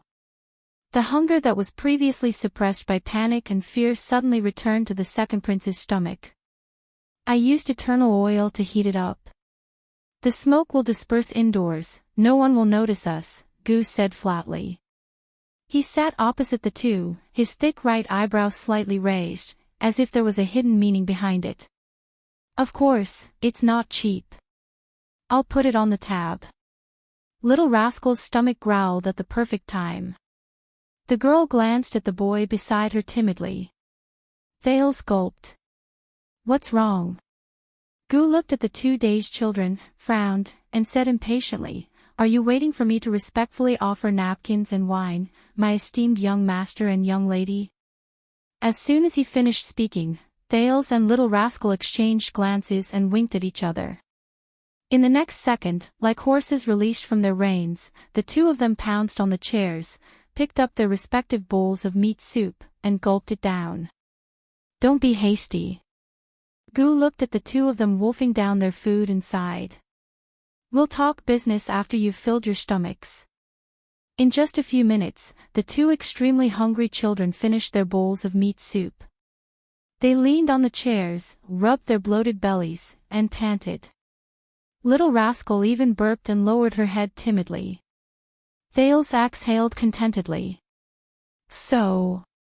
Gu placed his right hand on the back of his left, his fingers tapping slowly like waves. Before Gu could continue, Thales, who had caught his breath, raised his head and said hurriedly, We need help. Yes, I can see that. Gu sized him up, his eyes showing disdain. Tell me something I don't know. Under Thales' gaze, Gu said nonchalantly, for example, on this chaotic night, it's midnight now, why are the two children wandering aimlessly in the armor district, which should have been evacuated a long time ago? More pathetic than stray dogs.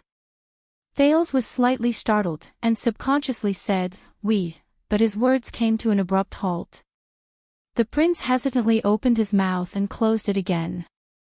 Ever since he became a prince, his experience and intuition told him that revealing all the information he knew might not necessarily bring him sincerity and understanding. Just look at Serena and Black Sword. We are in trouble. Thales took a deep breath and said seriously, we need to go to Heroic Spirit Palace without attracting attention. Can you help us? We will pay you. Gu's fingers did not move. He clenched his fists and stared at Thales without moving. The man's gaze was very calm, like the surface of a lake without wind or ripples, but it made Thales panic for no reason. He had no choice but to sit up properly. This Far Easterner, why does it feel so weird? Just when Thales felt that he could not hold on any longer, Gu finally spoke slowly. Heroic Spirit Palace. Another drama of the nobles killing each other for power. The corners of Gu's lips curled up into a thought-provoking sneer. The Far Easterner's black eyes were so deep that Thales could not see his pupils clearly. Do you know how difficult it is to secretly go to Heroic Spirit Palace from Armor District? The distance, the slope, the gatehouse, the forbidden roads, and the cordon that has been in place since yesterday. Gu stared at Thales in the dim light. I can make room for you, but to send you to Heroic Spirit Palace quietly and get involved in the political struggle of the upper nobles. The Far Easterner shook his head. The coldness at the corners of his eyes made Thales shudder. Sorry, Caslan's favor is not that great. He refused. Thales turned his head and glanced worriedly at Little Rascal. They could not just stay here and wait for death. Lampard's operation, Nuven's assassination, the accident they encountered, all these things needed to. What about contacting them? Thales raised his head and said anxiously, You can't send us there, but can you help us contact someone? Under Thales' worried gaze, Gu smiled. Although it will not be easy, it is not impossible. Gu narrowed his eyes. To whom? Thales' eyes brightened. However, just as he opened his mouth to speak, he was interrupted by Gu. Choose carefully, child. Don't choose those whom I have to stand at the entrance of Heroic Spirit Palace and shout to reach. Also, Gu lowered his head slightly. Due to the light, his eyes were shrouded in darkness. He spoke with a profound tone. He said meaningfully, if your situation is really dangerous, then it is best to find someone trustworthy and inconspicuous. After all, I don't want to get into trouble. Hearing Gu's words, Thales was stunned. The first person he thought of just now was Putre. Idis said that the vice diplomat mobilized people to look for him, then perhaps he could send someone. No, the prince shook his head in his heart. Thales did not know how strict Lampard's control in Dragon Cloud City was, but if the situation was as bad as he expected, then the Constellation Diplomat Group, led by Putre, would definitely become Lampard's main focus. Especially after the calamity wreaked havoc and now that all districts were under martial law, they would be very conspicuous. Even if they found this place, there was a high chance that they would be intercepted by the enemy halfway. Similarly, the people loyal to King Nuven, such as Nicholas, were the same. He needed another candidate. Thales frowned. A person I can trust, a suitable candidate who has a secret agreement with me and King Nuven, but is neutral on the surface, so he will not attract attention. It would be best if he had some means and connections, so that he would not be powerless after receiving the news. Thale's pupils gradually focused.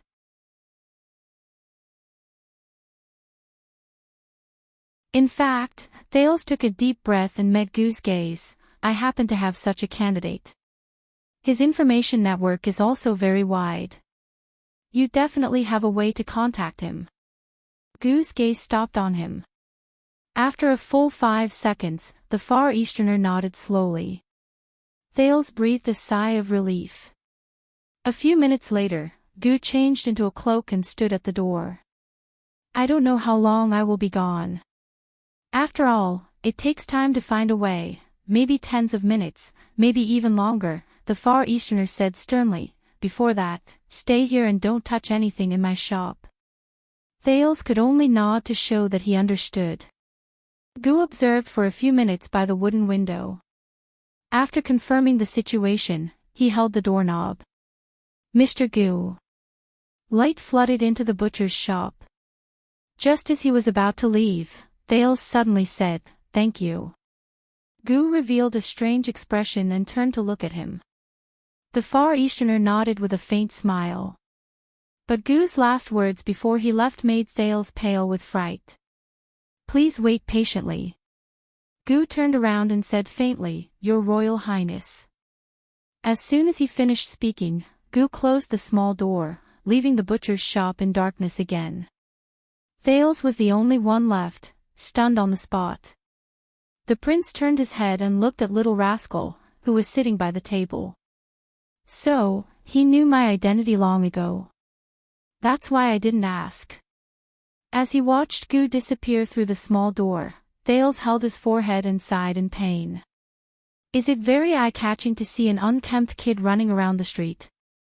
Asda, Black Sword, Gu. Why do I feel like everyone knows me at first sight? Thales turned around and looked at the chopping board and boning knife around him. He shrugged helplessly and dejectedly. He climbed onto the chair by the dining table with difficulty, picked up his wooden cup and drank a mouthful of water. He caught a glimpse of Little Rascal from the corner of his eye. The girl was staring blankly at the table, her face expressionless. Thales sighed silently in his heart. Sleep for a while. Thales put down the cup and said, You should be very tired. Ha! Little Rascal snapped out of her daze and stared at Thales blankly, as if she had suddenly woken up. Thales pursed his lips and shook his head helplessly. You need to rest.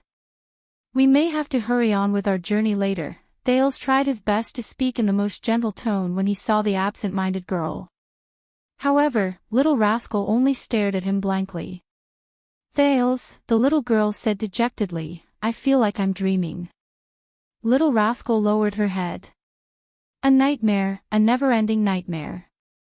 Thales held his breath for a moment. Little Rascal's voice was a little shaky. First it was Lady Alex, then the monster in Dragon Cloud City, and now King Nuven. The girl's eyes behind her glasses were suddenly filled with tears. All of this. When will it end? Thales closed his eyes. There was an indescribable gloominess and sadness in his heart. She was just a child. Only a few years older than Coria, Ryan, and Cinti. She was forced to witness everything. Soon. Thales heard himself say faintly, soon, all of this will end. Everything will get better. However, in his heart, a dark voice spoke another sentence for him. No, from the moment you become a Walton, all of this will never end. He heard himself saying against his will, when we return to the Walton family and those loyal to the Waltons, we will be safe. Regardless of their motives, they will definitely protect the bloodline of the Dragon Spear family. Little Rascal trembled when she heard that. Her sobbing became more obvious. Thales, I don't want to become Saroma. I'm not a Walton. I can't do what King Nuven said. Thales did not speak. He only clenched his fists and stared at the ground. Really? Little Rascal sniffled. Her eyes were red. I'm just a little servant girl picked up from a pile of orphans. I'm not Lady Walton. Thales still did not say a word. Also, I'm a girl. This is Northland. Never in history.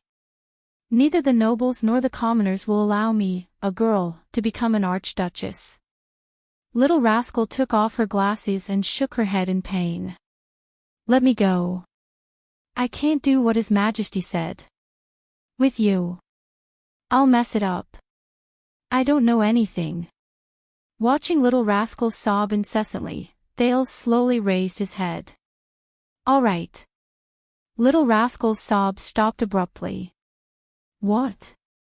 She raised her head and asked in confusion, her sobbing voice still lingering. Thales said flatly, You can go. Little Rascal was stunned. King Nuvan has passed away. We don't know if Nicholas is dead or alive. As for Merc. Thales looked at her calmly. He jumped off the chair and strode forward. Now, no one will force you to become Saroma Walton. Thales approached her slowly. Little Rascal shrank against the back of the chair in slight surprise. You still have a chance to stay away from all of this. Dragon Cloud City is in chaos. A missing maid will not attract attention. Thales continued under Little Rascal's bewildered gaze. Not to mention, so many things have happened in Heroic Spirit Palace, Little Rascal sniffed sharply. Really? There was a hint of bewilderment in the girl's voice, but this bewilderment soon turned into panic and timidity. But, why are you? Thales stopped and stood a few steps away from her chair. He unclenched his fists and stared straight into the girl's green eyes. The corners of his lips curled up. Because you are you. Perhaps there are times when the margin is very small, but everyone can, and should, choose who they are. Thales gently closed his eyes and quickly opened them again. You will become the person you choose to become. At that moment, Asda's questioning words, the story Lady Gines told him, Yodel's confession in the Shadow Realm, Gilbert's agitated expression when he stood in front of the portraits of the three kings, and Kessel's lonely figure in the Jade Star family tomb flashed past his mind. With a myriad of thoughts in his mind, he continued, somewhat subconsciously. Although we are always forced by life, others, society, and omnipresent power to become what they want us to become. Little Rascal stared at Thales in a daze. She stared at the strange boy with a bitter smile. The girl who had cleaned herself blinked and asked subconsciously, such as, becoming a prince? Thales' gaze froze. He stared at Little Rascal quietly and sighed. Yes. Such as a prince. So, if you want to escape, give up, and leave, I will not stop you. I will even help you. Little Rascal seemed to be scared out of her wits. She stared at Thales without moving. The second prince sighed. Kessel's words rang in his ears. From the moment you were crowned with the Jade Star name, you fought for Constellation, died for Constellation, and lived for Constellation. He refocused his gaze and stared straight into Little Rascal's eyes. But before that, have you thought about who you really are and who you want to become? Little Rascal's eyes widened slightly. What? Thales shook his head and ignored her puzzlement. He continued to speak, minding himself. He continued, Are you Little Rascal? The little maid who does your homework on your behalf. The fan of books in the library. Saroma Walton. The unlucky girl who was innocently dragged into all this. Little Rascal froze on the spot. Her breathing slowly became irregular. In Alex's eyes, you are her humble maid. In King Nuvan's eyes, you are the last descendant of the Walton family. In the eyes of the Queen of the Sky, you are an interesting girl who wears her glasses without realizing it, Thales said calmly. But what about in your own eyes? Who are you? He asked the question he had when they first met. Little Rascal's gaze became more and more confused. Choosing to turn back into Little Rascal because of a moment of fear or past habits, choosing to become a noble lady of the Walton family because of a moment of vanity, or choosing to escape because of a moment of pressure, in my opinion, these are essentially the same. They are not what you really want. You are forced to become someone you are completely unprepared to become. In an instant, silence enveloped the small butcher shop. Little Rascal sat on the chair in a daze and stared at Thales, who stood before her. Her eyes were filled with confusion and fear. "What about you?" A few seconds later, Little Rascal looked like a person who struggled out of the water. She raised her head blankly, looking for a life-saving straw. "Who do you think I am? Shouldn't I be a little maid?" "You?" Thales smiled. He shook his head. "You are unlucky. You are an unlucky girl who was dragged into these troublesome matters with me." Little Rascal's gaze darkened. She lowered her head and pouted. Thales looked into her eyes and exhaled softly. "But you are also a brave and strong girl. You have experienced nightmares and hell with me, and you have persevered until now." Thales revealed a bitter and gratified smile. "If you become an archduchess, in my opinion, whether it is King Neuven or Archduke Lampard, you are much better than them." Little Rascal raised her head again. Her eyes shone with surprise and amazement. "In my opinion, you are not completely unprepared to become a Walton." Under Little Rascal's stare, Thales continued to speak. "You have read in LoveLore Library for many years. You can recite the books inside like the back of your hand. You are very familiar with history and illusions. You completed Alex's homework for her, and perhaps you were even more competent than she was. Moreover," Thales recalled yesterday's events in a daze. It was as if it was years ago, and the images in his memory had already turned yellow. "Faced with such a monster, even in my most desperate moment, when I was in the most dangerous situation, you never abandoned me, even if the final outcome might be a painful death." The prince looked into Little Rascal's eyes. Little Rascal pursed her lips and wiped away the tears on her face. "Let me tell you another secret," Thales said. Little Rascal blinked.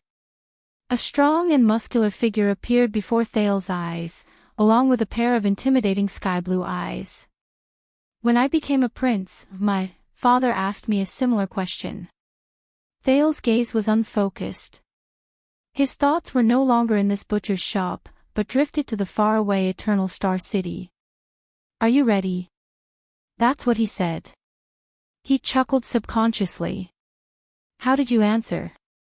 Little Rascal asked expectantly. Thales turned and looked back at her. "I said, no." "And then?" The girl's eyes lit up. "What was your father's reaction?" Thales stared into Little Rascal's eyes quietly and did not move. Then, the latter turned her head away in embarrassment. A few seconds later, Thales sighed. He said, "It's okay. Because, fate will prepare you." That's what he told me. Little Rascal was stunned.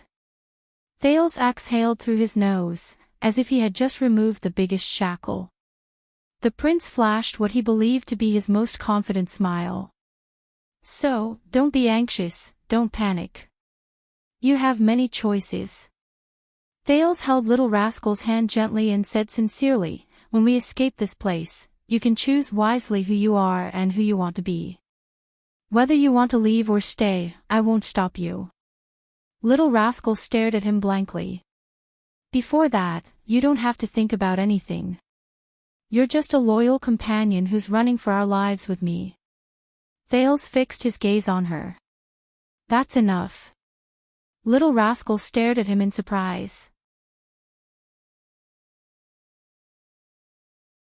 It was as if she was meeting him for the first time. Little Rascal sniffled and said, as if she understood something, "Okay." Thales raised his eyebrows. "Now, sleep for a while. We need strength and spirit." Little Rascal nodded obediently. Thales sighed. Finally, I've comforted her. Thales turned around and climbed into his chair. Goose's chair was a little soft. He did not know what kind of wood it was made of. Thales, little rascal said softly behind him, thank you. Thales paused. No. He lowered his head, a little disappointed. I was the one who got you into this. Otherwise, she would still be a little maid who only had to worry about Alex in the library, reading books. Isn't that right? The two children lay back in their respective chairs and temporarily closed their eyes in peace. Thales. In the darkness with his eyes closed, little rascal's timid voice rang again. Are you really only 7 years old? Why do you know so much? Thales, who was adjusting his lying position, burst into laughter when he heard her.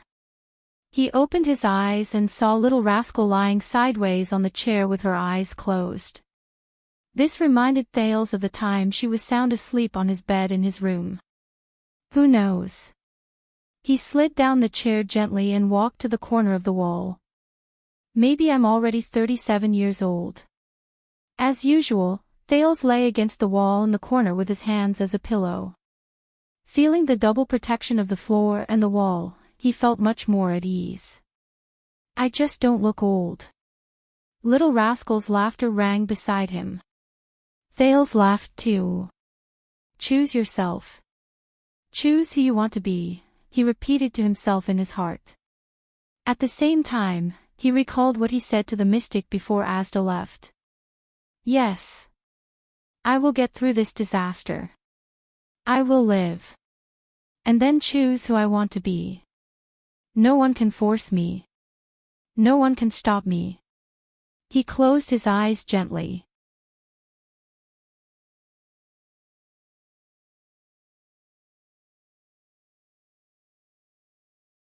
Chapter 196.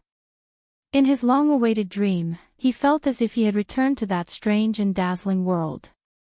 There, the girl with a blurry face but a gentle voice hugged him from behind, which was a rare sight. She whispered, "Why? Are you sad?"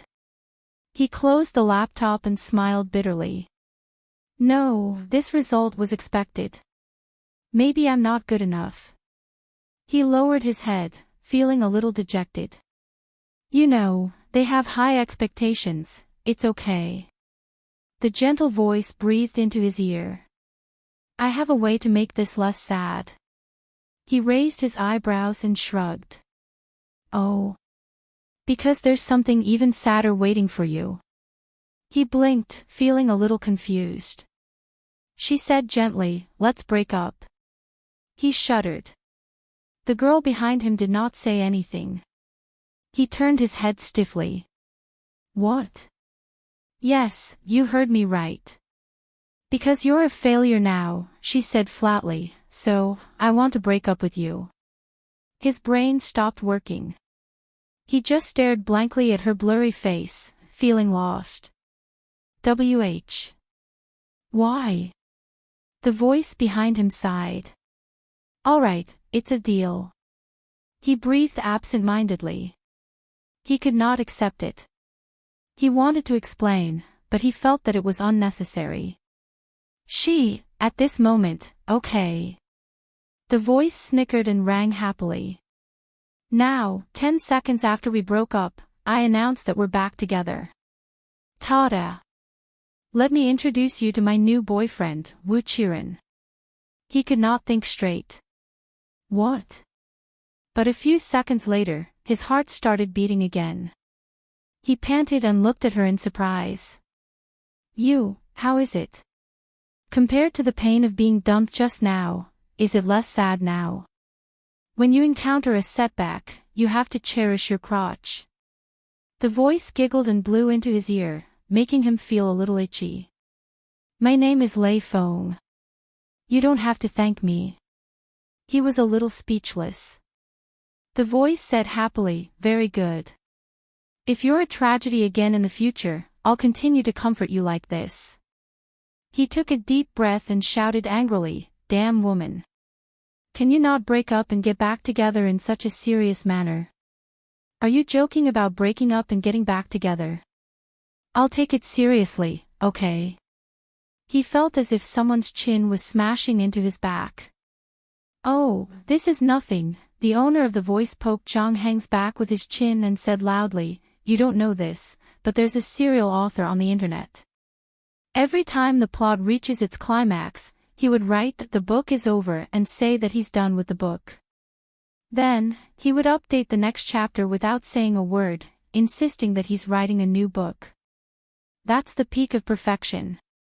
Then don't learn from him, okay?" In his memory, that voice laughed happily. His voice was full of exasperation and relief. Finally, the noise stopped. She lay lazily on his back and wrapped her arms around his chest.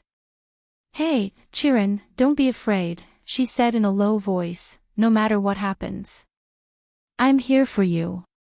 He bowed his head and closed his eyes. "Ah, I know.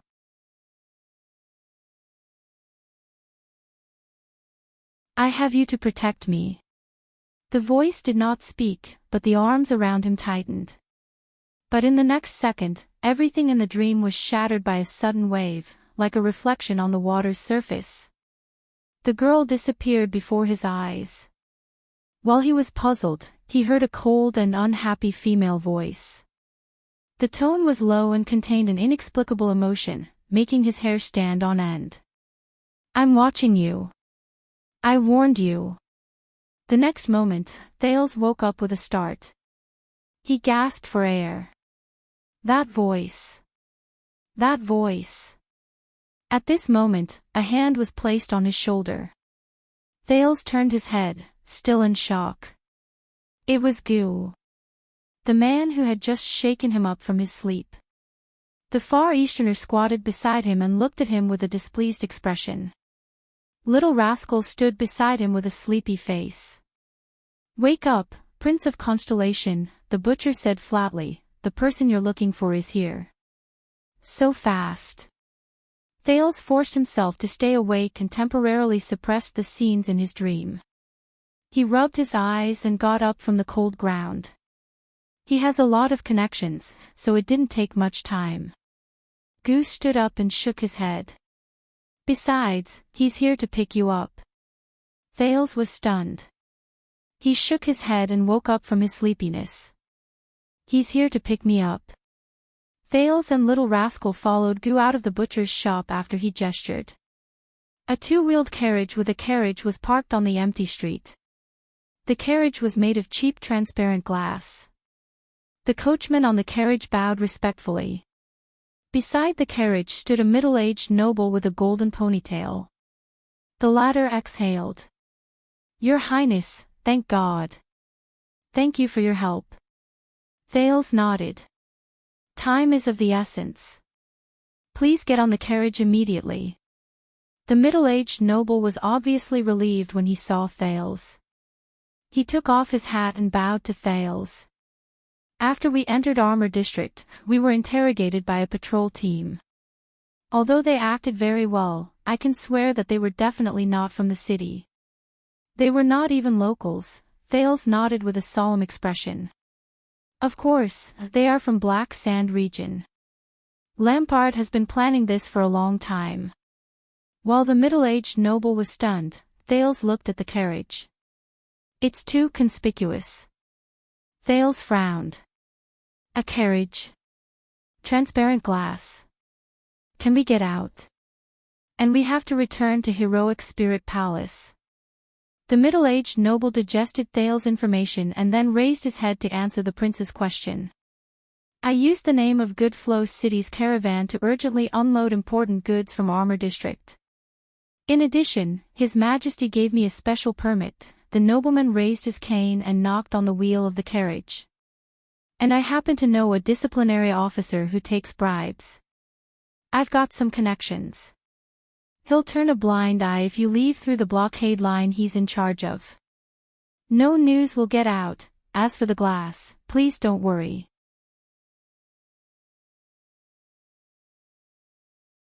This is a custom-made carriage.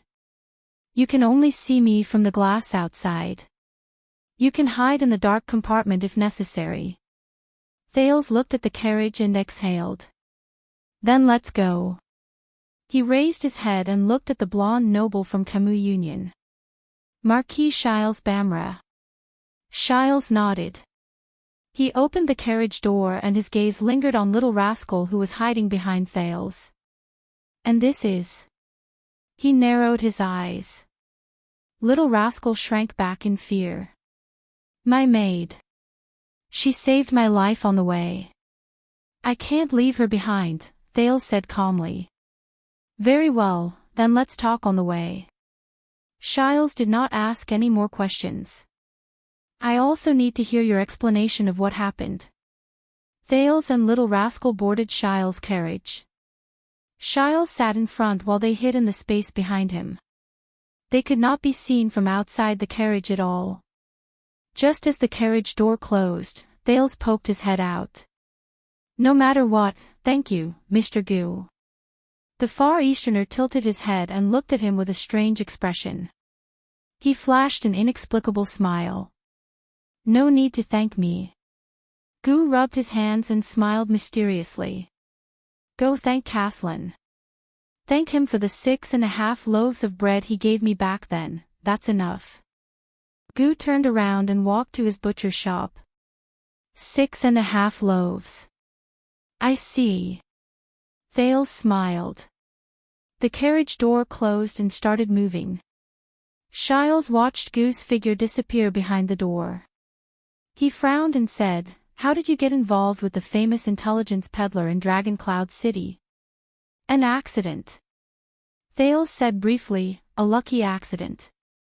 Now, it's time to get down to business. The carriage drove through a stretch of streets. He raised his head and looked at Marquis Shiles in front of him. Please tell me, are Heroic Spirit Palace and the other districts still in Dragon Cloud City and under the control of the Walton family? Marquis Shiles frowned. Before I entered Armor District, the White Blade Guards, the Palace Guards, the patrols, and even the officials were all normal. Of course, when the king led his team away from the palace, the ravaging calamities and the return of the Great Dragon, some of the guests, including the archdukes, were emotionally unstable. But Prime Minister Leespan tried his best to calm them down. But he changed the topic and said in a low voice, My informants in the disciplinary hall and the channels of my peers told me that His Majesty has not shown up, nor has he given any orders. Only a few White Blade Guards have appeared after resisting the calamities, but they have found nothing. Everyone from the chief garrison officer to the disciplinary hall is anxious. Not long ago, the Prime Minister was still discussing whether to ignore the king's ban and send a large number of patrols into Shield District. Thales breathed a sigh of relief. So, Heroic Spirit Palace and Dragon Cloud City are generally safe. Safe.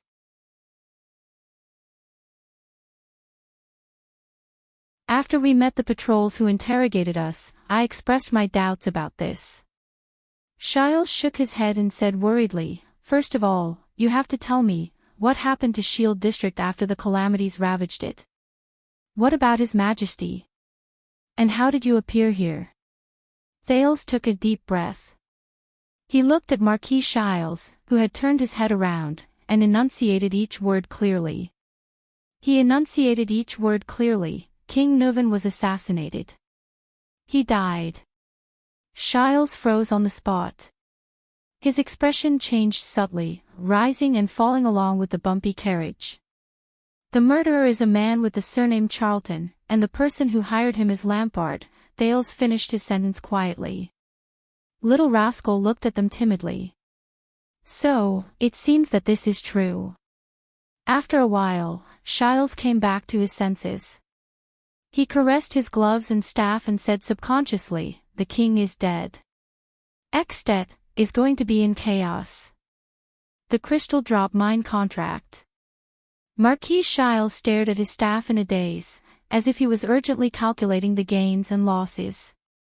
Thales remained silent and did not speak. Soon, the carriage drove out of the boundaries of Armor District.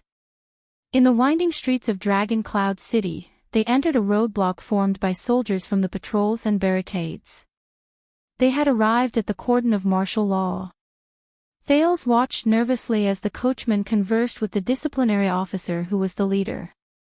The coachman stuffed a letter and a pouch of money into the disciplinary officer's hand. The disciplinary officer glanced at the window of the carriage. Marquis Shiles waved at him in a friendly manner. The carriage was let through without a hitch. Thales, who was lying flat on the ground with Little Rascal, heaved a sigh of relief. "Don't worry." Shiles smiled stiffly. "The merchants have a lot of connections, and they are very useful. It's not a problem to deal with these people at the bottom of the hierarchy." The people around the carriage began to increase. Everywhere were the citizens of the capital who were whispering to each other. They were either disheveled or dressed in rags as they stayed on the streets. Quite a number of kind-hearted people brought out food supplies and gave them to these pitiful people living on the streets. These are the evacuated citizens. They have been homeless for a few hours, at least not before the king's ban expires. Marquis Shiles looked outside the window and shook his head. "Of course, I heard that compared to the people in Shield District." But at this moment, a loud noise suddenly came from outside the window. A man ran over from the street with an anxious look on his face. As he ran, he shouted loudly. Thales and Shiles frowned and looked at each other in bewilderment. The crowd began to gather in one spot and followed the man's figure forward. The discussions around them became louder and louder.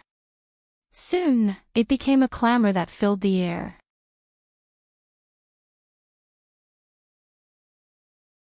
Immediately, the crowd's emotions began to go out of control. Some of them roared in grief and indignation, some were hysterical, and some were cursing angrily. Their carriage had no choice but to slow down as well. Soon, the man disappeared into the crowd. But the people did not disperse. They still gathered in circles and discussed enthusiastically in twos and threes with their loud voices. There was no lack of people who were so excited that they even started fighting. The Northlanders' personalities could be seen clearly. "What's wrong?" An ominous feeling rose in Thales' heart. "I don't know," Marquis Shiles answered solemnly. "But we will find out."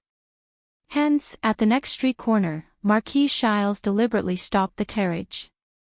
Under his signal, a patrol soldier who was maintaining order but was arguing with his colleague in an agitated manner was invited by the coachman to the carriage.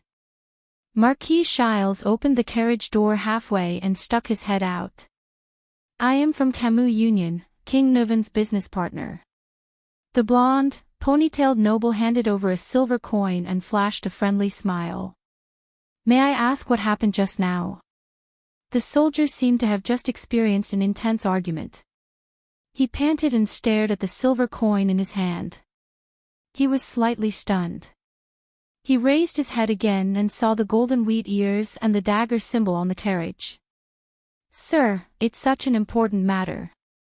The soldier calmed down his agitated emotions.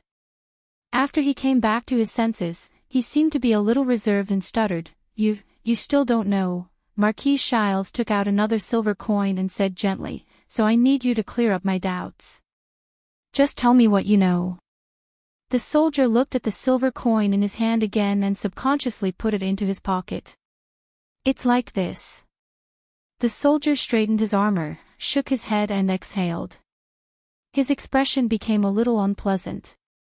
"His Majesty, King Nuvan was assassinated." Shiles' expression changed at the same time. "What happened? How did you know?" Thales hid behind the marquis. He gritted his teeth and listened quietly. "I heard it from someone." The soldier looked at the marquis' reaction and seemed to have received encouragement. His words began to flow smoothly. "The whole of Dragon Cloud City is saying that the murderer, Thales was shocked." Marquis Shiles frowned. "Who is the murderer?" "It's those people from the Empire." The soldier raised his head and shouted angrily, "They want to cause civil strife in Axtet." The soldier's words became more and more indignant. There was anger and hatred in his tone. Those damned remnants of the Empire, that prince of constellation from the south. They colluded with the Calamities, and even secretly ambushed people and assassins. They murdered the great-born king in Shield District. Those constellatiate be asterisk stars. Shiles sighed in silence. Behind him, under Little Rascal's terrified gaze, Thales leaned against the carriage in a daze and panted absent-mindedly.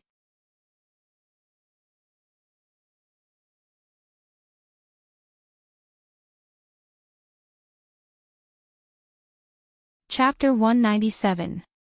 Early in the morning in Dragon Cloud City, a two-wheeled carriage drove along the messy streets, shuttling back and forth skillfully. As the carriage moved forward, the indignant shouts outside the window gradually lessened. In the carriage, Marquis Shiles turned his head and looked at Thales, who did not say a word. The Marquis shook his head silently in his heart. "After all, are you all right, Your Highness?" the Marquis of Camus Union asked tentatively. Thales raised his head as if he had sensed something and glanced at Shiles in a daze. Little Rascal, who was beside him, sensed that the atmosphere was not right and secretly inhaled. Under the Marquis's subtle gaze, Thales sighed after a while. "Yes. I'm just a little tired." Shiles gripped his cane, his expression was solemn. "What are your plans, Your Highness?" Thales closed his eyes and took a deep breath, expelling all the fear and uncertainty in his heart. "I have to pull myself together." At times like this, the prince clenched his fist and felt the wound on his palm caused by the dagger. "It hurts. But, I seem to understand a little." He opened his eyes and his gaze was firm. "We must hurry to Heroic Spirit Palace as soon as possible about why Lampard dared to take the risk to assassinate His Majesty and even brought his army to Dragon Cloud City. It's war again, right?" Marquis Shiles sighed.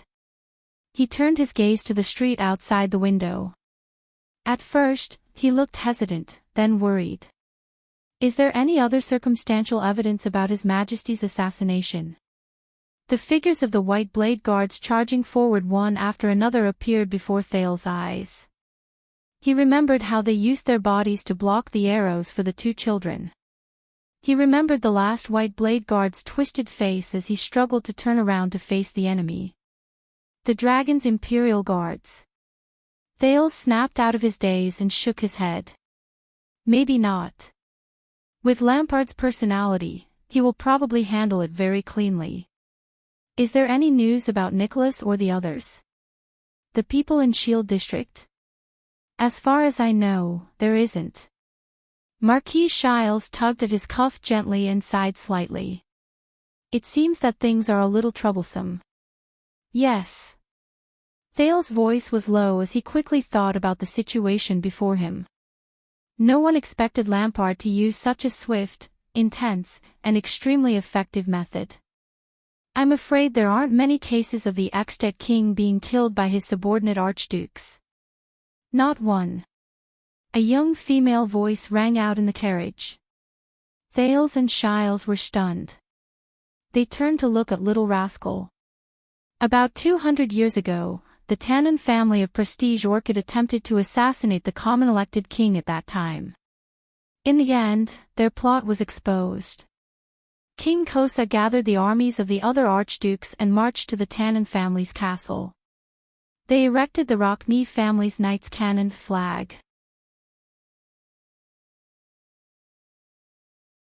After Little Rascal said this, she blinked and touched her head, as if she was trying to recall. On the seventh day, mourning Archduke Amos Tannen, who violated the joint ruling pledge, was tied up by his subordinates and the disgruntled people and taken out of the city. The girl raised her head and said with certainty, in front of everyone, King Kosa personally pierced the traitor's chest with the Soul Slayer pike. Jacob Alcius was the first person to escort the mourning Archduke out of the city. Later on, he became the first Archduke of Prestige Orchid with the surname Alcius. Thales and Shiles frowned as they listened to Little Rascal with strange expressions on their faces. Only then did Little Rascal notice the other two's expressions. She blushed and immediately lowered her head timidly. They exchanged a glance. "You said that she's your maid?" Marquis Shiles was a little puzzled. "Yes, that's what I like about her." Thales touched his head, feeling a little awkward. He secretly poked Little Rascal, causing the latter to lower her head even more. Hee. Is that so?" Shiles cast a profound glance at Little Rascal and flashed a sly smile. "I see." Thales quickly changed the topic. "So, whether it's regicide or rebellion, it seems to be a terrible crime in Northland." Shiles nodded and sighed. "If that's the case, the Northlanders will not allow a regicide."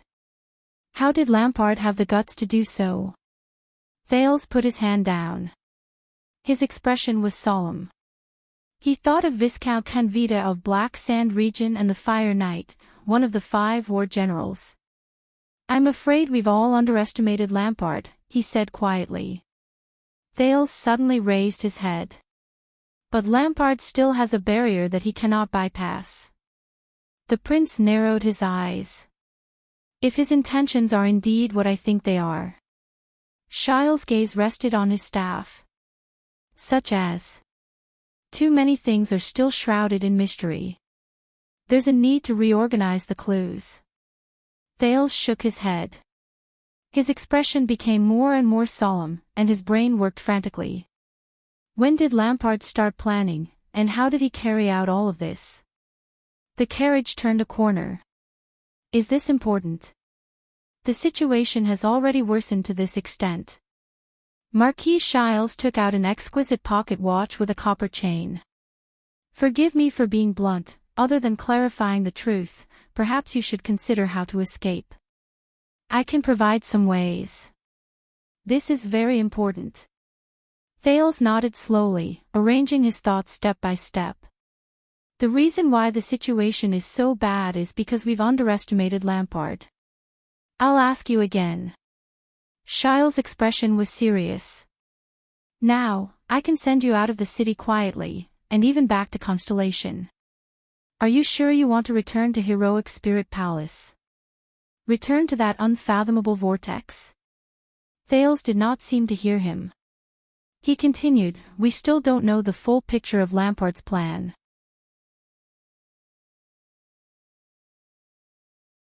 Then, we might as well go back to the beginning of his plan," Shiles silently observed the young prince. His evaluation of him rose slightly in his heart. Under such circumstances, how many people can still restrain their fear and think calmly? What a pity. The Marquis sighed silently in his heart. The prince's gaze suddenly froze. "Your Grace," Thales thought of something and asked subconsciously, "why did King Nuvan look for Pomfret and Lampard's collaborator?" "Ha!" The Marquis of Goodflow City raised his eyebrows. "Why did King Nuvan look for Pomfret? Is there a need to ask this question?" "Because Archduke Pomfret coincidentally killed his son." Shiles' eyes turned, as if he did not quite understand the prince's question. With a strange expression, he answered tentatively, "And King Nuvan coincidentally discovered this?" Thales shook his head. "Because King Nuvan obtained information about Lampard's investigation, Disaster Sword, remember?" Thales' gaze became clearer. "This information linked Prince Mariah's assassination and my assassination in front of Broken Dragon Fortress together. That's why you concluded that Lampard had a collaborator, and why King Nuvan wanted revenge." A world of ice and snow appeared before Thales' eyes. It was what Nicholas and Shiles told him a few nights before he arrived at Dragon Cloud City. Shiles did not answer immediately. He paused for a moment and said thoughtfully, "You mean," Thales exhaled slowly. There was a solemn look in his eyes that had never been seen before. "I'm afraid that when I set off from Black Sand Region, when Nicholas received news from the Disaster Swords, and when King Nuvan decided to take revenge, we all fell into Lampard's trap." He lowered his head slightly. His expression was unpleasant. Beside him, Little Rascal saw his expression and did not dare to breathe loudly. No, not enough. We still lack some clues, some crucial clues. To be able to carry out such a large and long-lasting plan, Thales murmured, from planning to execution, from Black Sand region to Dragon Cloud City, from assassination to troop transport, from operation to secrecy, it's definitely not something a remote archduke can do alone. Lampard must have a mole as a helper. Regarding this, I agree with you. Marquis Shiles nodded with a solemn expression. I think Lampard does have a helper to pull off such a big thing. You have a wide network of connections. Do you have any clues? Thales' eyes brightened. In your opinion, who is the most suspicious? At this moment, Little Rascal suddenly raised her head as if she had sensed something. She stretched her head out to look outside the window. Her face paled and she nudged Thales. Thales only noticed that their carriage had stopped without them noticing. Marquis Shiles put the pocket watch that he had been stroking for a long time into his pocket and sighed. Your Highness, we've arrived. Thales thought of something. So fast.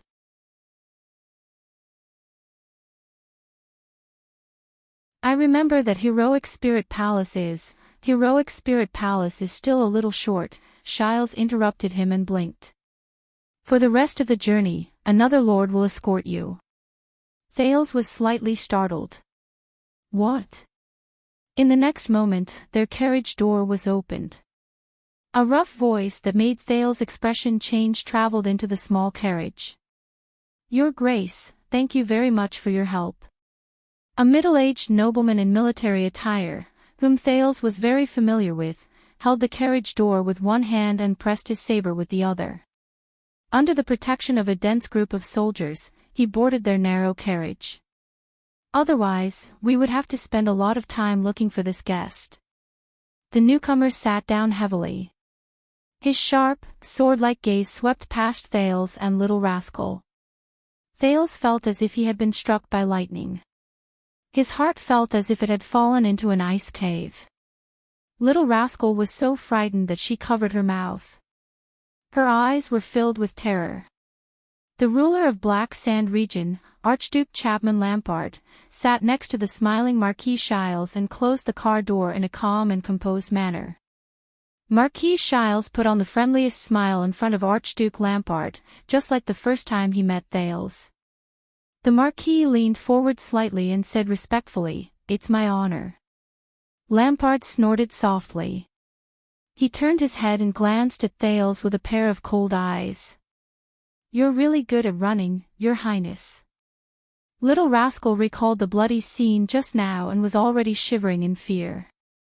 The prince only stared blankly at the Archduke of Black Sand region in front of him. He did not move. Fear and panic instantly climbed into his heart, but he forcibly suppressed them. No, Chapman Lampard. Shiles Bamra. This means, a few seconds later, Thales snapped out of the shocking scene in front of him. Shiles Bamra, you.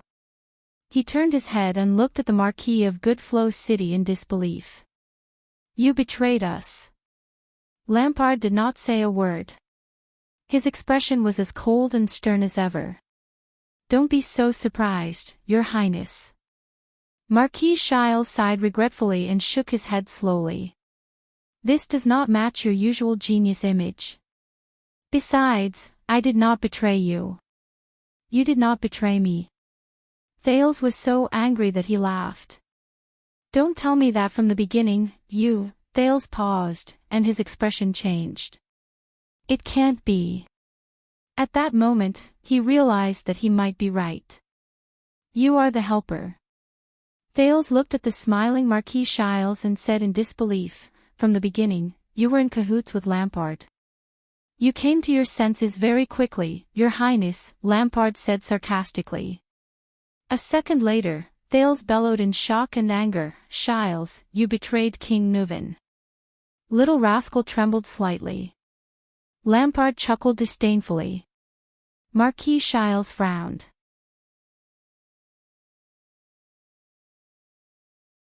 Thales clenched his trembling fists and stared angrily at the soldiers of Black Sand region who were dressed in patrol uniforms outside the window. They fell into Lampart's hands again.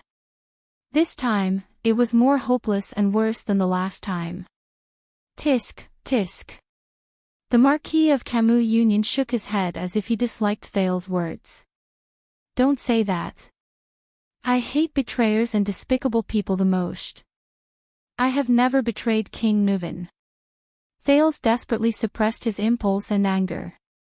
I thought you had an agreement with King Nuven. Of course, he needs to take revenge on the culprit who betrayed Mariah. Shiles shrugged as if he did not care. For this, he needs a third-party candidate like me, who can move freely among the archdukes without arousing suspicion. The Marquis blinked. Using the crystal drop mine contract in exchange for revenge, this is very fair. Thales panted and glanced at the unsmiling Lampard. But you betrayed Nuven. No, no, no, Your Highness. Shiles sighed, raised a finger and shook it gently. You misunderstood. Shiles opened his eyes. His eyes were filled with shrewdness, but there was a hint of indisputable sincerity in them. I am a man of integrity and I keep my promises. The spirit of a contract is my first creed. The spirit of a contract? Thales clenched his fists and gritted his teeth in anger. Yes. Shiles nodded and spread his left hand. I faithfully fulfilled the agreement with King Nuven and helped him find and kill his enemy. He was very satisfied, and I was also very happy. Shiles raised a finger, raised his eyebrows and shook his head, as if he was blaming Thales for doubting him. The spirit of a contract. The Marquis' gaze was very clear. There was not even a hint of guilt or awkwardness. It was as if this was his true nature. Thales took a deep breath. The sin of Hell's river surged into his head at the right time. Finally, Thales slowly slowed down his breathing and his brain began to calm down. Marquis Shiles continued to smile amiably and winked. As for now, I am only fulfilling another contract with Sir Lampard. As always, I keep my promise. Look, it's still the spirit of a contract. Thales unclenched his fists and looked at Lampard's hand, which was placed on his saber. He gave up on the idea of touching his dagger. How much have you done for Lampard? Thales said coldly. Help him prepare resources. Or directly kill the king. Shiles exhaled and met Lampard's gaze. The latter's eyes were filled with coldness. Let me think, it's actually not much. The Marquis drew out his staff and smiled faintly.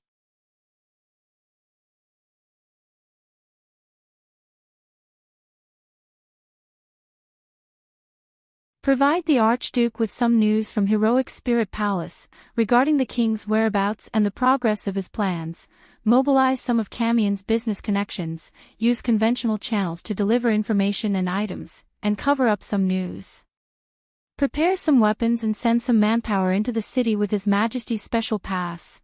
Of course, as for disguising and replacing them with the patrol team, that's Mr. Vlad's task. As he listened to Shiles spew out one chilling news after another, Thales raised his head abruptly. Since when? When Nicholas came looking for me. When I entered Dragon Cloud City. The prince said indignantly, or were you Lampard's spy from the very beginning? Marquis Shiles smiled and said nothing. Enough, Lampard said from the side. His tone was cold as he glanced at Shiles mercilessly. Our time is tight. But Thales did not have the slightest intention to pay attention to his enemy. What did he give you to make you risk the greatest taboo to work with a Kingslayer? The prince said angrily. Contract. Money. Power. After deducting the price you paid, could it be more than what King Nuven gave you? Shiles shook his head. No, the problem is not what Sir Lampard gave me. The Marquis smiled apologetically at Archduke Lampard, then turned to Thales and said, you can't just look at profits and numbers when doing business. Sometimes, you have to build up some reputation and connections. King Nuven is a good collaborator, but even if it's the most surefire business deal, you have to leave a backup plan. Thales was stunned when he heard that, then he sneered. So, Lampard and Black Sand region are the backup plan you prepared outside of King Nuven and Dragoncloud City? Marquis Shiles turned his head. He pushed open the carriage door and tapped his cane on the pedal. You're wrong again. A backup plan is not a prepared person or thing, it's a concept. Shiles turned around and smiled faintly. He gestured at Lampard with his palm. The Archduke has proven his value and potential. So, when he appeared in front of me, even if we didn't agree on it beforehand, he would naturally become my backup plan. Thales sneered disdainfully. Shiles Bamra. His gaze moved back and forth between Lampard and Shiles. He gritted his teeth and said, "What about after Lampard? Have you prepared a backup plan for him?" Lampard raised his head slightly and cast a chilling gaze at Thales. It was as if he was looking at a dead man. Thales' heart tensed up. "If I were you, Your Highness," Shiles stepped down from the carriage without turning his head and said with a smile, "I would start thinking of a way to get out of this, instead of trying to sow discord in vain." Lampard snorted coldly. "Very reasonable." Thales clenched his fists and said no more. Once again, his gaze swept past the densely packed soldiers outside the window. At that moment, his heart was filled with despair.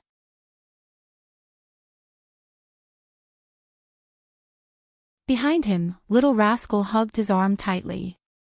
"Then, I'll leave the rest to you." Marquis Shiles turned around and bowed slightly to Archduke Lampard on the ground. He then flashed a smile at Thales. "Please rest assured, Your Highness. As I promised, the Archduke will send you to Heroic Spirit Palace." "Thank you." Thales snorted in disdain. "Thank you for the spirit of the contract." Marquis Shiles had a smile on his face. He did not look offended at all. Lampard extended his hand and slowly held the handle of the carriage door. "After I'm done, I'll send someone to send the carriage back." Lampard exhaled deeply and nodded slightly at Shiles with a cold expression. "I'll remember the friendship of Goodflow City." Shiles exhaled a hot breath and watched as his coachman stepped down from the driver's seat. Another soldier from Black Sand region took his place. "No, there's no need for that." The Marquis shook his head. With a profound gaze, he swept past Lampard and the two children. His tone was full of pity. "I think I don't need this carriage anymore." The few of them were silent for a few seconds. "Farewell, Your Grace." Marquis Shiles tidied up his luxurious clothes, which were wrinkled from getting up and down the carriage. He straightened his top hat and said respectfully, "I wish you all the best and that all your wishes come true." Lampard was about to close the carriage door when he suddenly stopped. The Archduke of Black Sand region paused for a moment.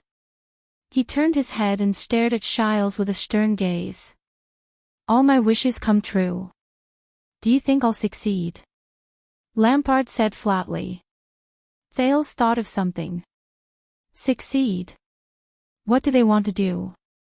"Of course, you have a unique vision and bearing." Marquis Shiles exhaled with a rather emotional sigh.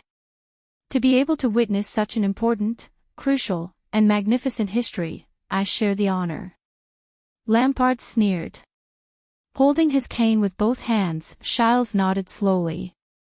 The smile on his face was as humble and respectful as ever. "I have no doubt about your future." The Archduke of Black Sand region's gaze was complicated. He stared at the Marquis with a subtle expression.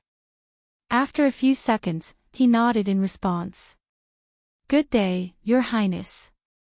Shiles turned his head and looked at Thales, who had an unpleasant expression. He also gave his blessings respectfully.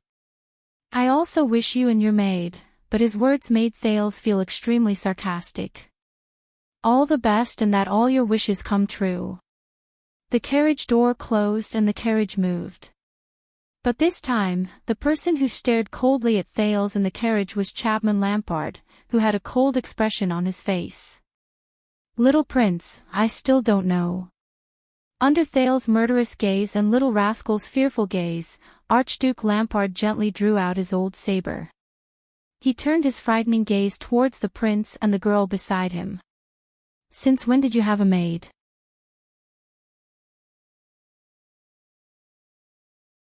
Facing the cold gleam of the blade, Little Rascal trembled slightly. "You're tuning into the LoveLore Library YouTube channel. We're so grateful for your support, and don't forget to subscribe to join us on this incredible journey through captivating stories. Your generosity through donations truly makes a world of difference, as it's the primary source of revenue that allows me to expand and enhance this channel for you. Thank you from the bottom of my heart for being a part of this adventure.